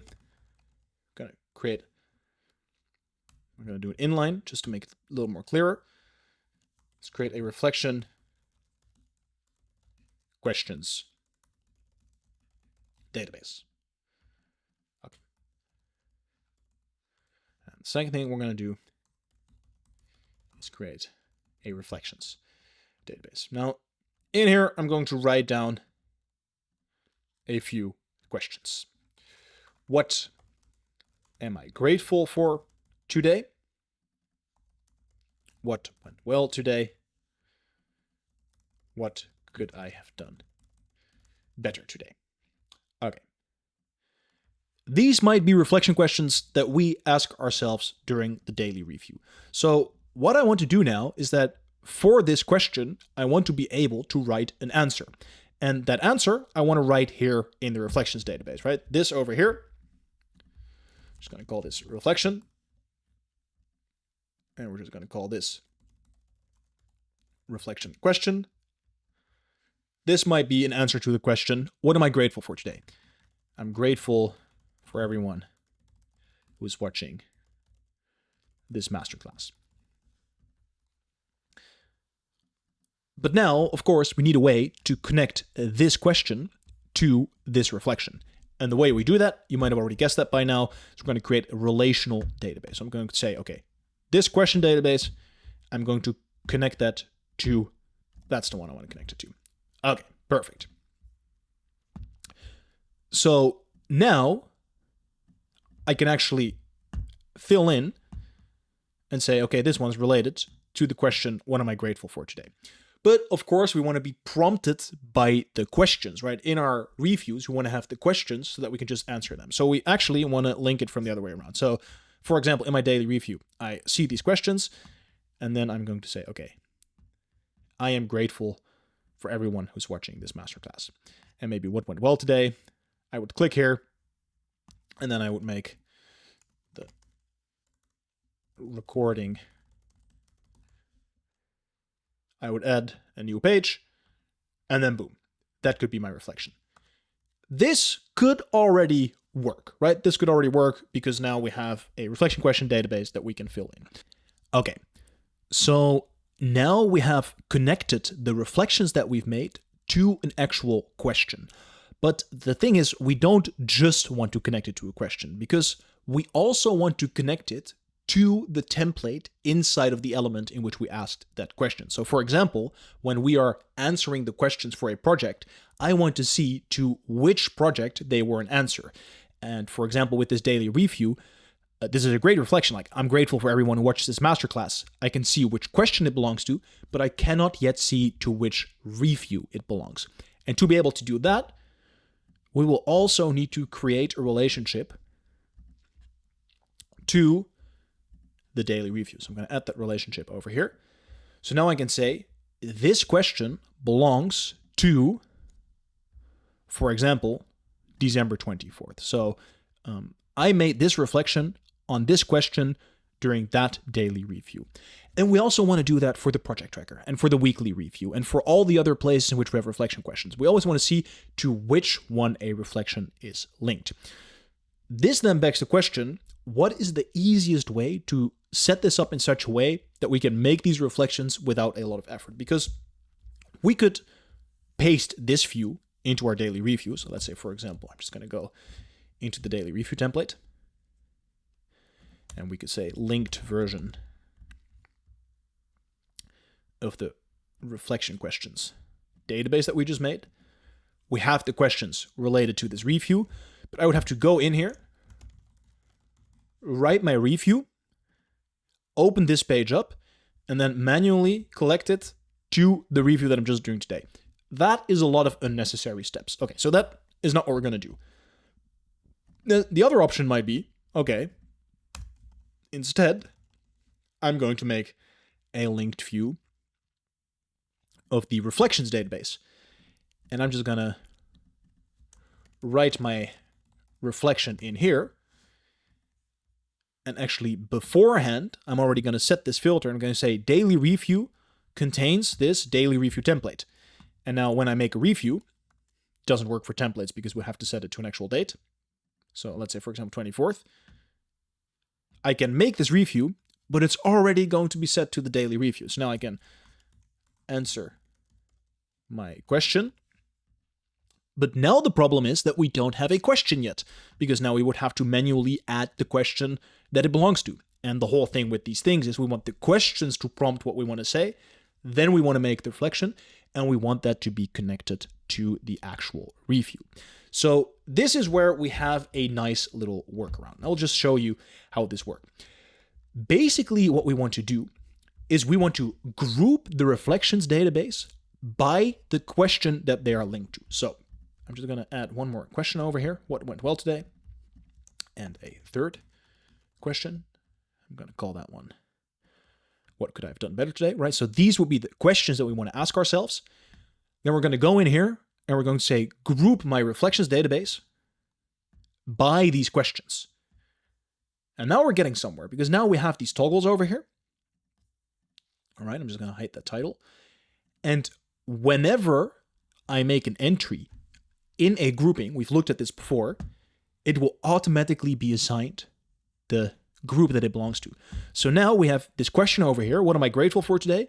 We can write our reflection right over there, and it's automatically linked to both the question and the daily review. Now, this is what we want. We want one button and everything to be automatically linked. So now the only question becomes, how do we make this look pretty? And the way we do that is by saying layout, and we turn that into a list. And for the properties, we just want to see that reflection. And now, just like this, we can simply have this in our daily review. And this might look familiar because we've already did this in the project tracker. I can just open this toggle and I can make a new reflection. Boom. Just like that, we can add a reflection to our database. Now, there's one issue with this thing. And that issue is that Notion is a little bit glitched. Because normally when we make groupings, what we can do over here is we can say, which groups do I want to show over here? So I can toggle this off, hide empty groups. And actually, I'm going to do this manually. So I'm going to remove one of these questions as an example. And then over here, I'm going to say, I want you to show me. Oh, actually, that's hiding. I want you to show me these questions. Now, you might think this looks great, but for some reason, I have no clue why this happens. It's a bug in Notion. If you have an empty grouping like this, and you create a filter like this in the template, once every now and then, it will just reset. Like this whole grouping, everything will just be hidden, which completely defeats the purpose, because these questions would then literally, like, you would open this page, and this is what you would see. 4 hidden groups. So in order to fix that, what I've done is add a placeholder reflection to each of the questions. And this placeholder is this X.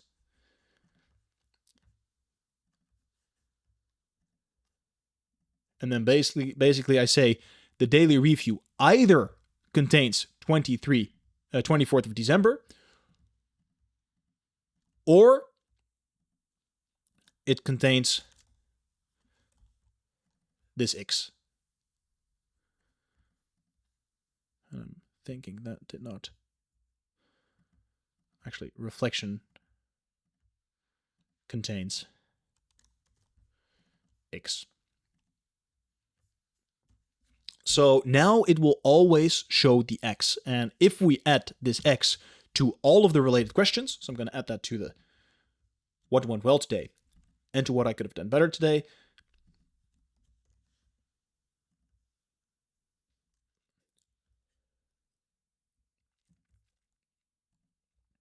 we now have a placeholder page for each of these reflections. So if you see this little X in the databases, the only reason it's there is to make sure the structure doesn't break down. So just don't touch it, just leave it there, and then everything should be perfectly fine. Okay, so now we built this very simple reflections database.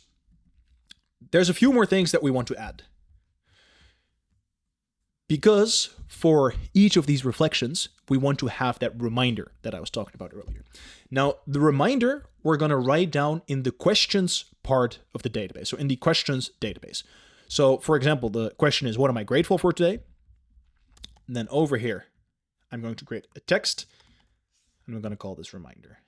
Over here, I'm going to write down which events, people you are grateful for. So this has now become the reminder. Then what I'm going to do on this reflections database, because that is where I want to see the reminder, I'm actually going to create a rollup. So I'm going to say rollup from this reflection question. I want to grab the reminder. I'm just going to put that over here. Just going to unwrap these columns for a moment. We're going to actually create that same view that we just did inside the data review. So for example, we're going to group them by reflection question. And now you can see when I make a new entry here, because it is already related to this question, if I would open it, write something here, I'm going to get that reminder nice and visible at the top. So I'm going to call that one the reminder. And then the last thing that we want to add to this reflection side here is the actual writing space in which we write down our reflections. So this will actually be the space in which we write down our reflections. So this can usually become like a very big piece of text. And this is where we sort of give like a little title to the reflection, but this is where we do the actual writing. So I'm just going to customize this layout a little bit. I'm going to say, move this to panel. And then over here, we're going to put the writing space. And under it, we're going to put the reminder. I'm going to turn this off. And boom. Now we have a very clean little notebook style page that we can use to write down our reflections. Okay. There's a few more things that we need to solve because we now have these reflections that we can answer per question, which is really nice. But obviously now we only have 3 questions in here. What if we would, for example, I'm just going to grab a few from here. What if we actually had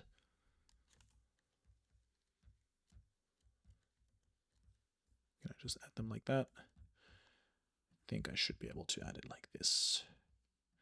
Okay, so adding these questions would mean that over here, we now see all of these questions. And we only want to see the questions related to the specific template or to the specific part of the template that we're working on. So we want to apply 2 filters. The first one is only show me all of the questions that are relevant for this view. And then the second one is automatically relate these to the template that I'm doing. So for example, for our daily startup, I'm just going to call this daily startup. That will mean we create a filter. I'm going to create an advanced filter, and I'm going to say reflection question contains either what am I grateful for, what went well today, or what could I have done better. I only want to see reflections related to one of those particular questions. So what would happen now if I would add an answer over here? Random answer to this question. It is not going to show up because, and this is the part where it's easy to get confused. You might think, but we just filled in part of this question. Yes, but we are looking at the reflections database here. And we are saying, I don't want to see any reflections that have a relationship to any other question than these 3. So this question, this reflection over here is related to this question, I don't want to see that. So this one will stay empty, right? Even if I would add a page here, add a new question, it is automatically also going to be linked to one of these daily review questions, because if it's not, boom, it's not going to show up right here. So that's why we set this filter. Any question that we answer now is automatically related to that particular question. The reason why we set all 3 questions is because if we only set one, let's say, for example, we would only set this first question. If I would then answer this third question over here, this one is going to be related to the first one. And you can see over here, it's going to be related to the first one because it's automatically going to force the grouping on here to make this filter make sense. So we need to have all 3 of the questions. Okay. Then the second filter that we want to create is that we want to say we want all of these reflections to be related to the daily review template.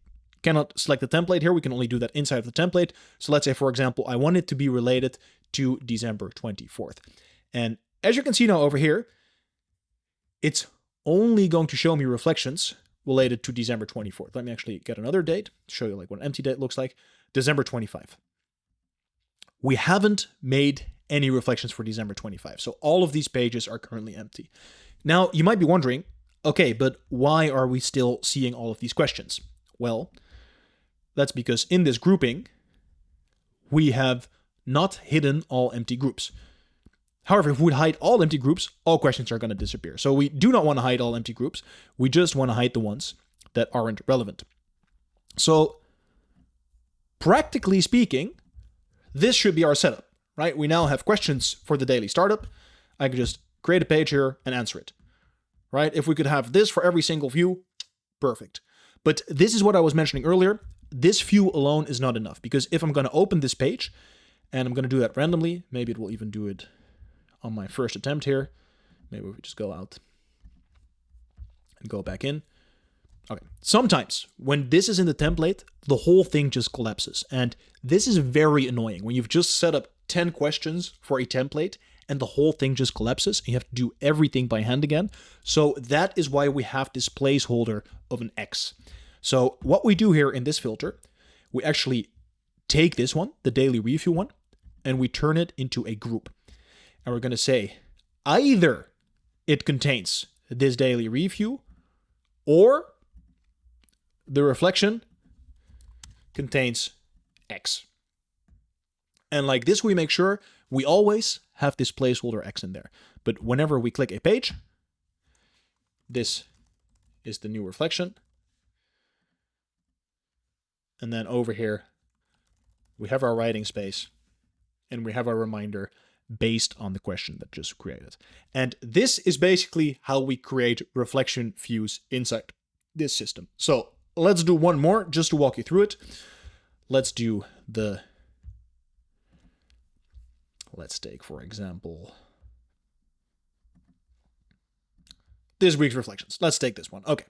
So weekly review. I'm just going to grab these questions here. Going to take those out. Going to go into the reflection questions database. I'm just going to paste these in. And I'm just going to add some reminders. Don't be too hard on yourself. You have learned from this experience. Just going to add this reminder. Let me just wrap these columns real quick. Okay. Now we have these 3 new questions for our weekly review. So we want to create a new view. And this one we're going to call Weekly Reflections. Now, once again, I'm going to turn this into a list. And that's going to remove the title, Weekly Reflections. Done. Boom. Okay, I'm going to hide this database title. So now the first thing we want to do is we want to sort it by reflection question. So I'm going to say group. I'm going to say group all of these reflections by their particular question. Now it's going to show me all of the reflections in here. And it's actually not yet going to show me this weekly review question because they don't have a reflection over here yet. You could either add the group from here without an entry, or we could simply make an entry here.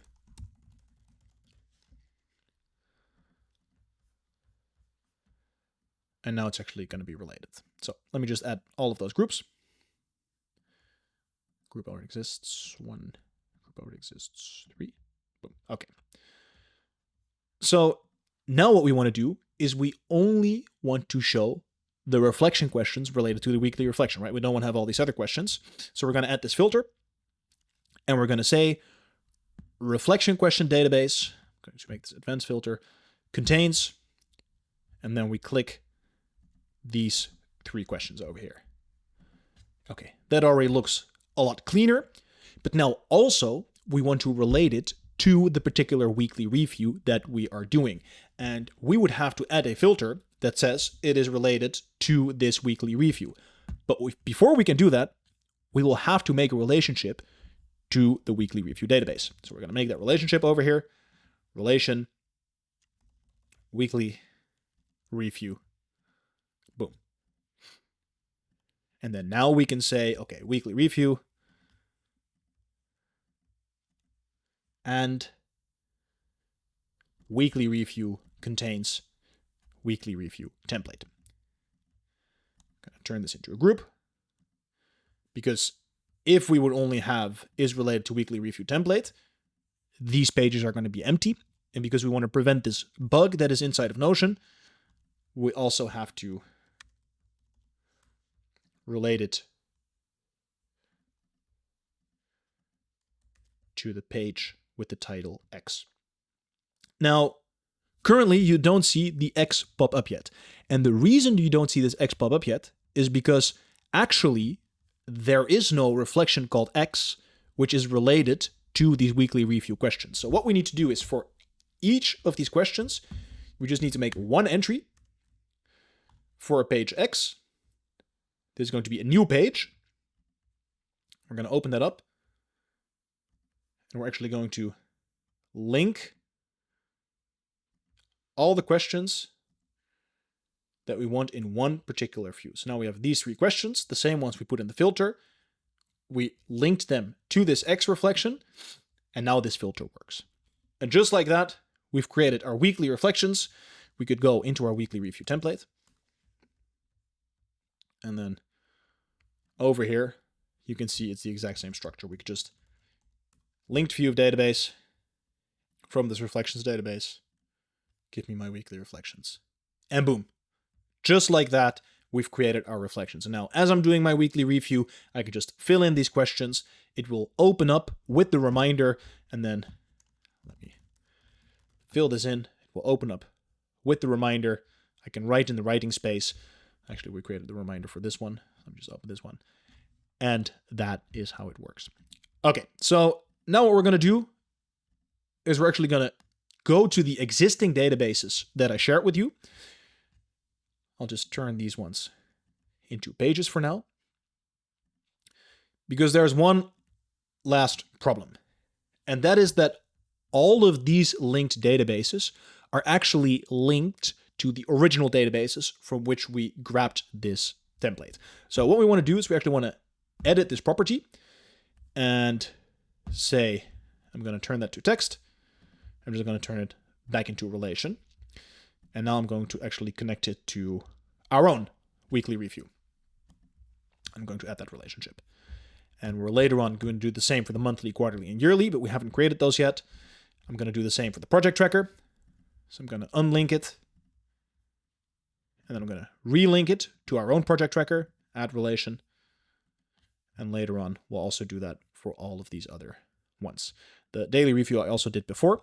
So we actually have to relink those, and only after relinking them, now all of the views are fixed. And then we can start adding them to our templates. So let's go into our daily review template, because there we haven't yet edited the reflection questions. I'm just going to open this one up. I'm going to delete this one. And actually over here, we're now going to add empty view, reflections database, daily startup, right? These are our startup questions.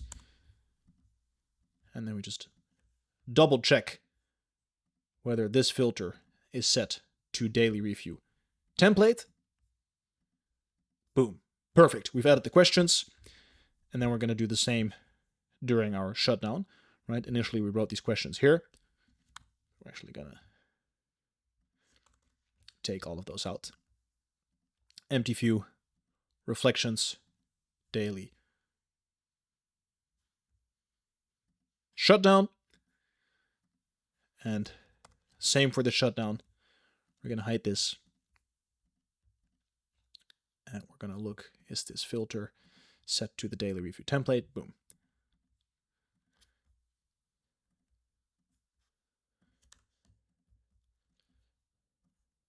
Create into a little to-do, schedule in Notion calendar, because we've now explored the Notion calendar as well.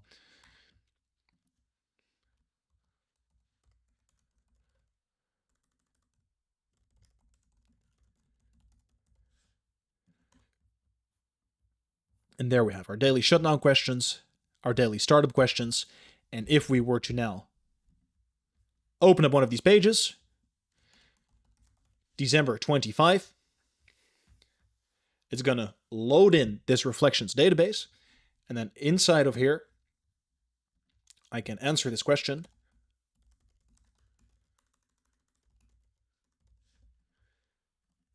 Open it up and write my reflection inside of here. And this reflection is now going to be both related to this daily review and to this reflection questions. And the power of relating it to the actual review is what we looked at earlier during this weekly review template, is that we can easily look back at all of the reflections that we made during the past week. And similarly, during our monthly and quarterly review, we can look back to all of the questions we made during our weekly review. So by doing this, we can structure and layer these reflections on top of each other. And as we're getting into the longer review cycles in the next chapters, you will see how this makes sense. Okay, I am very much aware that was a complicated, very complicated setup.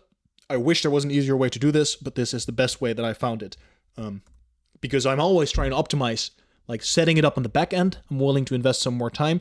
And then on the front end, I just want it to be crisp. I want it to be easy, just click and play.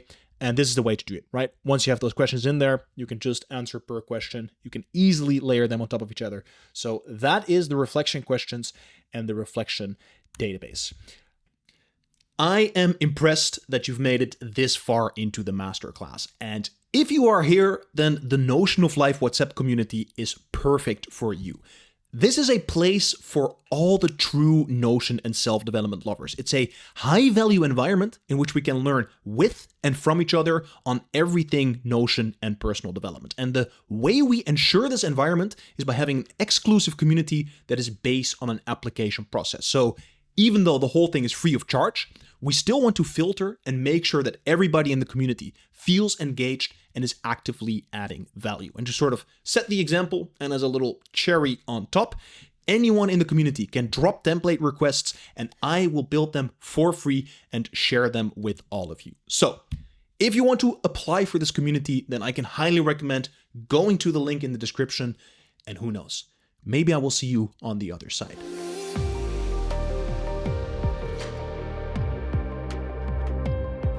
Let's get into the Notion building. So database collection zone is really starting to come together. Nice seeing this. I'm starting to get some recognition here.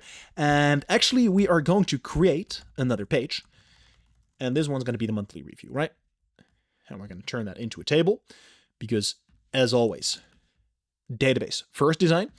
And as you might also notice, I try to have icons that also have a little bit of overlap between the overarching zone. So for example, all of these have like stars and planets and they're all yellow. So we can recognize, okay, those are all the review databases. And then here we try to be trees, seedlings, and the fire to burn the whole place down. I don't know why the fire icon. So it's not as strict as with, for example, the colors and the circles, but it's just a way of using the emojis to denote it a little bit better.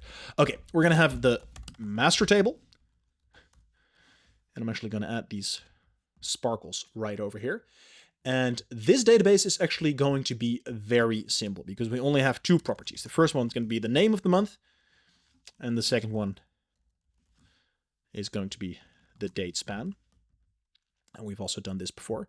And yeah, this element is a little bit simpler because we already built the weekly review, and the monthly review has a lot of overlap with the weekly review. So let's go and create this template. And I'm going to say, this is the monthly review template, and we can give this one an icon, but we don't have to because I made custom, a cover. We can give this a cover, but I made custom covers for all the months, so you can also just add those manually, and I'll show those to you later.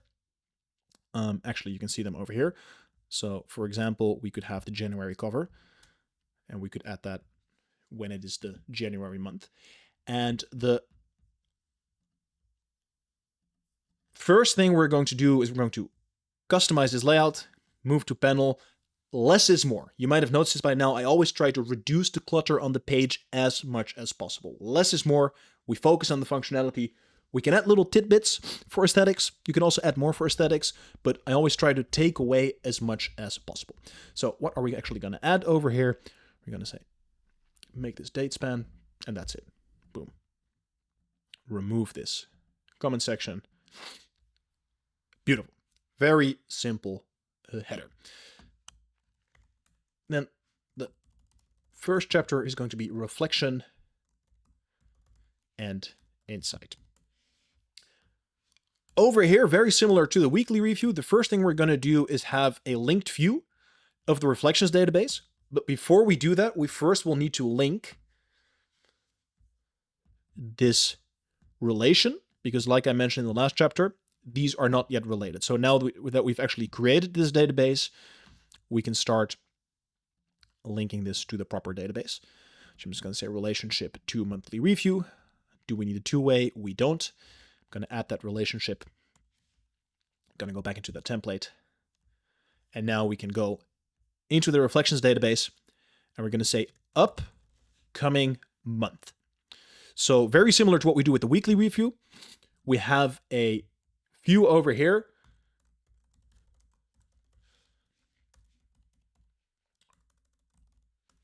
with reflection questions that we fill in for the upcoming month. So at the end of the monthly review, we create the review for the next month, and we just fill in these two questions. And then also similarly, we are going to have a view in which we have all of the reflections that we made during our previous weeks. Now, currently there's only one reflection in here, but as you're using the system and as you're making your reflections, we will have toggles for all of the questions in our weekly reviews, and you will see all of the reflections that you've made. And on the left here, you can see on which date you made them. So you can sort of just scroll through them, and I'll just quickly show you what that looks like. It's basically the same structure as that we have here for the previous days, but then we're going to have it with all of the previous week's reflections. So that's what we're going to have over here. Just a little real-time check-in with all of the reflections we made during the previous weeks. Then the next thing that we're going to do is once again very similar to what we did with the weekly review, but we're going to do it on a monthly scale. So we're going to look at all of the day ratings that we made, and we're going to look at the hours that we worked, both per day and also per project. So to do that, we'll need to go into the databases and actually create a bunch of new views, but it's going to be relatively easy because what we can simply do is get this one over here. We can simply duplicate this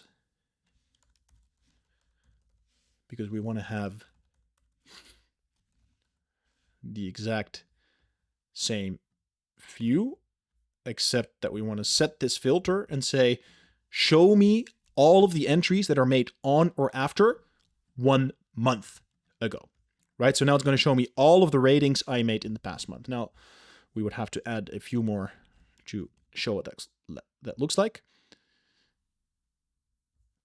That goes from 15, so let's just say December 14. We can say December 13.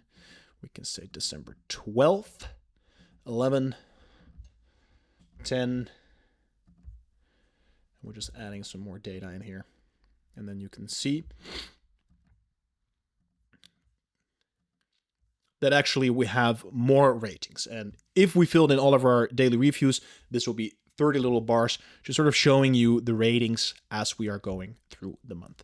Now, next we're going to go into the action tracker, and also simply going to duplicate this view. And these are the hours worked, and we're going to call this hours worked per past month. And then once again, we're going to change this filter, and we're going to say, show me all of the actions that I did in the last month. So on or after 1 month ago. But then we're also going to change this date property and set it to week. So we're going to see per week how many hours we have done. And then the last one that we're going to do, and actually I have to add the emoji here for beautiful, is we're going to do the same over here with the hours worked per project. And once again, we're going to just change that.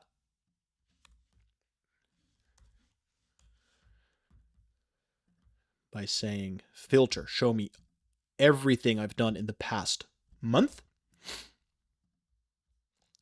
And we can leave the rest just as it is. So now it's just going to show us all of the hours that we did per project for the whole previous month. Then we're going to go back into this template, and I'm going to say empty view. And first I want to have daily review, daily ratings of the past month. Hide that title.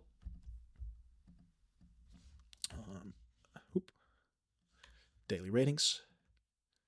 And then from the action tracker, I want to grab, boom, that's one. And then that. See, sometimes Notion has a few little glitches like this one. I guess we just got to work with what we got. I'm just going to add these, boom. Beautiful. Okay, add that graph. And then the last thing that we're going to do, so this is all just sort of reviewing and checking back in with things that we've already done. And then the last thing we're going to add is the actual reflection questions that we've made for the monthly review. Now,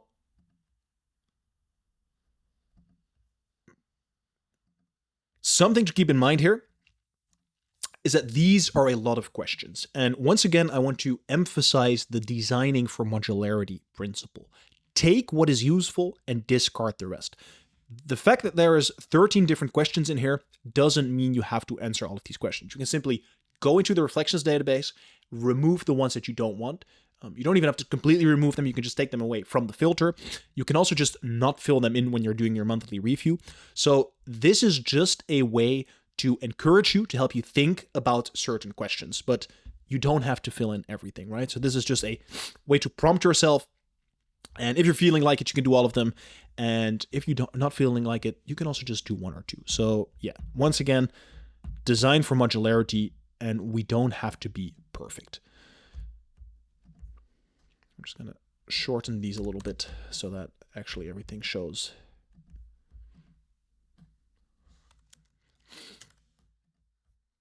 In one nice, neat tab. Okay, that's the reflections and insight part of the monthly review.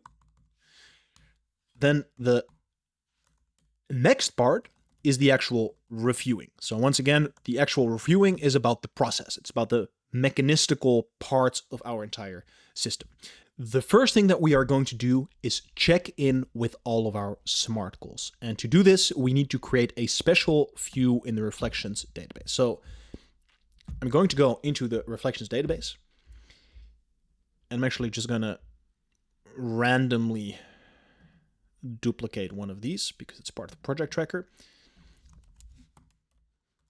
And we're going to say active SMART goals. So the question that I want to see is, what is the SMART goal that you are currently trying to work on? But I only want to see the SMART goal from the active projects. So we will need to create a new property inside this database that can help us measure whether a project is active. And the way to do that is by creating a rollup. So we've already connected the reflections database to the project tracker. So over here, I'm actually going to go to this property. This is a rollup. And then from that project tracker, I'm going to grab the status. And what I want to show is the original. Now, if I answer a question inside this project tracker, related to the project tracker rather, it's going to give me the project status right over here. So let's say, for example, I just make this new reflection, and it's related to what is my main SMART goal for this project. And over here, it is related to this Build the Notion of Life project. Over here, we can see that the project status is active. And that is what we want, because now what we can then do in this view that we just created, which I did not, there we go, did not rename. We can remove this group, which is what we're going to do, if I can find the button. Remove grouping. And actually, I'm going to say filter, remove, reflection questions contain SMART goal. What is the main SMART goal? And then project status is active. Boom. And now it's only going to show me the reflections for all of the SMART goals that we have for our active projects. And then over here, I can go into properties. I can show which project it is related to. And I will also add the formatted date in the front right over there. I could even add this. And just like this, we can now see all our active SMART goals for our projects. So this is one we want to add to our monthly review template. Reflections, we go in there. Or once again, we don't. Reflections, yes. Flop, and then active SMART goals. Okay, so this is the first one that we check in. This is the one we really want to get down. So if we take any review for the project questions, we want to focus on the SMART goals. So what is a SMART goal? Let's spend a little more time on this. SMART goals are intermediary goals that sort of bring our abstract and long-term vision goals into a more concrete description. So let's say, for example, a vision goal might be, in 10 years, I want to have a career from which I can sustain myself and can sustain children. That is very abstract, and vision goals tend to be more abstract. A SMART goal might then be, within the coming year, I want to have a job that earns me $50K a year. That is already much more specific. And then from that SMART goal, we create a project, which is sort of the engine to work towards that SMART goal, and we can reverse engineer into milestones and into actions. But as we are pursuing a SMART goal, it might be that the goal changes as we are working on it. So maybe 6 months in, I realize that $50K goal was not realistic. Or maybe that I've already gone past that. Or maybe that actually I don't want to have a job, but I want to start a business instead. So our SMART goals can change. And during the monthly review, we would just check in with those goals to see if they are still relevant, to see if we are still on track to reach them. And it is perfectly fine to change your goals. Like, a goal is a way of orienting ourselves in the world. A goal is not a thing to be reached in and of itself. Like, reaching a goal just for the sake of the goal is a great way to become miserable, because you can become very obsessed and you lose joy in the process and you become centered around the outcome. Now, does that mean you should quit whenever it gets hard? Definitely not. That is why we check in every month, right? On a day-to-day basis, we go through the shit. If we're not feeling it, we just keep going because we set this direction for ourselves. But then when we're in a more reflective state of mind, once a month, we check in with our SMART goals. And similarly, once a quarter, we check in with our vision goals, right? So we take some time, sit back and reflect. Is this still the SMART goal I want to pursue? And that's why we have this view over here. All of our SMART goals neatly laid out, and we can just edit our SMART goals over here. Now, what I usually do is that when I have a SMART goal over here, so let's say, for example, this SMART goal is indeed before the end of the year, I want to have a job with which I can earn 50K a year. Okay, let's say, for example, that is a SMART goal. If I change this SMART goal as I'm working on it, I will very often just make an edit and just write the new SMART goal over here. I'm actually going to change it before the end of the year.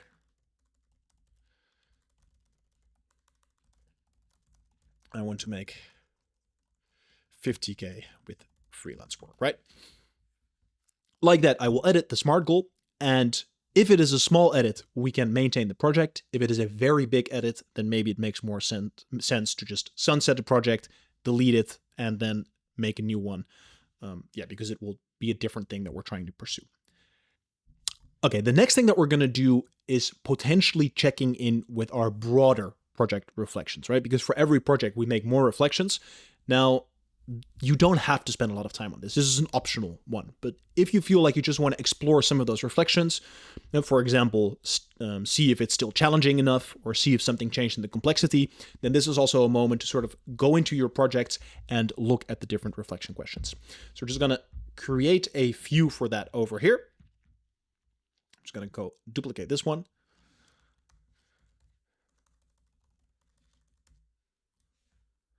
I'm going to add some sparkles. I'm actually going to call this project reflections. The filter is already right because we have the status on active. And we're going to change the layout to list. And we're going to have these properties. We're actually going to add the progress one. And we're going to add the days past date. And just like this, we have all our projects ready to go. And then actually we can just also add the next view that we will also use, which is going to be the next up project view. And that one's pretty much going to be the same as the active project view. The only difference we're making here is that we're changing this one to next up. Boom. That's actually not true. We're going to turn this into a list. Let me actually give some...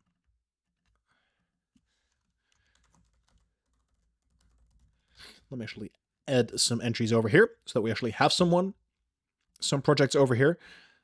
And we're going to add the property of next up. I almost forgot about this. And then the date span on the right. Because if you remember earlier when we built the project tracker, we added this extra property which shows us when we have the project scheduled. So it looks at the date span and then it tells us how many days do we currently have before we enter this first part of the date span. And this one over here has not been scheduled yet, right? Because it doesn't have a date span.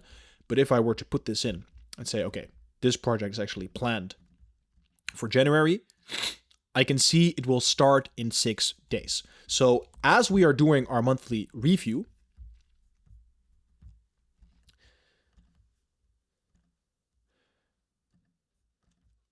we can quickly check in which projects are upcoming. And if they're almost starting, then we can either start them or we can reschedule them if they no longer make sense. And the way that we plan projects ahead is by looking at our vision goals. And we're going to explore that in one of the next chapters. But there you'll sort of see that we can use projects and already plan them ahead to plan towards vision goals. But more on that later. Okay, we're also going to get the other project checker view that we just created called Project Reflections. Drag that one over here.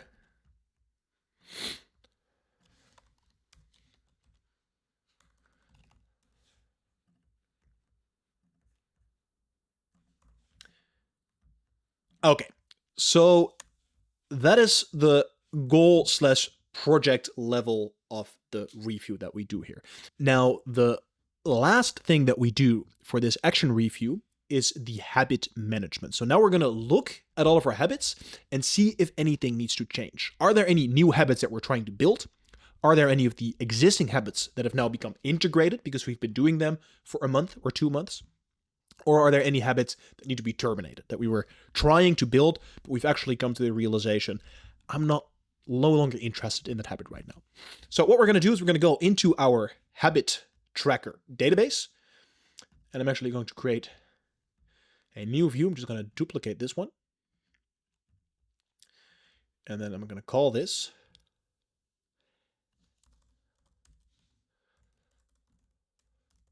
habit management. And I'm going to hide the status because we are going to group it by status. So we no longer need that property. And just like that, usually we don't have habits without a status, so I'll just delete those. And just like that, we have building, integrated, and terminated. And now what we can do is once we've added this view to this review section,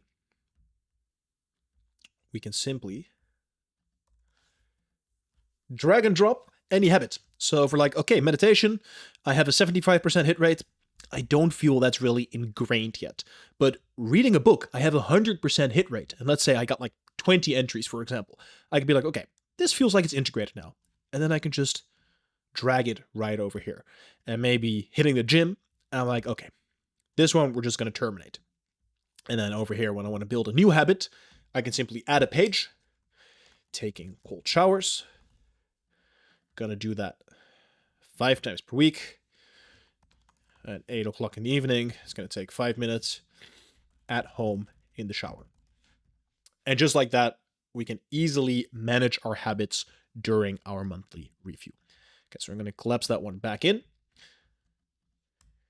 And then the next part is going to be the knowledge review. And this one is once again very similar to what we were doing for the...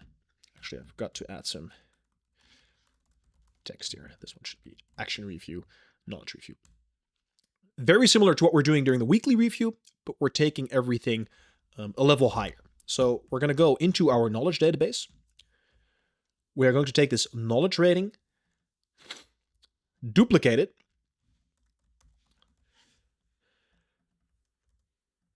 but now, instead of showing 1 to 3 stars and then 1 and 2 diamonds, I just want to see all the diamond options. So we're just going to hide these, and we're going to drag that one to 3 diamonds. So, and also we're going to say last edited is on or after a month ago.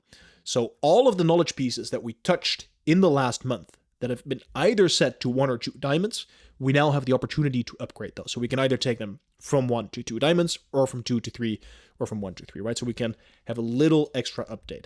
And if we do that, what you will see over here, just gotta go knowledge database, knowledge rating, is that once again, the amount of days that we have left to work on this knowledge piece increases. So let's say, for example, these reflections of Nietzsche, currently I have 74 days left to work on them. If I were to drag them to this 3 diamond place, now I have 89 days to work on them. So once again, we increase that score and we increase the amount of time we have to work on this specific knowledge piece. And these knowledge pieces are also going to be the ones we'll see during our yearly review. And we're going to have a small list of all of the most important knowledge that we have generated. So through this flow, through this process, over time, we are filtering, and we leave only those gems, only the information that is valuable to us, right? It's very contextual, the information that is valuable to us. So we have the knowledge rating right here during our monthly review. And then the other thing that we do related to the knowledge database is, instead of looking at all the open knowledge, we're actually going to look at all the completed knowledge.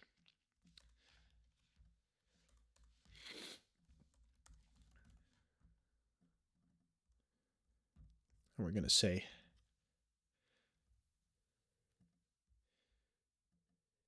days left is 0.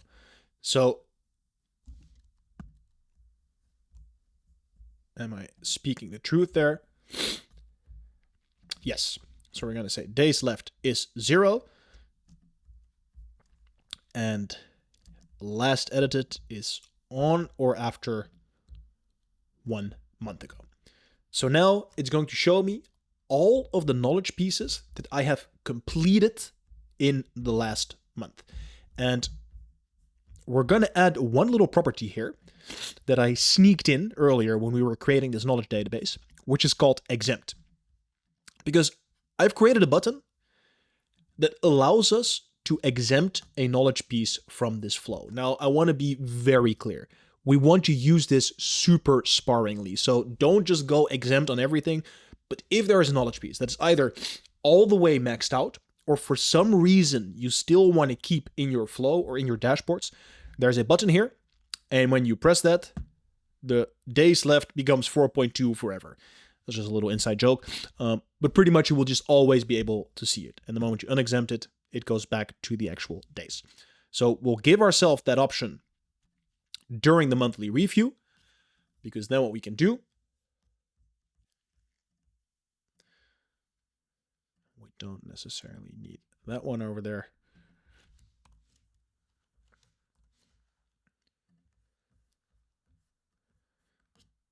We can add this, and we can say completed knowledge. So at the end of the month, we have the opportunity to look at all of the knowledge items that we've completed during the last month. If none of them need anything, then it's just a good reminder, okay, that is all the stuff we're now leaving behind. And if there's something we want to make exempt, we can simply press it and it will be saved for later revisiting. Okay. Next part of the review is going to be, actually, H2 was okay. Review our finances. And we do not have a system inside Notion of Life. I initially did not think it was relevant. I'm also not quite sure if it is better than doing something outside, both for security reasons, but also just I feel like banking apps already have pretty good tracking. And yeah, maybe you could do something with budgeting. If you want to see something finance related, if you want to see dedicated finance database inside of a Notion of Life, let me know and I would be more than happy to create one. But for now, it is just a checklist that we have over here with a few things that we can do, like pay all our open bills, check if we still have outstanding requests that need to be paid, maybe check in with our cash flow, check in with investments. We can all do that at the end of every month. And that already brings us to the end of this review. Now, one thing you might notice is that as we are progressing in building this system, things become easier to build because we have the core infrastructure, and once things are set, it becomes easier and easier to keep adding things. So the beginning of the system is really hard to build, hard to understand, but as we're progressing right now, you can see we pretty much built a fully functional template in like 25 minutes, and we can just use this like for many, many years. And this is, I mean, you can make like small tweaks, but yeah, 25 minutes to build a very robust, maybe even anti-fragile template. Yeah, just goes to show what good core infrastructure can do. So what we're going to do is we're going to create a button, and we're going to say create new review, very similar to what we did with that weekly review. We're going to give it that sparkle. Once again, we're going to have a little confirmation, and the confirmation is going to say, don't forget to fill in the intentions that you want to set for the upcoming month. And once again, also a gentle reminder to give ourselves a little reward. It's like, let's do it. Yes, sir. Or nope. And also here, I'm going to add some formula magic, because what we want to do when we press this button is we want to create the monthly review for the upcoming month. So we're going to add a page to the monthly review database, and we're going to add that as a template, the template that we're currently building. And then for the month name property, I want it to automatically take the upcoming month date. So this formula takes the upcoming month. I'm going to put that as the name. And then the date span, I want it to take also the upcoming month. And then the last thing I want to do is I want to open this page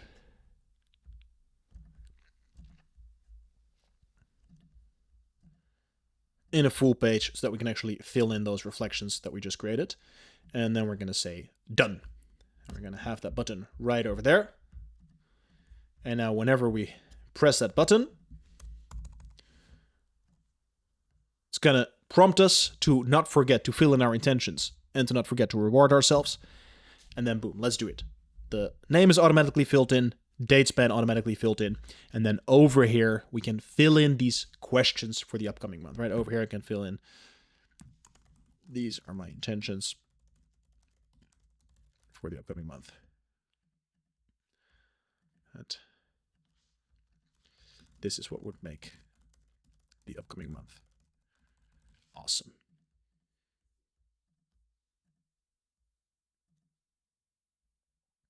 Now it seems that we actually created a wrong. One quick thing that I noticed as I was doing this, because we relinked these reflections over here, right? If you remember, we just relinked this monthly review database. What we also need to do inside each view is to relink the template. So currently we have this filter, right? And it says, only show me the reflections that contain the monthly review template. But this is not actually the template that we just built. I just figured this out because something was going wrong, because it is still linked to that old template. So when we're inside our monthly review template, what we need to do here is actually to go in here, delete this one, and set it to template. And do the same over here. We need to delete this one and set it to template. And now it has actually been set to the proper template. And so now if we create this new review, boom, let's do it. It is creating a January 2025 for us.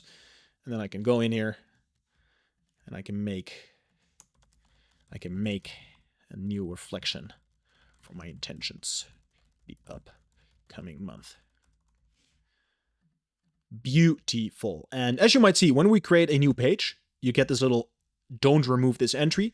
This is just from the original template. It is to not confuse people. I made this button, which is a little exclamation mark to show people like, hey, don't remove this entry.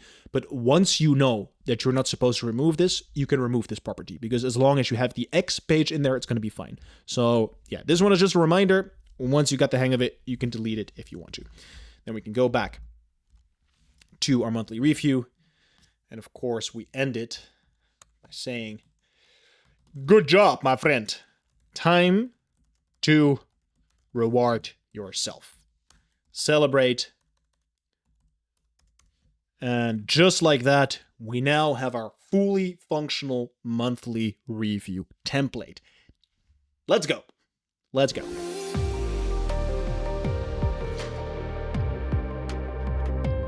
Okay, let us go and build this vision goal database. Now, the first thing that we're going to do, and we can dream this stuff by now, is of course going into our database collection zone. And then I'm going to create a new header over here inside databases, because this is where we're sort of moving from the more planning and concrete stuff to the more abstract and inside stuff. We're going to create a new page, call this the vision goals. Going to give it the star emoji, turn that into a table, removes the emoji. Thank you, Notion. Let's go add cover. Do we have the covers over here? Yes, we do. It's going to be inside the inside covers, vision goal covers, database. Okay. First view we're going to make is, of course, going to be the master table. Adding the emoji in there. And then we're going to add some properties. The first property is going to be called the goal name. So this is where we're going to write down the actual goal. Then the second property is going to be the time horizon. So what we're going to do here is we're going to create three labels with which we can set the time horizon for which we want to set this vision goal. And that's either going to be for 5 years, it's going to be for 7.5 years, or it's going to be for 10 years. So we can choose one of these time horizons for which we want to set a vision goal. And once again, here it's very easy to sort of misjudge how long a time horizon is, but the difference between 5 and 10 years is a lot. It's like a full another 5 years. And it might seem like, yeah, it might seem like we understand that, but it's a big difference. So think about this when setting it, but maybe there is indeed a decade-long goal that you want to work on. Maybe you have a very clear decade-long goal that you want to work on. Then you can use this to set that goal for yourself. Okay, we're going to just color code these a little bit. I'm going to make that one red. Then we're also going to add this checkbox property, which is going to say archived, because like I said before, vision goals are a way of setting direction. And once we've set a 5-year vision goal, that doesn't mean we have to finish it, right? Especially when you start using this system, especially when you start getting into self-development and into reflection and getting a deeper insight into who you are. You can be changing a lot, right? Those first few years, there can be a lot of changing. There can be a lot of changing the course of where you want to go. And simply just tunneling down, like setting this vision goal and then being like, no, I set this goal, I really need to achieve it, is a great way to make yourself miserable and not achieve the actual things that you want to do. So we want to have the possibility to archive our vision goals. Now, inside of this template, there's going to be a whole bunch of questions and a process that hopefully help you set vision goals that resonate very deeply. So if you feel like changing your vision goals every other month, then maybe reevaluate the vision goals that you're setting. But if you're 1.5 years in and you realize actually a lot has changed in these past 18 months, then by all means, archive a vision goal, right? You don't have to stick to it just because you said it once. Okay. Then we're going to add a date created, and I just want to show the date. I don't want to show the time, so I just want to show the date. It's going to be the date on which the vision goal has been created. Okay. Later on, we're going to link our vision goals to some other databases, but for now, we're only going to link it to our project tracker database. So over here, I'm going to create a relationship, and we're going to say project tracker.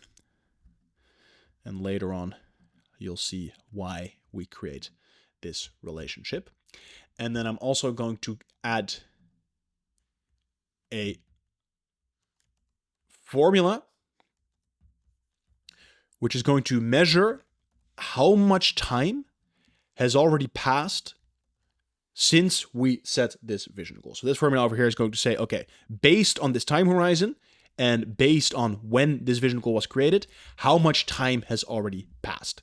And I'm just going to turn that into a little bar measurement. And if we were to now change this date, this one is date created, but let's say, for example, I would make this property and just make it like a custom date. And I would set this in 22. You can see this formula, we need to set it to percentage. Number format is percentage. Boom. You can now see, okay, there was a 10-year time horizon. This goal has been active for 2 years. You can see, okay, we're 20% in our initial, since we set this vision goal. So this is just a very easy way over time to see how long have you been working on a particular vision goal. So I'm going to create this back into the created time. That one's then gonna snap back to reality. Snap back to the actual time that we are trying to show over there. Okay. That is sort of the overview of the vision goals database. Now, the next thing we're going to do is create the actual template, because inside of this template, that is where we are going to set our vision goals. Now, the first thing, of course, that we're going to do is say vision goal template. Add this beautiful star emoji. Add the vision goals cover. I'm going to clean up this layout a little bit. I'm just going to move this to the panel and just going to pin the things that are really relevant right here. And that will be the time horizon. We want to see the time horizon. We want to see the time that has elapsed. And for now, that is it. Later, we're going to add some more, but for now, this is it. And almost forgot to also remove this. Okay, nice and clean. Just the way we like it. The first part and the main part of the vision goal is going to be a bunch of reflection questions, because this is mostly about setting the right goal. That is really the essence of the vision goals. Like, what is it that I actually want to be pursuing? All right, what do I actually want to do with my limited time here? I'm going to make this yellow because it's insights. And then similar to with the project tracker, we're going to have 4 tabs of questions. And actually, before we can add them over here, we will first need to go into this reflections database. And like we explored earlier, we will have to relink this database over here because it's still linked to the old database. So what I'm going to say is relation. I'm actually going to click that and then turn it back into relation. Vision goal. One-way relationship is fine. Add relationship. And then go into these views. And we will actually have to just delete this. And we'll have to manually re-edit once we've added these questions to the actual template.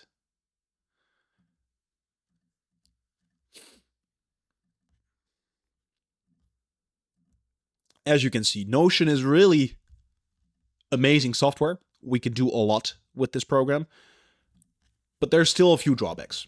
So sometimes things just take a little longer to set up, but that is fine because once we've set it up, once our templates are complete, we don't have to do this stuff again.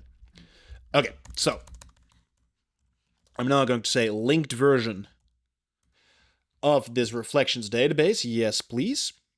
And then go down here. And the first set of questions is related to the purpose of the vision goal. Why do you want to set this vision goal?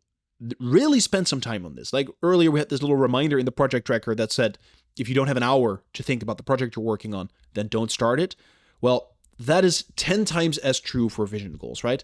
This is the direction that you are setting for your life.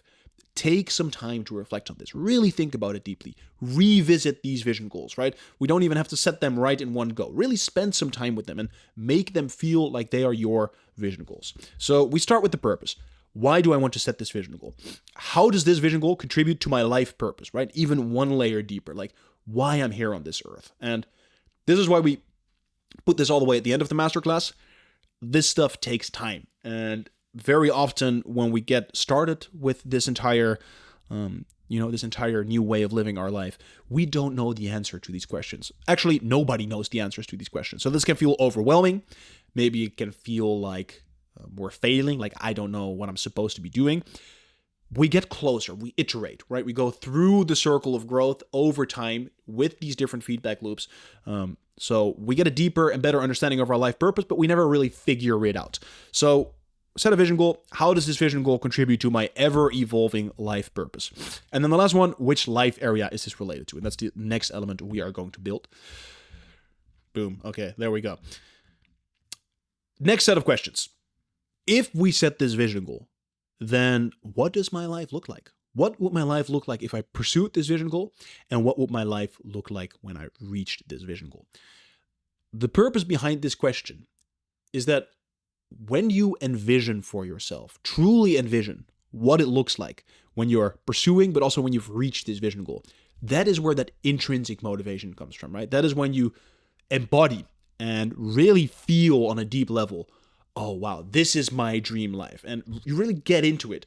And research shows that when you do this, we actually start taking better action in the here and now. And my personal experience also definitely shows this, right? I started setting vision goals maybe like 7 years ago, long before I started building this system. And it has really oriented my life. By sinking in, by envisioning where you could end up, you actually have a much higher likelihood of ending up there. Now, there's many people out there that go, hey, law of attraction, baby.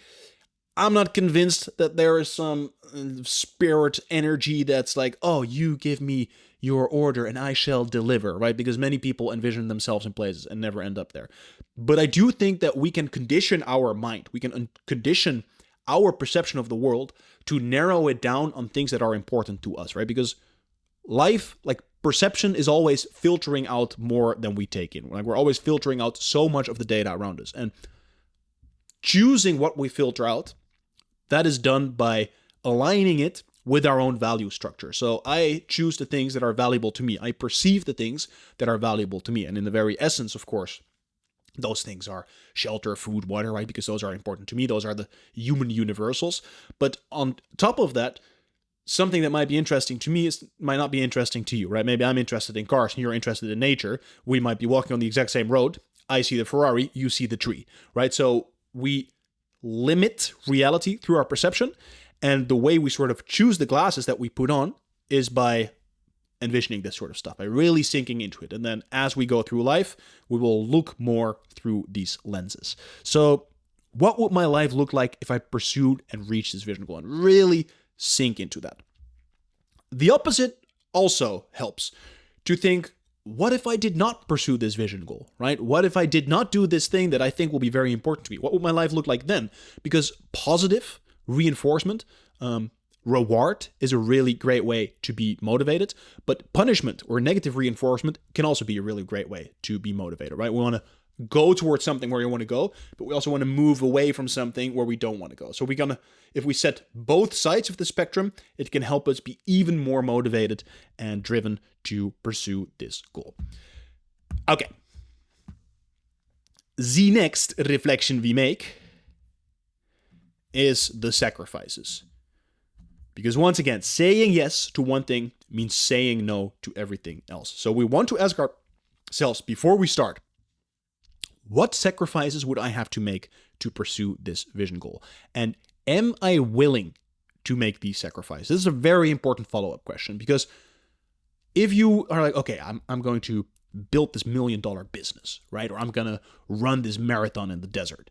And the sacrifice that I need to make for that is I need to train every single day. I will not be able to eat any unhealthy foods. I will have to live inside the desert for 3 months as I'm pursuing this goal. You write down all these sacrifices.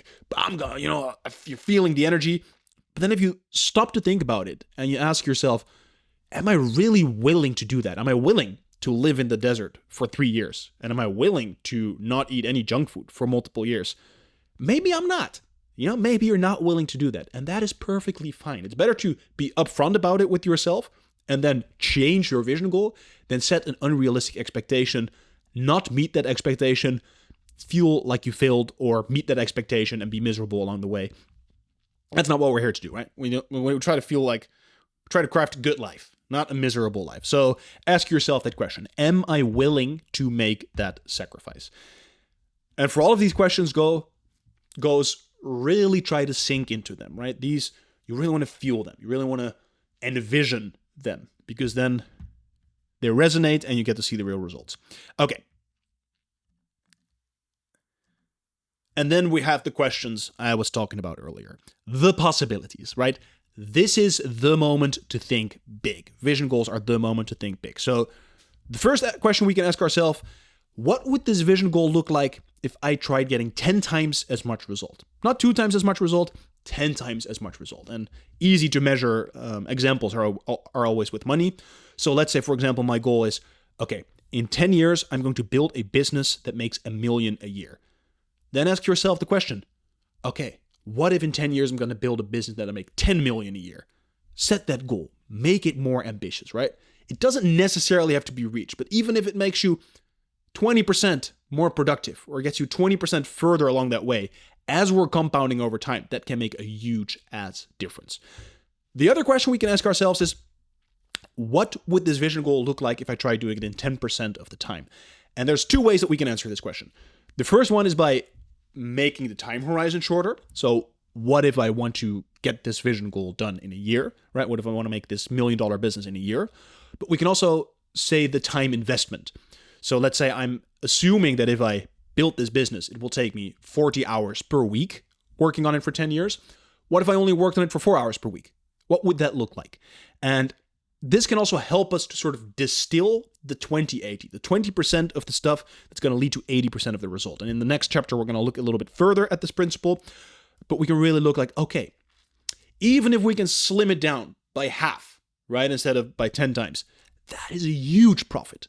And if we can make that upfront by just reflecting for a few hours, it's like, that's a bargain, right? If I'm asking you like, hey, take 10 hours to really get this right, and then over the next 5 years, you are going to save 1,000 hours.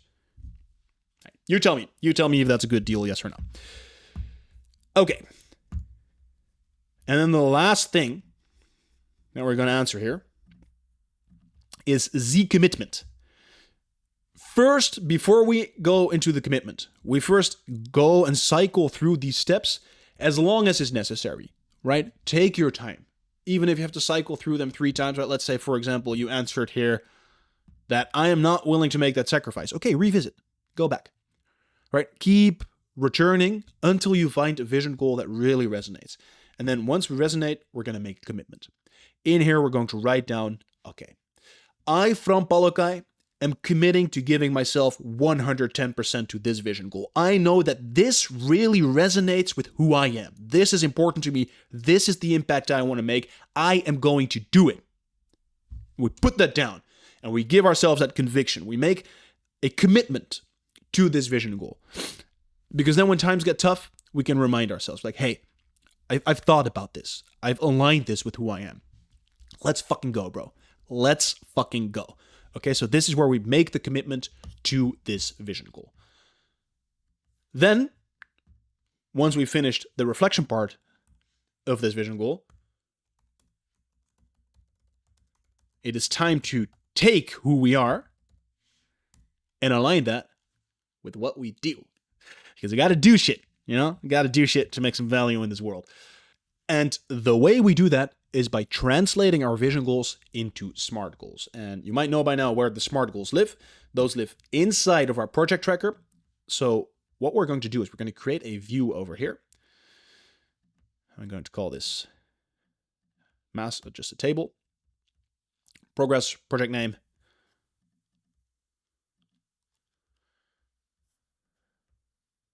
To review is not necessary. We're going to have the day past date. And we want to have the... No, I think that is everything that we want to see. Okay, boom. Days past date. Actually, we want to also see whether it's next up. Yes or no. Now, earlier, we created this relationship with the Vision Goals database.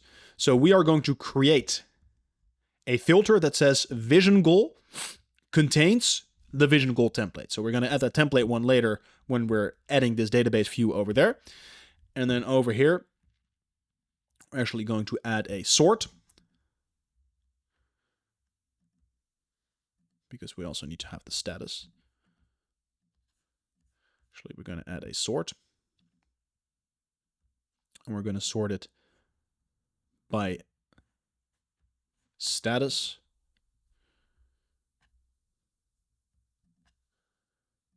And then I think we'll just do it descending. So let's say, for example, this one's completed. We can have completed. Next, actually, let's do it ascending. I think that looks better. Boom. Okay, so we can see all of our projects. Let's name this one Vision Related Projects.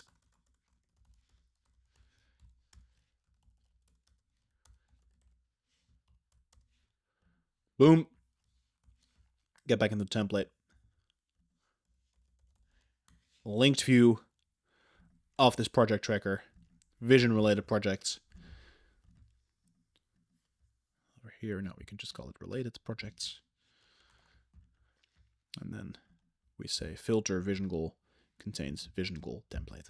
And so over here, we can create projects that help us work on this vision goal. And this is ideally how we use the Notion of Life system, right? When we start using it, there's a very high likelihood we have projects that sort of come in bottom up.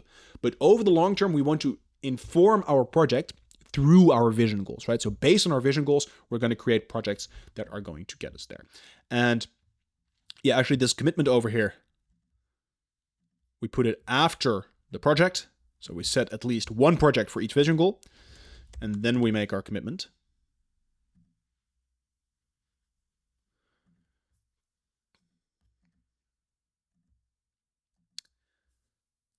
And that's it. Vision goal template. So we can just create one of these templates, fill in these questions, set a vision goal, and just like that, we are ready to go.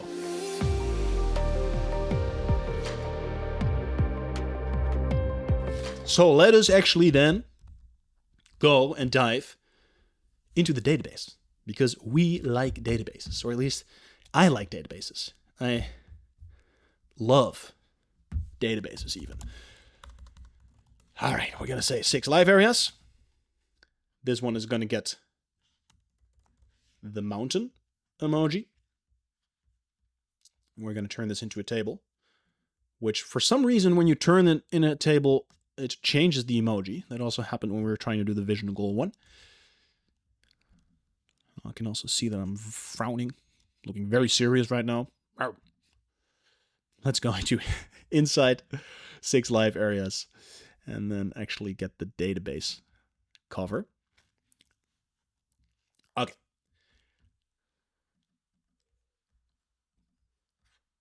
Relatively simple database. I'm going to call this master table.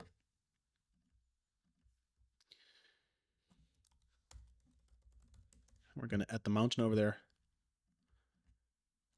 And I'm just going to create a few empty ones so it looks nicer. Okay. First, we're going to have the name property, which is going to be the live area, the name of the live area. And then we're going to have a number property, which we are going to call the generative ability. And this is sort of the amount of energy that we have. And in total, this will be 100%. And as we are doing our quarterly reviews, we can sort of give a percentage for each of the different live areas. So over here, I'm just going to say ring is divided by 100, indeed, because it's 100 and the number format should be a percentage. And why is that doing 1500? I don't know. 15%. Perfect. Then we are going to also create a rating over here. And this is also we can track during our quarterly review. So we can give each live area rating to sort of see what we're at with these live areas. Now, it's not that we're going to complete a live area, but this is just a way of saying, okay, currently I feel like I'm giving my physical area 3 stars.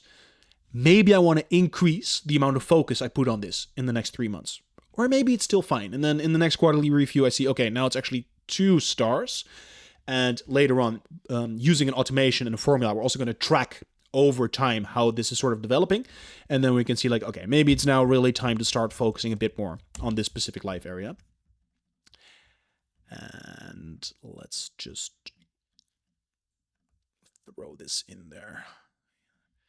Give it some color coding. I always really like to make things look pretty. But of course, functionality first, aesthetic second. But I'm pretty sure this is going to be functional. And then the last thing that we do is we connect it to our vision goals database that we just created. So I'm going to say vision goals at this 2-way relationship. Boom. Okay. Beautiful. Simple database setup. Now let us dive into creating the template, because this is where most of the stuff happens. Now, the thing with these live area templates is that we are going to create one for every live area. We fill them in once, but then we don't have to do that again very often. I mean, we can revisit them whenever we want, but it's not like we're going to keep creating live areas the way we might create projects or the way we might create vision goals. So it's more of going to be a one-time thing. Let me just put some pinned properties. We're going to give the rating, and we're going to give the generative ability over here. Boom. I'm actually going to remove this one. We're going to say full width. And then the first chapter is once again going to be reflection and insight.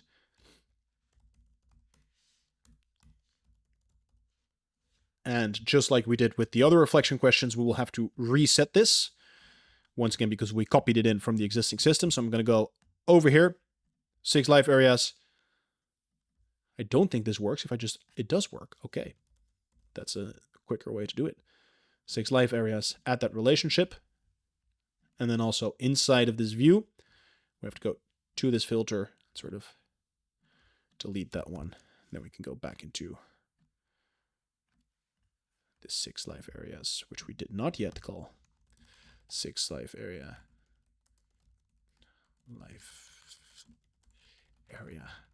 template. Linked view. Nope.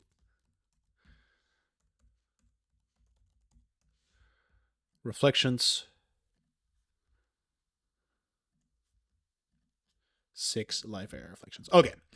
There's going to be 3 questions that we are going to ask ourselves. The first one is, what does this life area mean to you? So earlier I gave a little overview of what these life areas mean to me from my perspective, but what does creativity mean to you? What does a rich social life mean to you?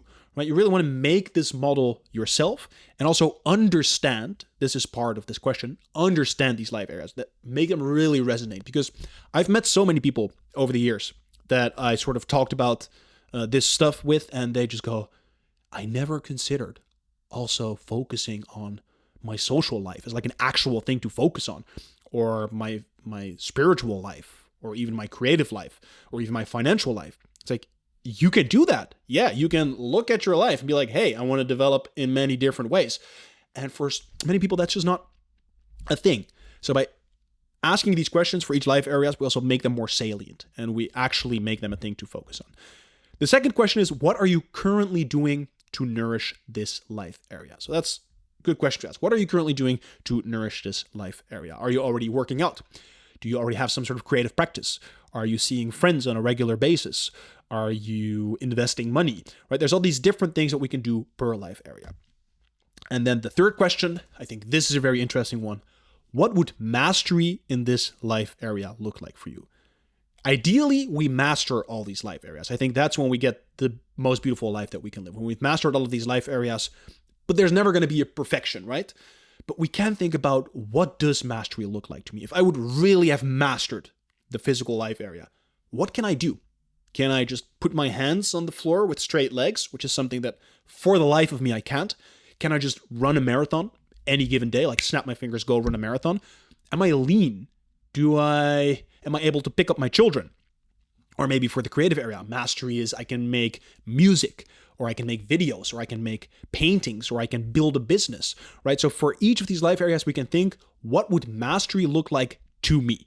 And this almost feels like a vision goal. And that is also why the next tab over here is going to be related vision goals. So we're going to make a few in here. And we're going to call this one 6 life areas. All right, these all I'm going to say. Time horizon is archive just for now. That's the only stuff. Actually, I also want to see the time that has elapsed. We go back into this life area template. Say vision goals. Boom.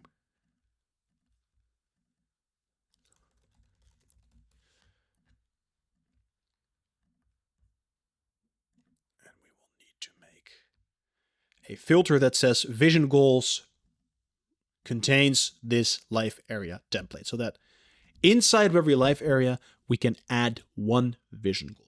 Now, I would really recommend not going over 1, because if you do one for every life area, we're already going to have 6 vision goals, and that's plenty of vision to work around. So based on these life areas, we can set goals. So we help ourselves broadening with these life areas and then deepening through the goals that we set for in the future, right? So for example, if this is the physical life area, I could say, okay, my vision goal is that 10 years from now, I am able to pick up my children, or I am able to do 100 pull-ups just like that whenever you ask me to, or I am able to run a triathlon.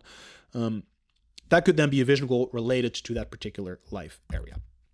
just going to remove this little mountain over here. Later, we're also going to add the core insights to this, but that's the next chapter. And then for each of the life areas, we are going to add a little 2080 checklist over here. I already prepared those checklists for you so that you can see what are the 20% of activities that I can do for each life area.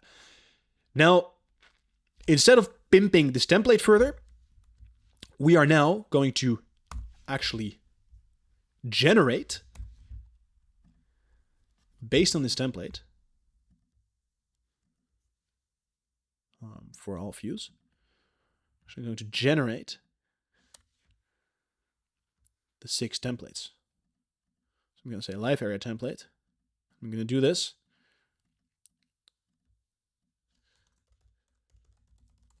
For all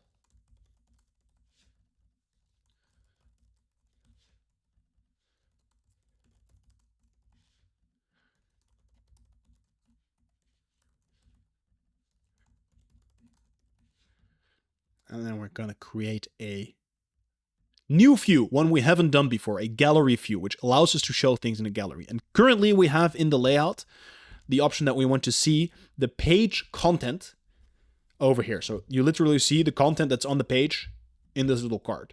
What we're going to do instead, we're going to say I want to see the page cover. And then for each of these different life areas, we have created some custom covers. So I'm going to do this one first. I'm going to say, okay, for this one, I want to upload the creative area. And then I'm also going to just grab this 2080 for you, and we're going to paste it in here. Here is the 2080 for this life area, right? Where there's a little to-do list. You can just simply read this for each of the life areas and see what are the activities that you can do. So for example, for creative thinking, it's tinkering and building a lot of stuff, whatever that may be. Practice having ideas and applying them. Learn a practical or productive skill. Study other people and their creations. These are time-tested things. These are things that have been around for ages, but it just gives you a little checklist. What is like the 20% of different activities that I could do to get 80% of the result for this particular life area? Okay, so we got the creative area. Then next up, just going to grab the 2080 as well.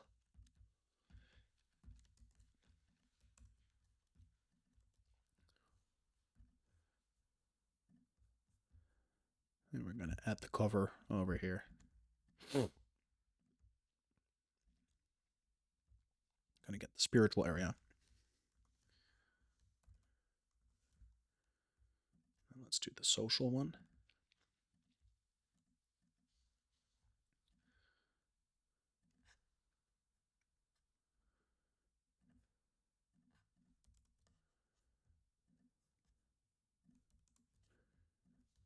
Let's also get the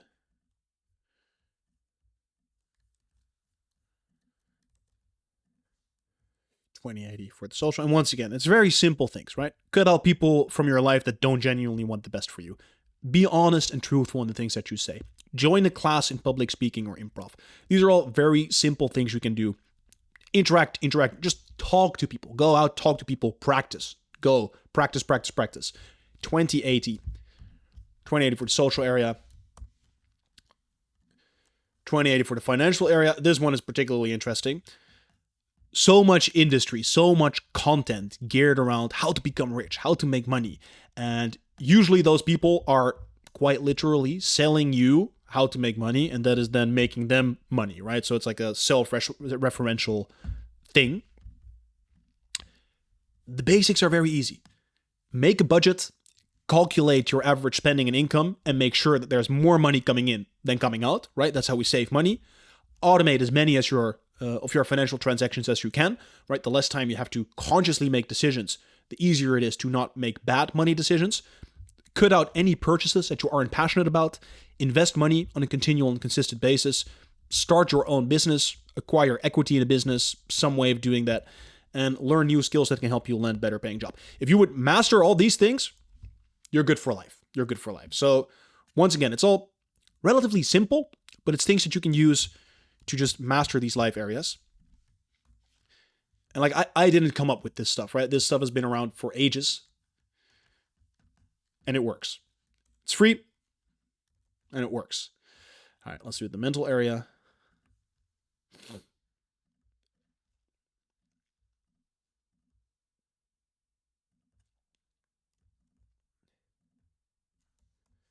And last, but not least, we're going to do the physical.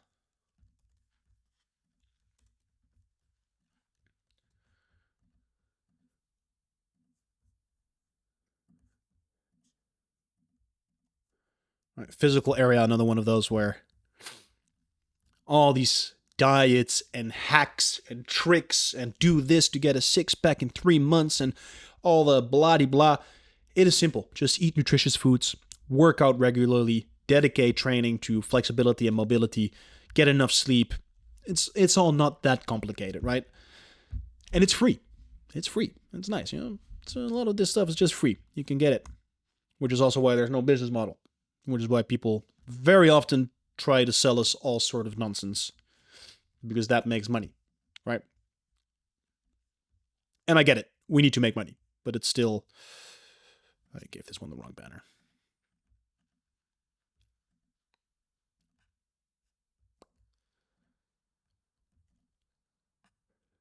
There we go. Gonna drag that one over here. And we're just gonna hide the title. And boom. This right here is our 6 life areas database. And this one also the one where we can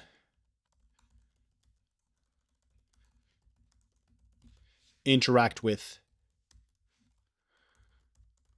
All right, this one's ultimately going to end up in our inside zone. Later on, we're going to populate each and every one of these zones. But for now, we can just put this one here.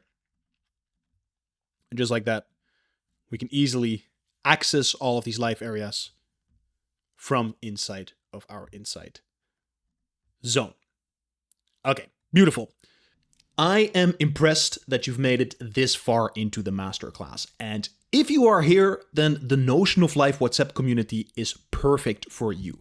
This is a place for all the true Notion and self-development lovers. It's a high-value environment in which we can learn with and from each other on everything Notion and personal development. And the way we ensure this environment is by having an exclusive community that is based on an application process. So even though the whole thing is free of charge, we still want to filter and make sure that everybody in the community feels engaged and is actively adding value. And to sort of set the example, and as a little cherry on top, anyone in the community can drop template requests and I will build them for free and share them with all of you. So if you want to apply for this community, then I can highly recommend going to the link in the description, and who knows, maybe I will see you on the other side.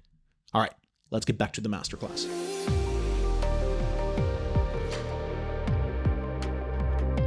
So let us open up the Notion over here, and then we're actually going to add our last insight database, and that's going to be the core insights. And I've learned from my mistakes. I'm first going to generate the table this time, and then actually, yes, I love you too, Notion page. Thank you for that heart. I'm actually going to give this core insights, and we're going to upload, and I am going to go into, can we enter it from here? Yes, we can. Insight covers core insight. That is going to be the database. I'm just going to enter this over here. Okay, this is going to be the name of the core insight. Then next to it, we are going to have the type of insight. And there's going to be 3 different types here, but we can also subdivide them a little further. The main 3 types are going to be affirmation, core value, and core principle. But instead of only just having one core principle, actually we're going to call core value a value statement, and I'll explain a little more about that later. We're actually going to create personal principle. To be paying now, full disclosure, this layering of principles is a new thing I added to the system. It's an experiment. If it doesn't work for you, just stick to value principle affirmation.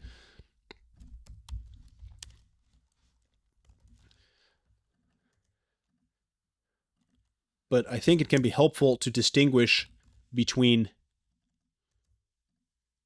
what level of principle we're writing down. So basically what we want to do is whenever we figure out a principle, it's like, okay, whenever I do a job for someone, I always immediately want to get paid. Because I've been scammed in the past, I always immediately want to get paid. Okay, is that a personal principle? Or is that maybe a cultural principle? Is that something where I recognize, oh, Dutch people actually always immediately want to send that stuff because we want to get paid? Maybe in Indian culture, they don't necessarily expect you to always pay immediately because it's more of a thing that they just keep track of, like, hey, I helped you this time and you help me the next time. And agreements are more fluid, for example. That could help us realize, like, oh, this is actually more of a thing happening on the culture level. So maybe I don't have to change something about myself. Maybe I have to change something about my surrounding, or a mixture of the two. So it sort of helps us to figure out at what level this principle arises. Cool. I'm going to call this one bloop, value statement. Oh no, that was actually good. This one's the affirmation. Okay, cool. So these would be the type of core insights that we have. Then we're going to add a third one. And this one we're going to call resonance. How do I spell that? Just like this. The thing with core insights is that they can conflict with each other, right? Like I said earlier, especially at the level of personal principles and personal values. There could be something that I value that conflicts with something else. Like maybe I really value having the freedom to travel the world, but maybe I also really value having a steady home base in which I can spend time and relax. Those two things can be in friction with each other. It does not mean we need to choose one over the other and say, I'm only going to do that freedom thing. But what we can say is, okay, currently I am more focused on this particular value or principle. In that case, it's going to be embodied. I can also have it top of mind.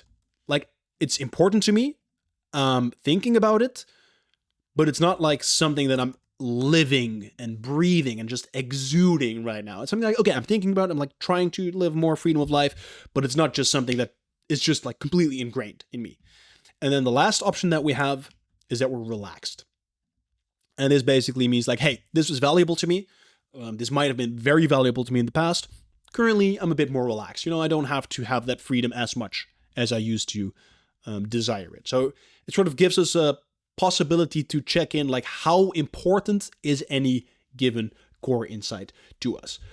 Okay, we're going to create a relationship to the 6 life areas because we care. And then here we're going to do some funky shenanigans because we're going to create a self-referential possibility in this database, and we're going to have sub-items that we can add under certain core insights. And in a little bit, I'm going to show you why we have that. And then the last relationship we create is a relationship with the vision goals. And we add a date, which is going to be not just date, I want created time. And we don't need the actual time, we just need the date. Boom. Gonna unwrap that. Okay. This right here is the core insights database. Now, as with the other aspects, most of the magic is going to happen inside of the template. So I'm just going to go in here, and the first one I'm going to make is a value statement template. And the value statement template actually gets the water drop as an icon. Is it just drop? It is just drop. We're going to set the page to full width. We're going to add a cover for value statement, and these are all water themed.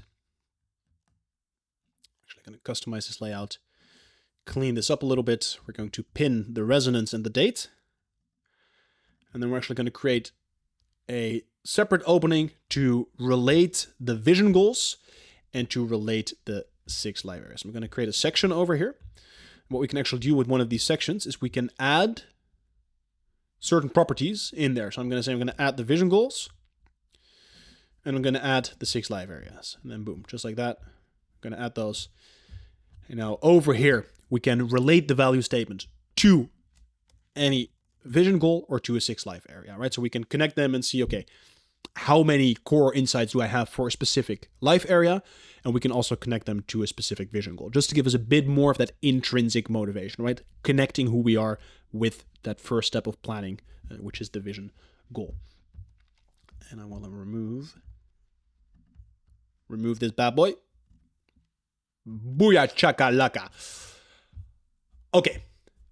The essence of the core insights is reflection. So I'm just going to grab, actually first we need to, it's good that we do this every single time. So hopefully like this, you get a better understanding of how these reflection questions work, because we need to edit this and relink it.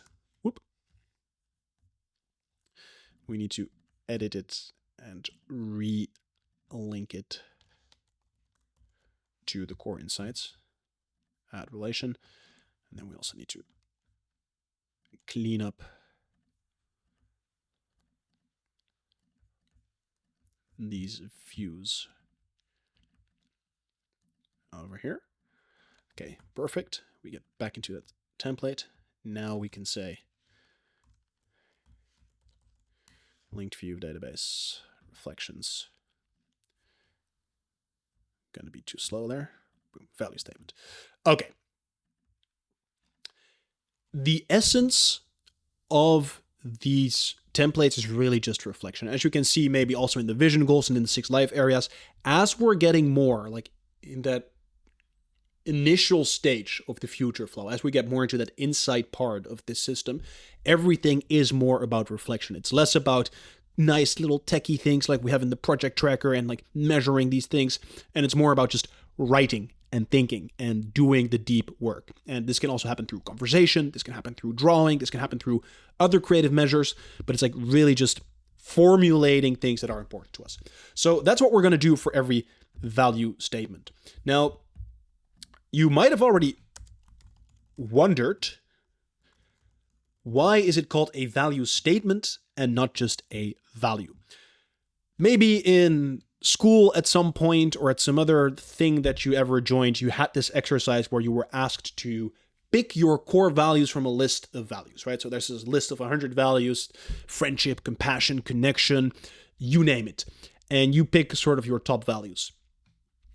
It's a good exercise to get the juices flowing, but it's too broad for me. Like freedom, what kind of freedom?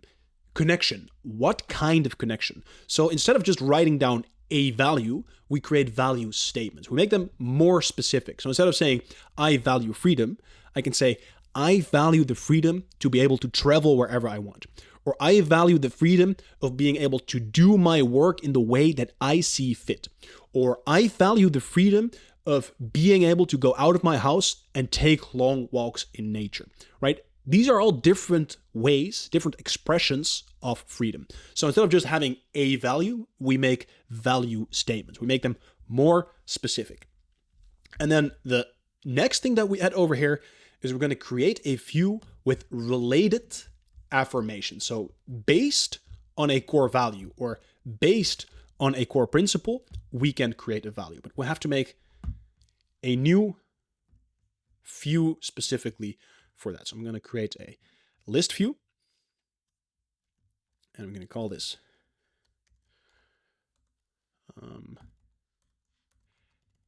affirmations.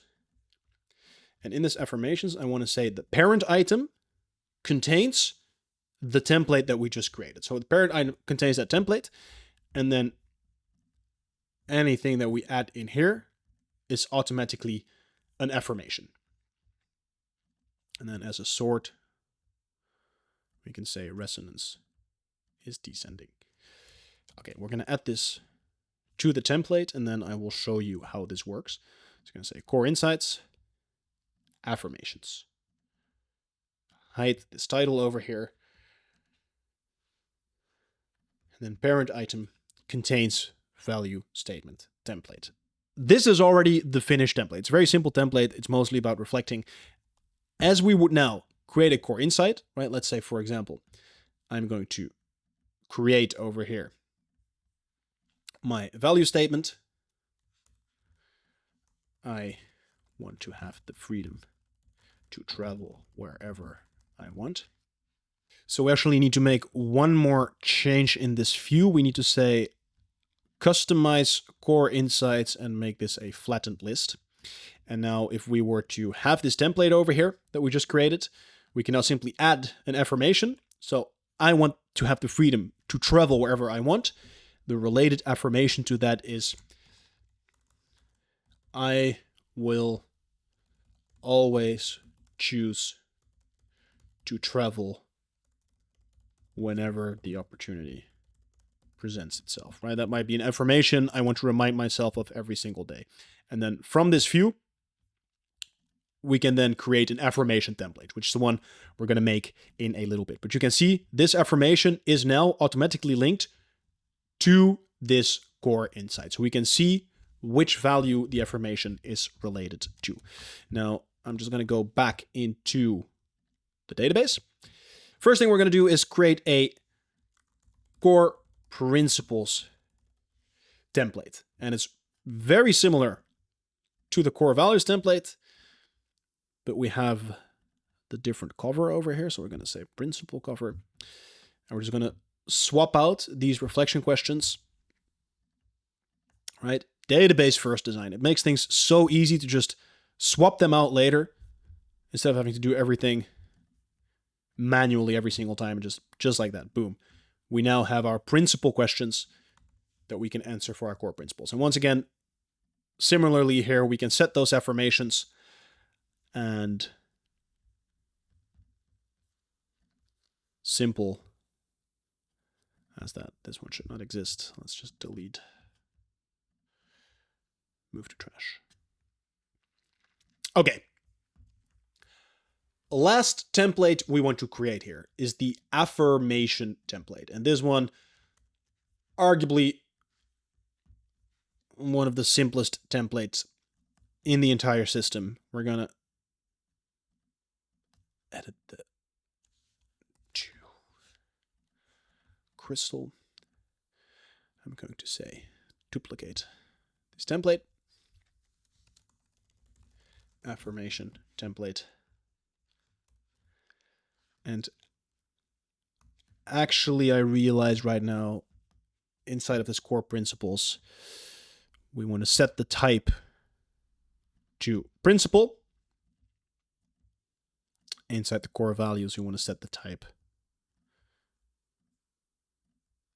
to value statement. And then inside the affirmation, I'm going to set this one to snowflake type affirmation. Make it big. Change the cover.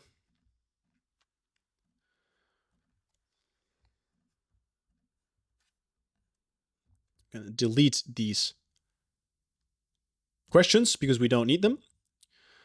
Also going to delete these affirmations, and we're actually going to make two new views. And the first one, we're simply going to duplicate this one, and we're going to call it parent value / principle. And we're going to change this to saying it contains one of all these units, and the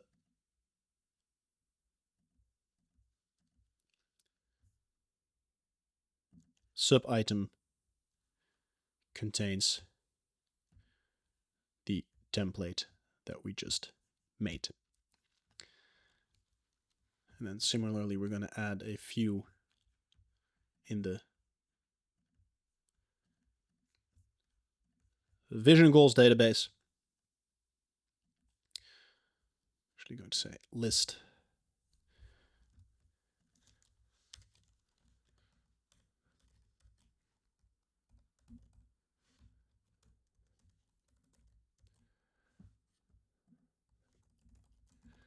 related affirmation filter core insight contains affirmation template. Cool. We'll go inside the affirmation template, and then we'll add these two views over here. Core insights is going to be parent/value, and we're going to set that to sub item contains affirmation template. And then over here, we're also going to add vision goals related affirmation contains core insights template. And so now whenever we link a vision goal here, we can see either the vision goal to which this affirmation is related or the parent value or principles. And then we're going to have a little box at the top in which we can write down our actual affirmation. Now we are going to add this affirmation template to our vision goal template also, because we made that one earlier, and we never set an affirmation from inside here. We always start from inside another element. So we either get there through this core value or core principle, or we get there through the vision goal. So let's just open this one up. We go into the vision goal template. And after the commitment, we actually add affirmation. An affirmation that is related to this vision goal template. I should have created that one in the original database, so let me just quickly do that as well for consistency's sake.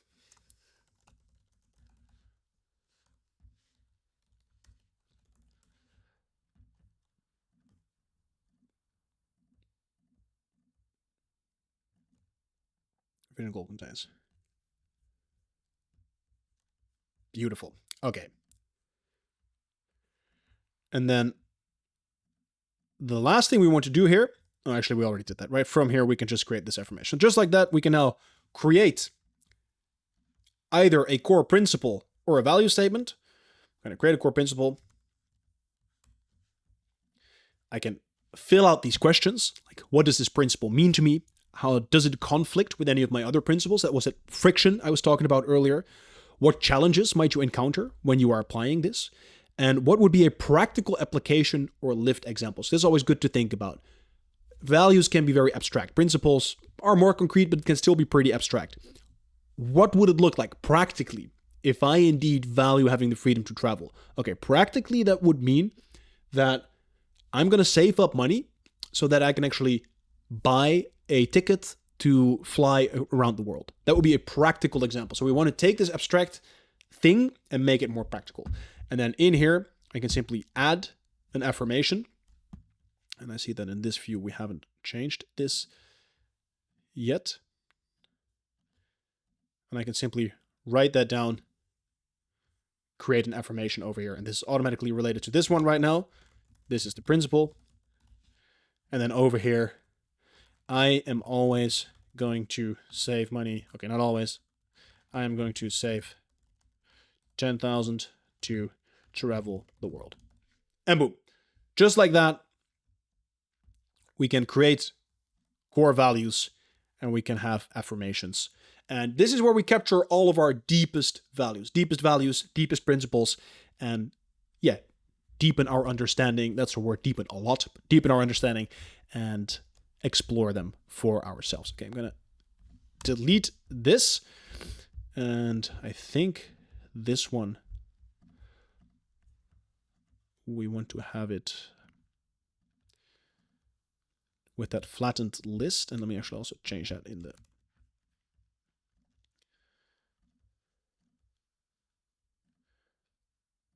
flattened list.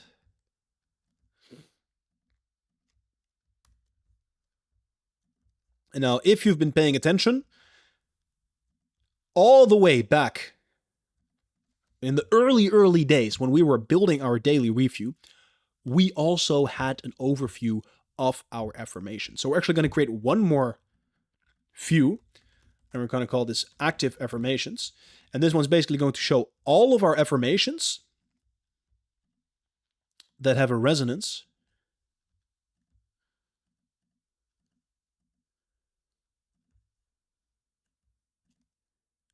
of top of mind or embodied. You can either do just top of mind, or you can do top of mind and embodied. And basically what happens then is when we have this affirmation, I will always choose to travel, and this is going to be top of mind. Then we can add this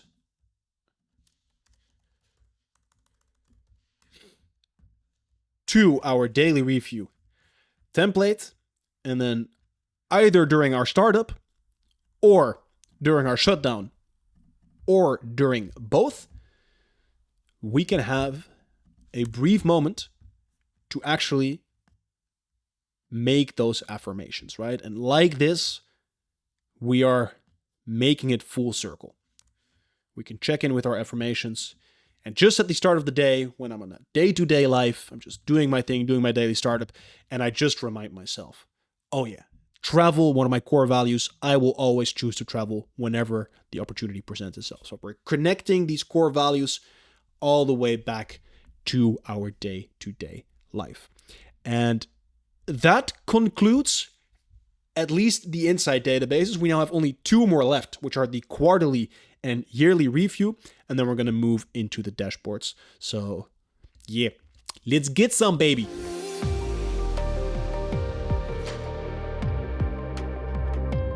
Okay, but I don't want to beat you with a dead horse. I'm not sure if that's a saying, but still don't want to beat you with a dead horse. And I actually realized we have not ticked all of these boxes quite yet. We did indeed do all of these things. We've been scaling that system. We've been doing all of this stuff. Okay, beautiful. Let's build this quarterly review database. Over here, I'm going to make a page. I'm going to call this quarterly review, making a table. And then the icon that we use for this one is this star symbol. And then actually, I'm going to add that over here. And we're going to call this the master table. Once again, frowning like a madman.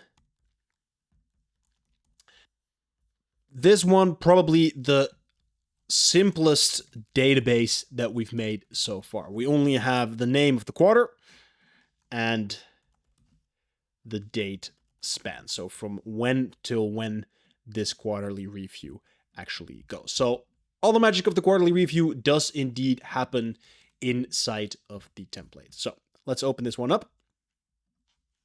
And let's say quarterly review template. I'm actually going to remove this part over here. And we could just put this as a bind. Okay, just make it super duper basic. The first thing that we want to do is we want to look back at all of the reflections that we made during our monthly reviews in the past 3 months. So if we've been doing every single monthly review, during those review, we fill in these reflection questions. And basically, we just want to check back with the answers that we gave for those particular questions to see if any of these patterns are popping up, right? Because maybe we experienced something 2 months ago that sort of, was gone into the back of our minds. And then as we're reading it, we realize like, oh, wow, that's true. I went through that at that moment. That was very important to me. And maybe now in hindsight, I see a pattern here because maybe there's a relationship between what I reflected on that month and the month after. So by just reading through it, we both refresh our memory as well as giving ourselves the opportunity to sort of reflect, rather look for those patterns. So the first header we're going to create is called reflection. And then we're going to go into this reflections database. And then over here, you can see we've already made this view. previous months. All of the reflections that we made during the previous months. And now let me just see. I think this filter is perfect. So we can just add that to our quarterly review template. Actually, let me add this one over here as well. Okay, so I'm going to say linked view of this reflections database. And then we're looking for previous months. Okay. Now, one thing to keep in mind here is that Notion does not allow us to set a filter that is on or after 3 months ago, right? So if you remember correctly, we can do is on or after a week ago, or we can do is on or after a month ago, but we do not have an option to say is on or after a quarter ago. So what we do instead is we have this start date here that says is on or after custom date. And then at the beginning of every quarterly review, you have to change this custom date to the actual one that you want to see, right? So just to keep that in mind. And then over here, you can see the answers that we made for all of these questions during our monthly review. Now, sometimes you might not have filled in your monthly review. Maybe you've only done 1 or 2, maybe you've done 0. Then nothing will simply pop up here. And that is perfectly fine, right? Principle number 6. So I'm a little bit confused. I added 1 principle just before recording this video, and now my whole mental catalog is a little messed up. But we are not working for our systems. Our systems are working for us, right? So if you haven't filled it in, don't be upset. Don't feel like you failed. It's perfectly fine. Even if you only fill in half of these reviews, you're already making a very big dent in your personal development. So don't sweat it too much. The next thing that we want to do is we want to once again show those daily rating scores that we've been tracking. We want to show them on a little bit of a larger scale. So to do that, we have to go into our daily review. And then I'm actually going to take this daily ratings. And now we're going to change this one up slightly, because if we're going to make, let me just call this, daily ratings. If we're going to have 90 of these bars, it's going to get pretty crowded. So instead, we're going to have a slightly different chart, and we're going to go for a line chart. I'm going to remove this group by, and we're going to smooth out these lines. Let's see, more style option. Smooth out these lines. And I actually do want to see the data labels. Okay, so we're doing rating score average. And I want to show it by review date. But instead of doing it by day, we're going to do it by week. So we get the average score. Actually, it changed this to count. We want to take the average score that we did per week. So basically what it does now, it is tracking the rating scores that we have been tracking during our daily review, right? Over here, we've been doing this rating score, and then it's giving us the average on a weekly basis. Now, it's showing all of these very round numbers. I wonder if that's just because we just so happened to have it just so happened to be that we had very round numbers. Okay, so just like this, we're going to have a graph, and currently it's only 4 weeks. During the quarterly review, if we've been tracking quite consistently, we get this 12-week graph in which we can sort of see a fluid line for how we rated our days. Just a nice little insight into how we were feeling in real time during the past month. So over here, I'm just going to add that one. And we're going to say daily review, and we're going to say daily ratings. And there we have our chart. Actually, we need to change this to is on or after. And once again, this will have to be a custom date, right? Because we're unfortunately not allowed to say is on or after a quarter ago. So here you would also have to say after July 1st, 2024. Let me quickly change that over here as well. So we're going to set this one to custom date. Okay, beautiful. The next thing that we want to do is our actual quarterly review. Now, something to keep in mind, and something that I've also struggled with a bit in the past myself, is there's quite a lot of reviews in this system. And if everything syncs up, you would have a weekly, a monthly, and a quarterly review all at the same time when you do your quarterly review. And filling in all of those reflection questions can really just be too much. So what I would recommend doing is take the longest possible review and fill in the reflection questions for that one, right? So for example, do the quarterly reflections and then skip the reflection part of your monthly and weekly reflection.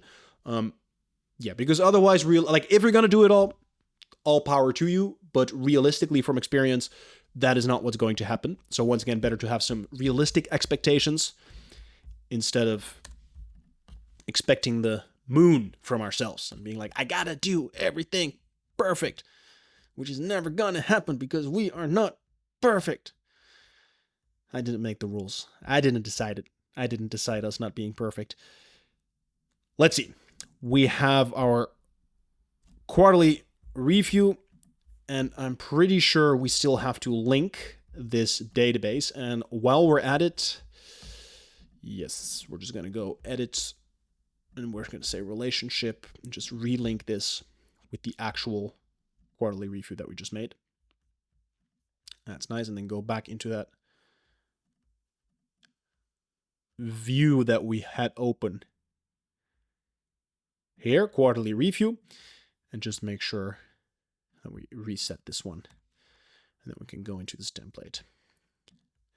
And just like that, database first design. Like I said at the beginning of this masterclass, 95% of this system is database. It's just databases layered into each other. And it allows for so much flexibility and easy building. Okay, here we just have a whole bunch of reflection questions. We're not going to look at all of them. You can just simply look at them yourself. I think all of them also have reminders added to them. Yeah, there's always reminders here that tell you a little more about the question. So these are just some prompts for things to reflect on at the end of every quarter. Okay, that's the reflection part of the quarterly review.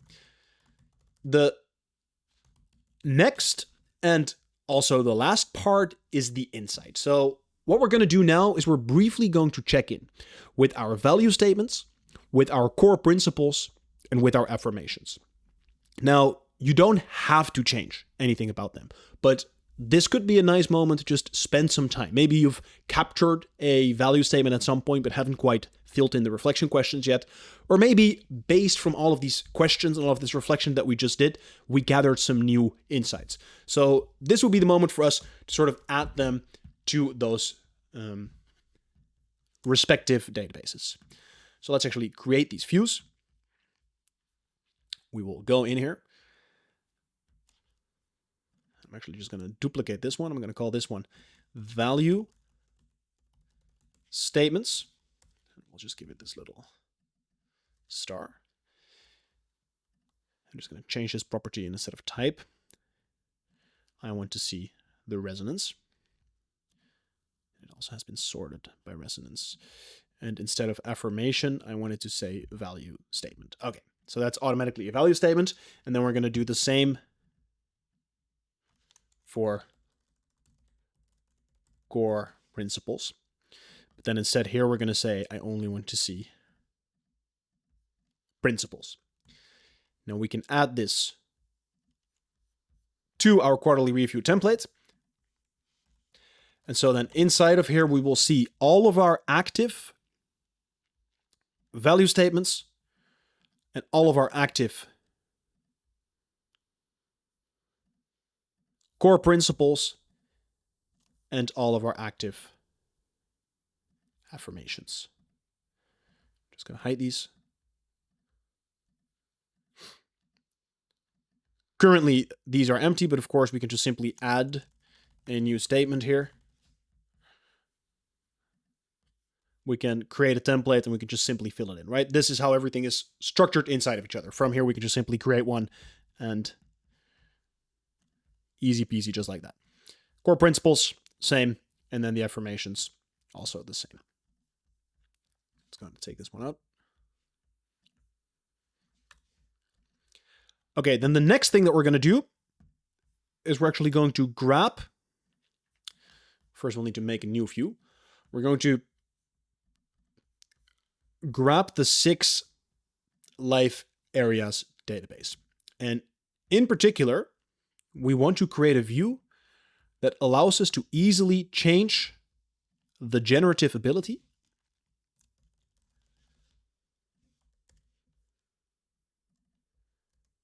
as well as the rating score that we give to all of our life areas. So we're just going to hide these over here.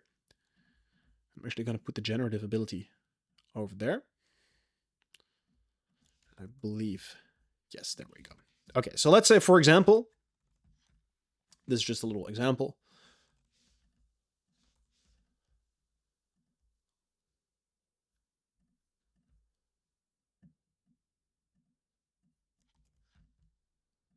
Okay, we can have it like this.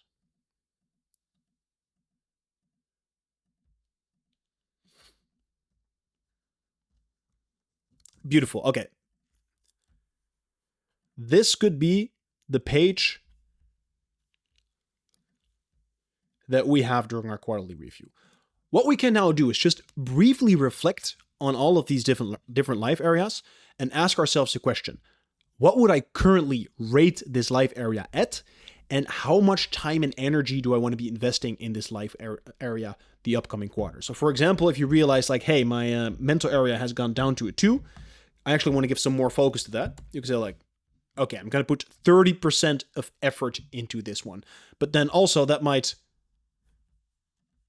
mean that now we're at 110% in total, which of course doesn't work. So it also invites us to think about what other areas to put less effort in on. So for example, if I'm going harder on this mental area, maybe finances aren't that important this quarter because I got it figured out quite a lot. And then we'll just actually sort this by that generative ability. And we just get a little overview of how much focus we want to do per life area. Now, this is not going to be dictating how you live your life, right? You just fill this in. It's more of setting an intention that maybe 1 month in, you realize like, hey, I've been hanging out a lot with people this past month. And then you think back and you're like, oh, true. That's also actually what I wanted to put more effort into. So it just helps you set a little bit of intention. Now, later we're going to add an automation and a formula to also track how this rating changes over time.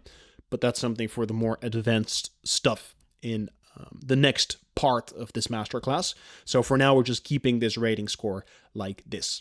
And then the last thing that we do is actually checking in with our vision goals. Now, let's first build this view. So I'm going to say vision goals. And then we're going to go into properties. I'm going to hide everything. I want to see archived. I want to see the time horizon. And I want to see the date created. I'm just going to put this one over here. We're just going to make that one a little bit smaller. I'm going to give the goal name a whole bunch of breathing room. I'm going to put this one over here. And I'm going to put date created. And we're going to put date created. How about instead we just do time elapsed? Or how about we just do both? Time elapsed and date created. There. That looks pretty. Okay. We are going to add this to the quarterly review template, but I want to emphasize that the goal here is not to look at every single vision goal. I mean, if you want to take a full day or 2 days to do your quarterly review, then by all means, do look at every vision goal. But the purpose is to look or explore one vision goal per quarterly review. And this means that when we have one vision goal per life area, that over a period of 18 months, we would revisit every single vision goal. And this would also be my general recommendation when using this system. I've had people ask me like, do I need to fill in every single thing in one go? And I would say, if you have the time and energy to do so, all power to you. But realistically speaking, you got a whole bunch of other things going on in your life. So you can just ease into it. Just create your first vision goal during your first quarterly review. Just create your second vision goal during your second quarterly review. And by the time you are 18 months down the line, you will have your 6th vision goal. So you can just ease into it. So that would be my tip. Just cover one vision goal per review. And actually, we need to create one filter over here that says archived is unchecked. Okay. Boom. And just like that. That is our quarterly review. We don't need to create a new one at the end of the review because there is no planning ahead. And yeah, very simple like this. Now, the last thing that we can do here is create a little gallery view. I'm just going to say quarterly reviews. And then we have a bunch of covers specifically for the quarterly review. Now, all the covers that I currently have are outdated, so I will update these covers. And also, if you purchase the Notion of Life system, you get access to all the original design files. So you can get the current banners and everything for free. But if you want to get the original design files so that you can alter them and change them yourself inside of Figma, then that is part of the package that you get when you purchase the Notion of Life system. Okay, let's see. Why am I getting a goat here?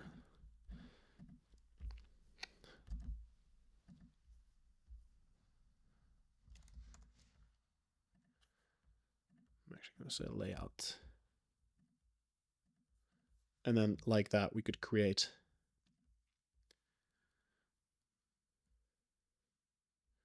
I'm going to make this large.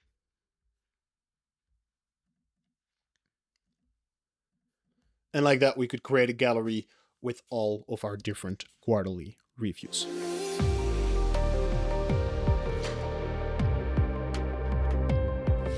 Let's go and build our last database and just look at this database collection zone just coming together so beautifully over here. I'll just give this one the little emoji. Not sure why it's not showing up. We're going to add this page and we're going to create this yearly review over here. And then I'm going to give it the part master. What am I doing here? Master table. Gonna give it the cover.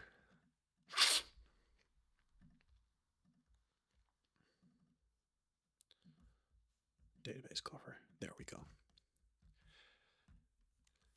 This one, very similar to with the quarterly review, only has a year. And we don't even give a date span to it, just a year. That's really all we need. And we'll just, while we're at it, relink this database here.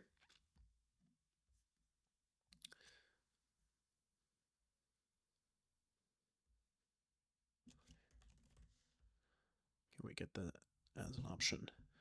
Yearly review, boom. Beautiful. And let's just immediately also go into this one.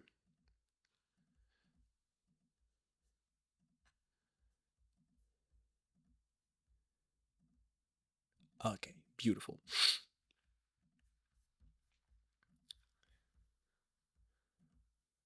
So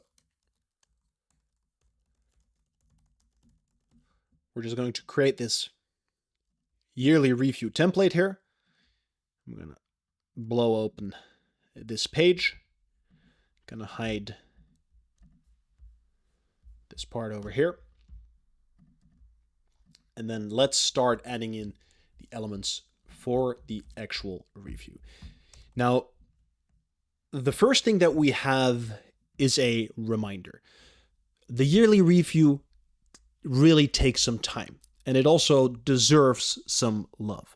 So what I would recommend is to find a place that is comfortable for you. Make yourself comfortable. Grab your favorite drink. Grab your favorite people if you like. Get some good food. Make sure there's room to work out or have walks in nature. And really give yourself some time. And usually I like to take at least 2 days to do this. So you want to sit with everything. You just want to simmer in it a little bit. It's not just a checkbox to be ticked off. No, this is a super deep insight into yourself, right? You get a little glimpse into everything that's been going on in the past year. And that's frankly just a lot of fun. It's very fun to do. It's very engaging.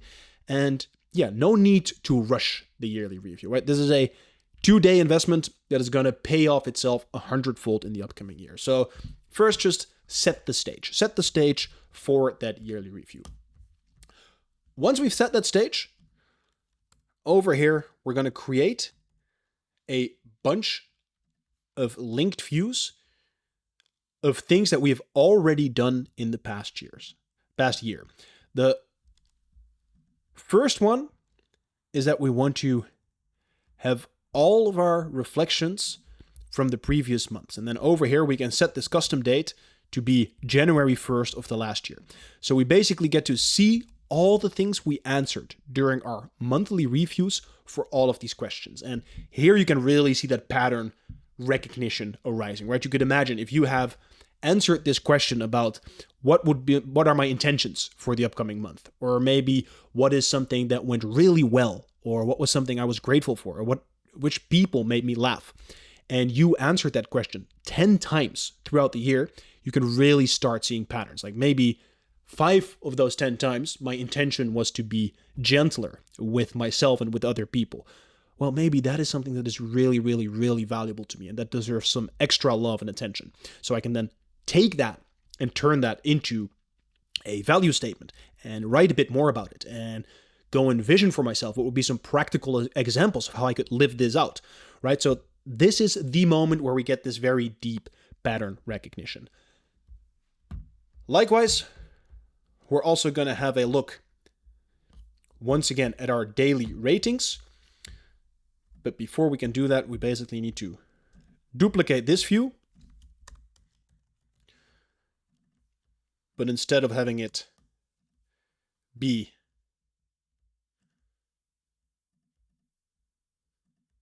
in the last 3 months, we want to set it to be in the last year. And once again, we have to do that manually. We will simply add that one over here. I'm going to say daily review.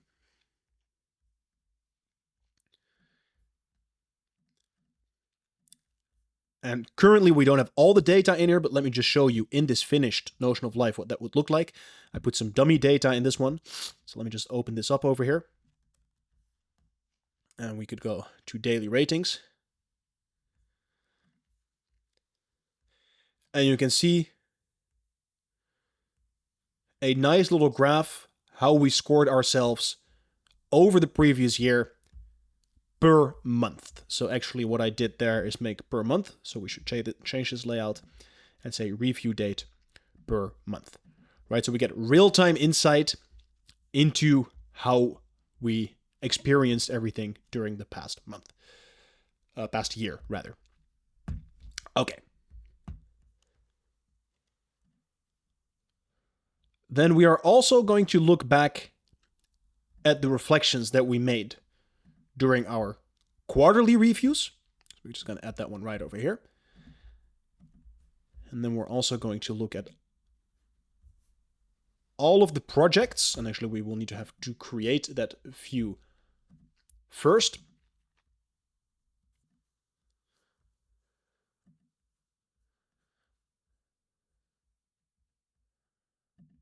Just duplicate this.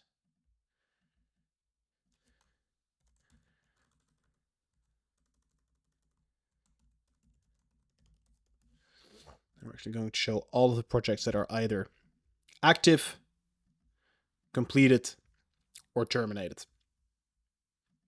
And I'll just put this in a list format.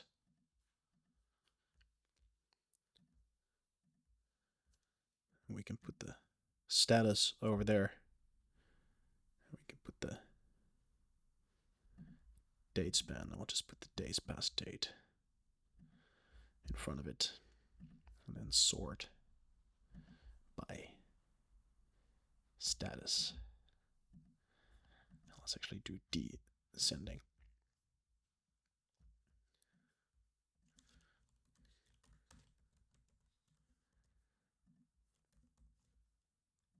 And we're going to add this one over here. All projects. Beautiful. So what we can do here is we can check in with all of the projects that we have completed, that we have terminated, and we can also check in with the active projects, and we can simply read through the reflections, right? Is there anything that stands out to us? So once again, we can just start looking for patterns. And what I usually do is, as I'm reading through all this stuff, I just create a little scratch pad. And in here, I just write down anything that comes to mind. Later, we will process it into the new databases, but over here, I just write everything that comes to mind. And usually this turns out to be many, many, many, many lines of text, but just things that come up as we are going through this yearly reflection. And then the last tab that we want here in sort of this review section, so we want to have our knowledge database. And actually, I want to duplicate this view over here. I'm just going to give this one the part alternation mark. I'm just going to say highest rated. Exempt, we don't need that. The only thing that we want is the score. And then we're going to sort it by score descending. Last edited is on or after, and that was going to be a custom date of this year. And the filter that we're going to apply is we're going to say the score has to be higher, and you can choose a score for yourself that you want. Let's say, for example, score has got to be higher than 30. Right, so we're going to add this. I'm actually going to drag these around a little bit. We're going to add this to this yearly review template over here. Empty view, knowledge database.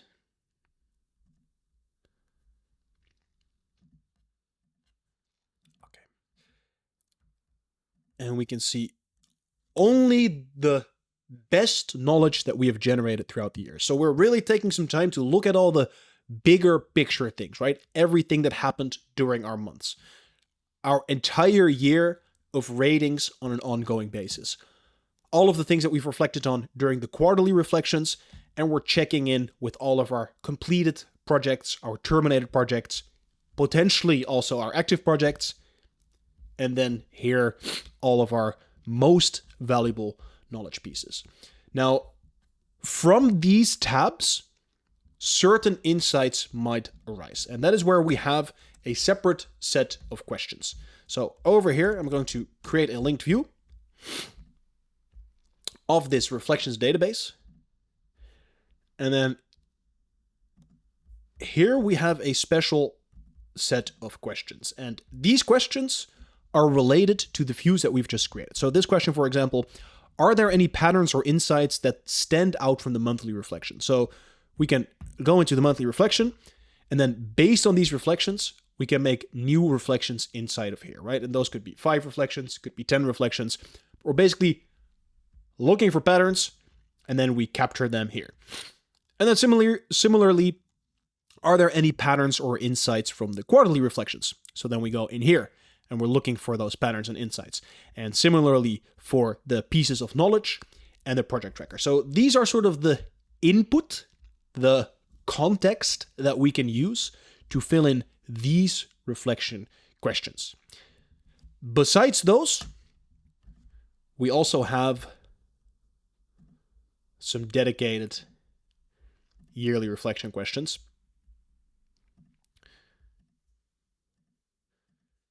which are not as much contextual as these others would be, but these are just questions that we can fill in right here, right now. Like, what were some of your favorite experiences? Or what was the single biggest achievement that you made? Or a music album that you really liked this year? And then, for example, if you would fill in this question, the reminder is to put on some headphones, lay down, and just listen to that music album intently. So these are just different prompts, different questions to sort of process and relive your year. And as we're doing all these things, certain core insights might come up. So over here, we're just going to have that same view that we also had in the quarterly review, where you can simply create new core insights. But instead of having it as 2 databases, what we'll do is just say do both value statements and principles, but I'm just going to group them by type. Say value statement, personal, cultural. And so we can easily just capture any core insights as we are doing our yearly review. And then lastly, we will just create one more view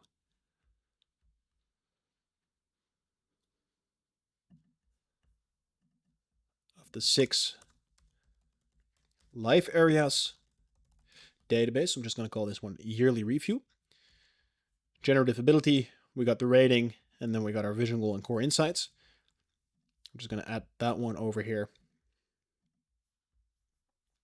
so that as we are sort of going through this review, we can process things straight away. So over here, you can basically see we're browsing through these previous things that we've done through the year. Those patterns we answer in this tab. Then the next tab is all of the reflection that we do right here and now. As we're doing all this stuff, we're writing a whole bunch of things down in the Scratchpad.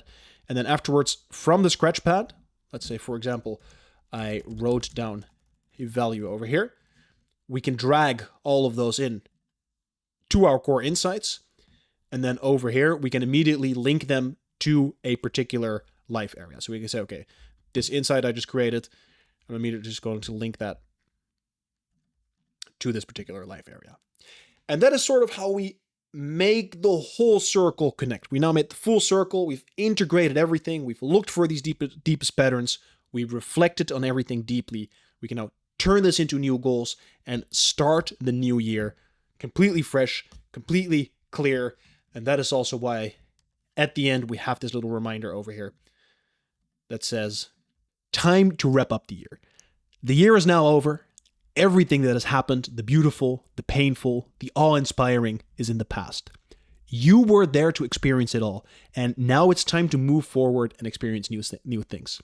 Say goodbye to the year, thank it for everything that it taught you, and then open yourself up for a new year to come. And by the time you filled in this first review, I congratulate you because you've made it all the way through a full year of A Notion of Life, and by that time, you will have seen incredible results. Okay. The last thing that we want to do to wrap up this part of the masterclass is to actually populate the dashboards that we made at the beginning. Now, as I mentioned before, the review cycles already make it so that we check in with most of the parts of the system, actually check in with all the parts of the system. But we can also interact with parts of the system on demand. And that is what we have these zones for. And for example, the execution zone is one that I use every single day because that's where I have my daily action list, my daily review. So I really spend a lot of time in this zone. So let's just add all of the views in each of the zones. And for the insight zone, we want to add our value statements, our core principles, our affirmations, and then lastly, all of our active vision goals. So I'm just going to add the value statements over here. I'm just going to remove that. I'm going to hide this title because we have the little emoji to denote which database it is. And then we're going to add let's hit it in the toggle. The core principle.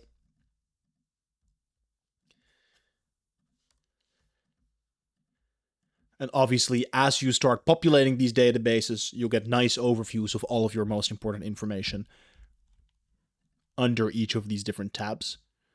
And we really try to keep everything as clean and minimalistic as possible. Now, feel free to pimp and create aesthetics around this entire template. This is really more about the functionality. And of course, you can pimp it however you want. But just keep in mind, functionality first, aesthetics second. So we do want it to be functional. Actually, let me get a different view of that vision goal database.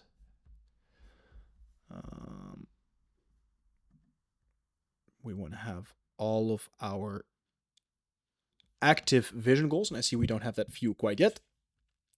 So let's just go in here, and we're going to say empty view. list view. I actually want to see active vision goals. We can add the star over there. And then for the properties, we can say time elapsed. And we can say time horizon. I'll just drag that one in front. We can remove this page icon. And then as a filter, I'm going to say archived is unchecked. So it's only going to show us the unarchived vision goals. Let's just add that one over here. Delete. Empty view. And now the beauty is, because we made everything in the original database, we can always just delete something from any part of the system. If we don't like it, or if we just don't like it for now, we can just delete it, and later on we can just add it with just a few clicks. And just like that, we have our first dashboard completed over here. Okay, now let's actually, I think what I like to see here is just a little line between these headers and the actual database, and we can bring this one a little bit up. Okay, beautiful. Now, next up, let's go and make the planning zone. And in the planning zone, what we want to see is our next up projects and our projects timeline. Now, we already have our next up projects, but we don't yet have a project timeline. So let's just go and create that one. I'm going to duplicate this one. I'm actually going to turn this into a timeline view. I'm going to add this filter and say either it's going to be next up or active. And I want to sort it by the date span. I think ascending is correct. And then let's put this on quarter. And then basically we can see all of our projects as we're planning them on a timeline view. So we can just sort of look into the future and see all of the projects that we have planned. And that's not going to be a weekly review thing. So we'll just put that over here. And I'm going to say linked view of database. Project tracker. Next up. Oopa.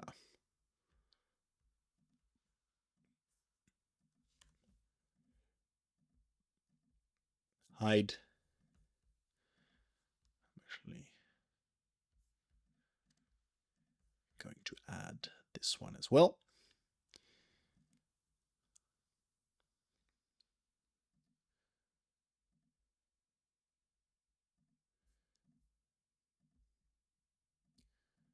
Actually call this the project.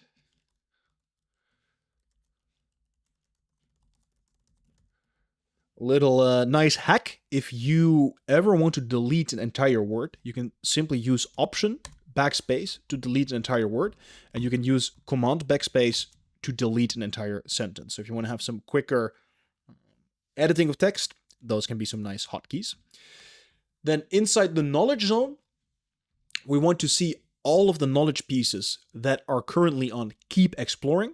And we want to have a separate tab for all of the ones that are to explore. So we can check in what are all the knowledge pieces we're already working on. And if we just simply want to open them back up. And we can also check in with all of the knowledge pieces that we have not yet started. Like, for example, an article or a book or a video or something else that we captured somewhere, but that we do want to interact with. And we can simply use our open knowledge. And I think we'll just duplicate this one. I think that will make the most sense. Duplicate this. Actually going to say to explore. And then property. Let's add the score over here.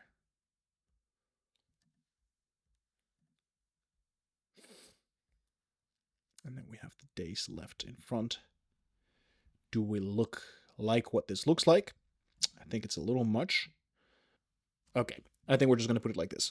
And then actually let's rename this and set the filter to status contains explore. So it's only going to show us things that have the status of exploring. And we'll just make these groups visible.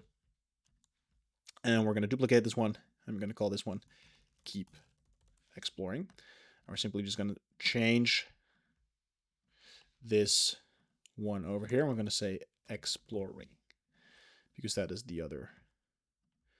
And then once again, go in here, say group meeting. Boom. How does that go into the knowledge zone? And grab these.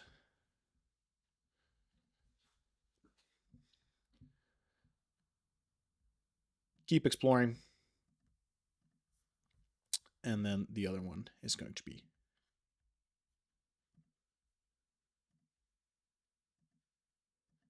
to explore. Okay, perfect. Next up, we have our execution zone, and we already had two things added here. We have our daily review already added, and we already have our daily actions added. So what I want to add is all of the projects that are currently active, and we want to add our habits that are currently active. So let's just actually check if we have both those views. Active projects, we have active projects, so that is perfect.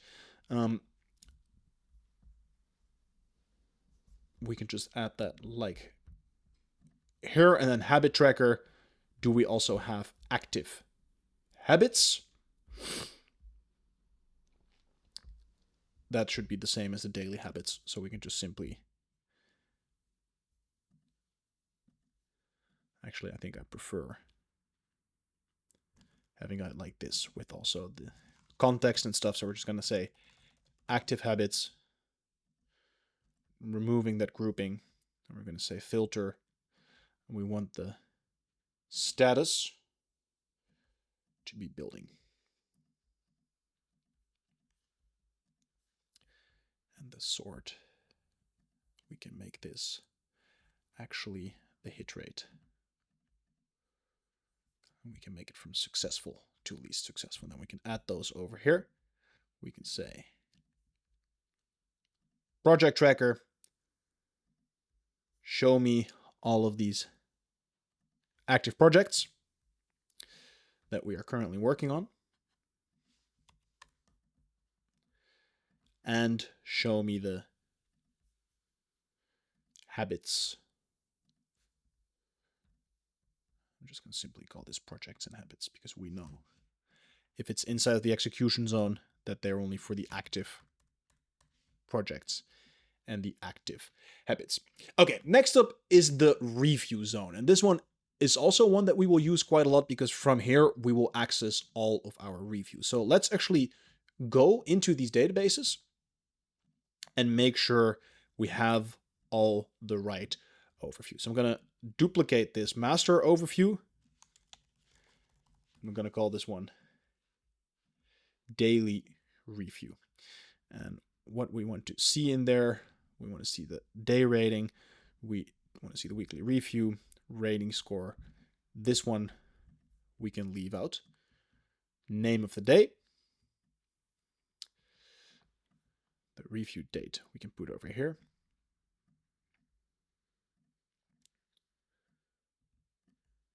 Actually, the score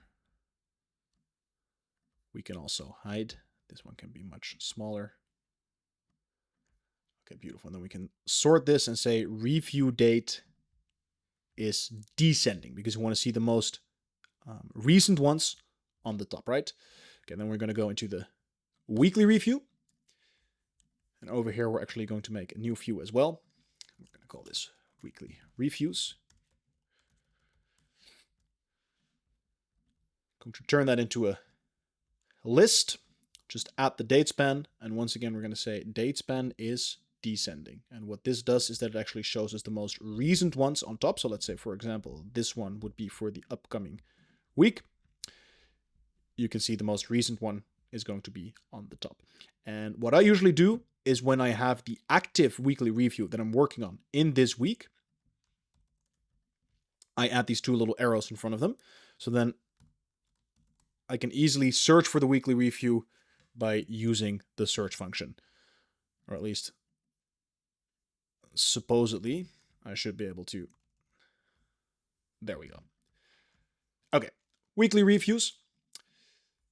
And then for the monthly reviews, we actually have a special gallery view as well. So we can go in here and we once again can say we want to see the page cover. And then for each of these months, as we are making them, we can simply add the custom covers for that particular month. And this is simply to just give it a little more aesthetics, to make it look nice. Every month has a color that is sort of matching with that particular month, right? And we'll just add a few over here.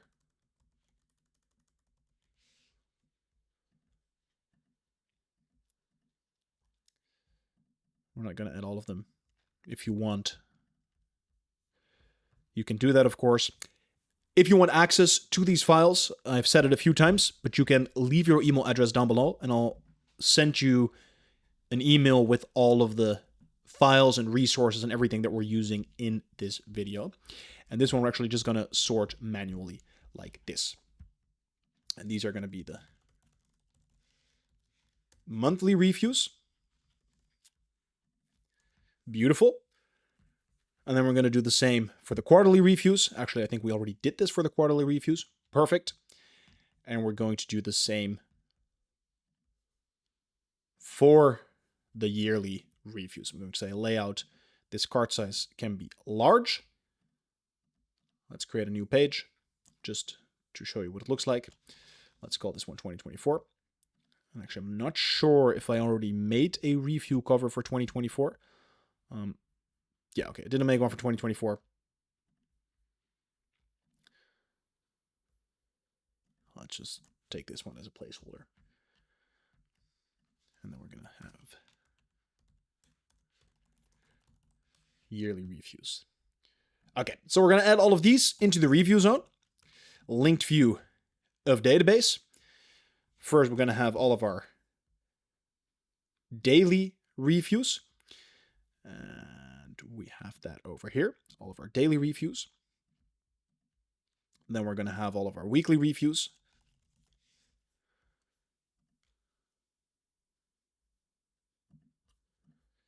Now, I don't access this page very often because usually most reviews we already create the week ahead or the month ahead.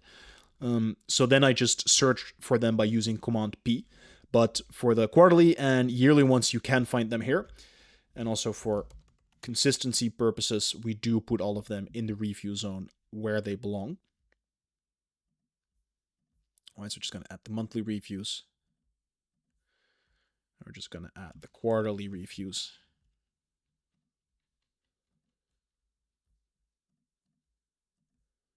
And then lastly, we're going to add the yearly. That's the wrong one. I want to have the gallery view. We're going to add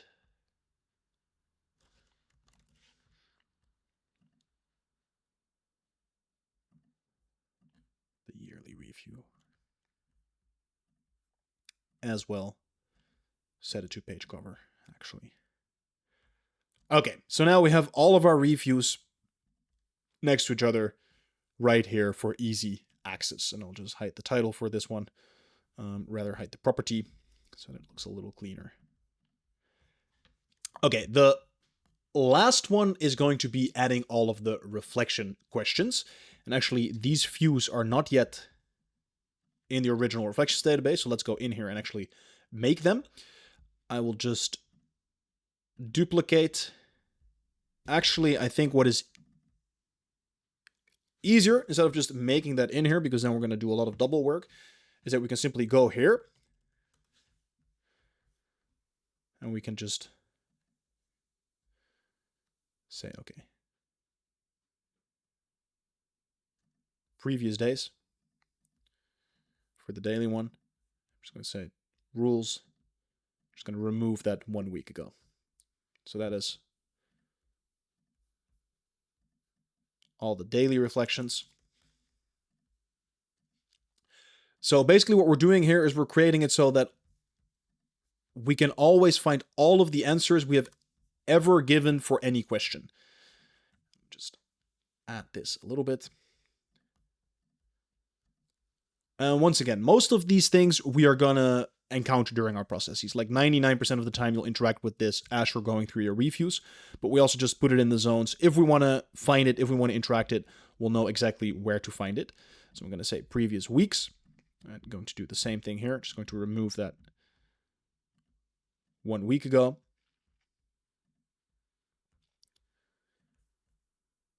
Just going to call it weekly. We're going to do the same for the previous months. Let's see, previous months. Also, once again, we're going to just hide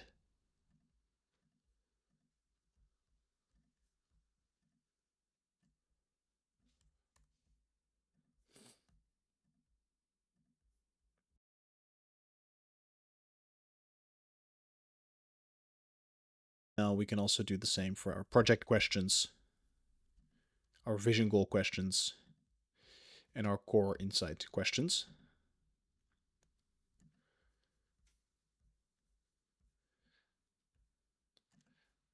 Now we would have to go in here and actually change this filter to include all of the project tracker questions. I'm not going to do that right now, because I think you can see where this goes. You can simply build this yourself. You can add the questions like this.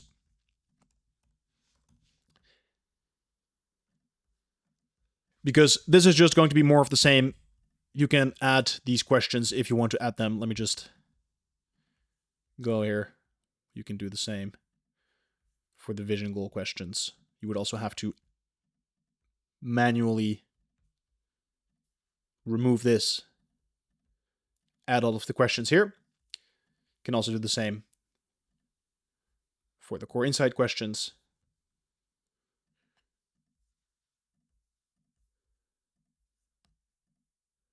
Right. Change them over there.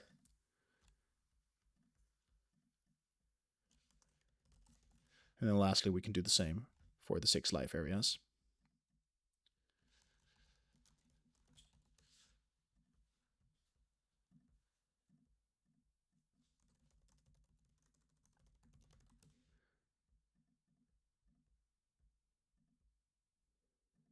This is definitely a tedious thing to set up, but there we go. We set it up, and just like that, we have our database collection zone, which features all of the databases that we are using in this system. We have our insight zone, in which we can see all of the insight-related databases. Actually, gonna add a little spacing between those. We have the planning zone, in which we have all of our planning-related databases. We have our knowledge zone, where we have to keep exploring and to explore knowledge. We have our execution zone. This one we use a lot, especially the daily actions list, in which we can simply tick off our daily actions. We have our review zone, in which we can easily access all of the reviews that we've ever made. And then lastly, of course, we have the reflection zone. And like that, we have just built the foundation of the notion of life system. The circle of growth, we put that inside of the system, and this is plug and play, ready to use. Which means it is now time for some of the more advanced stuff. Now, you don't need to know this advanced stuff, but of course, it's always nice to learn more. And we've already had a little sneak peek at some formulas, like this one, for example, which sort of tracks what time we planned an action item for and shows us which one is active for right now. We can do a lot with these formulas. We can do a lot with these automations. So that's why we're going to have a separate part and take a deeper dive on that part of the system. Congratulations. You've already made it this far into the masterclass. If you want to support the work that I'm doing and perhaps save yourself a few more hours in setup, then please consider getting the Notion of Life template. There is many benefits to this template that hopefully at this point I don't have to explain anymore. But just to have a quick overview, we have things like automated time tracking, we have our layered reflections and review cycles, we have the 6 life area framework, we have all these formulas, automations, databases, templates, everything coming together in this one system. So if you want to start using this system right away, and if you want to support the work that I'm doing, then please consider getting this template. And as a little bonus, the first 50 people that get this template will also get 1 hour of free coaching. So go to the link in the description down below and get the Notion of template right away.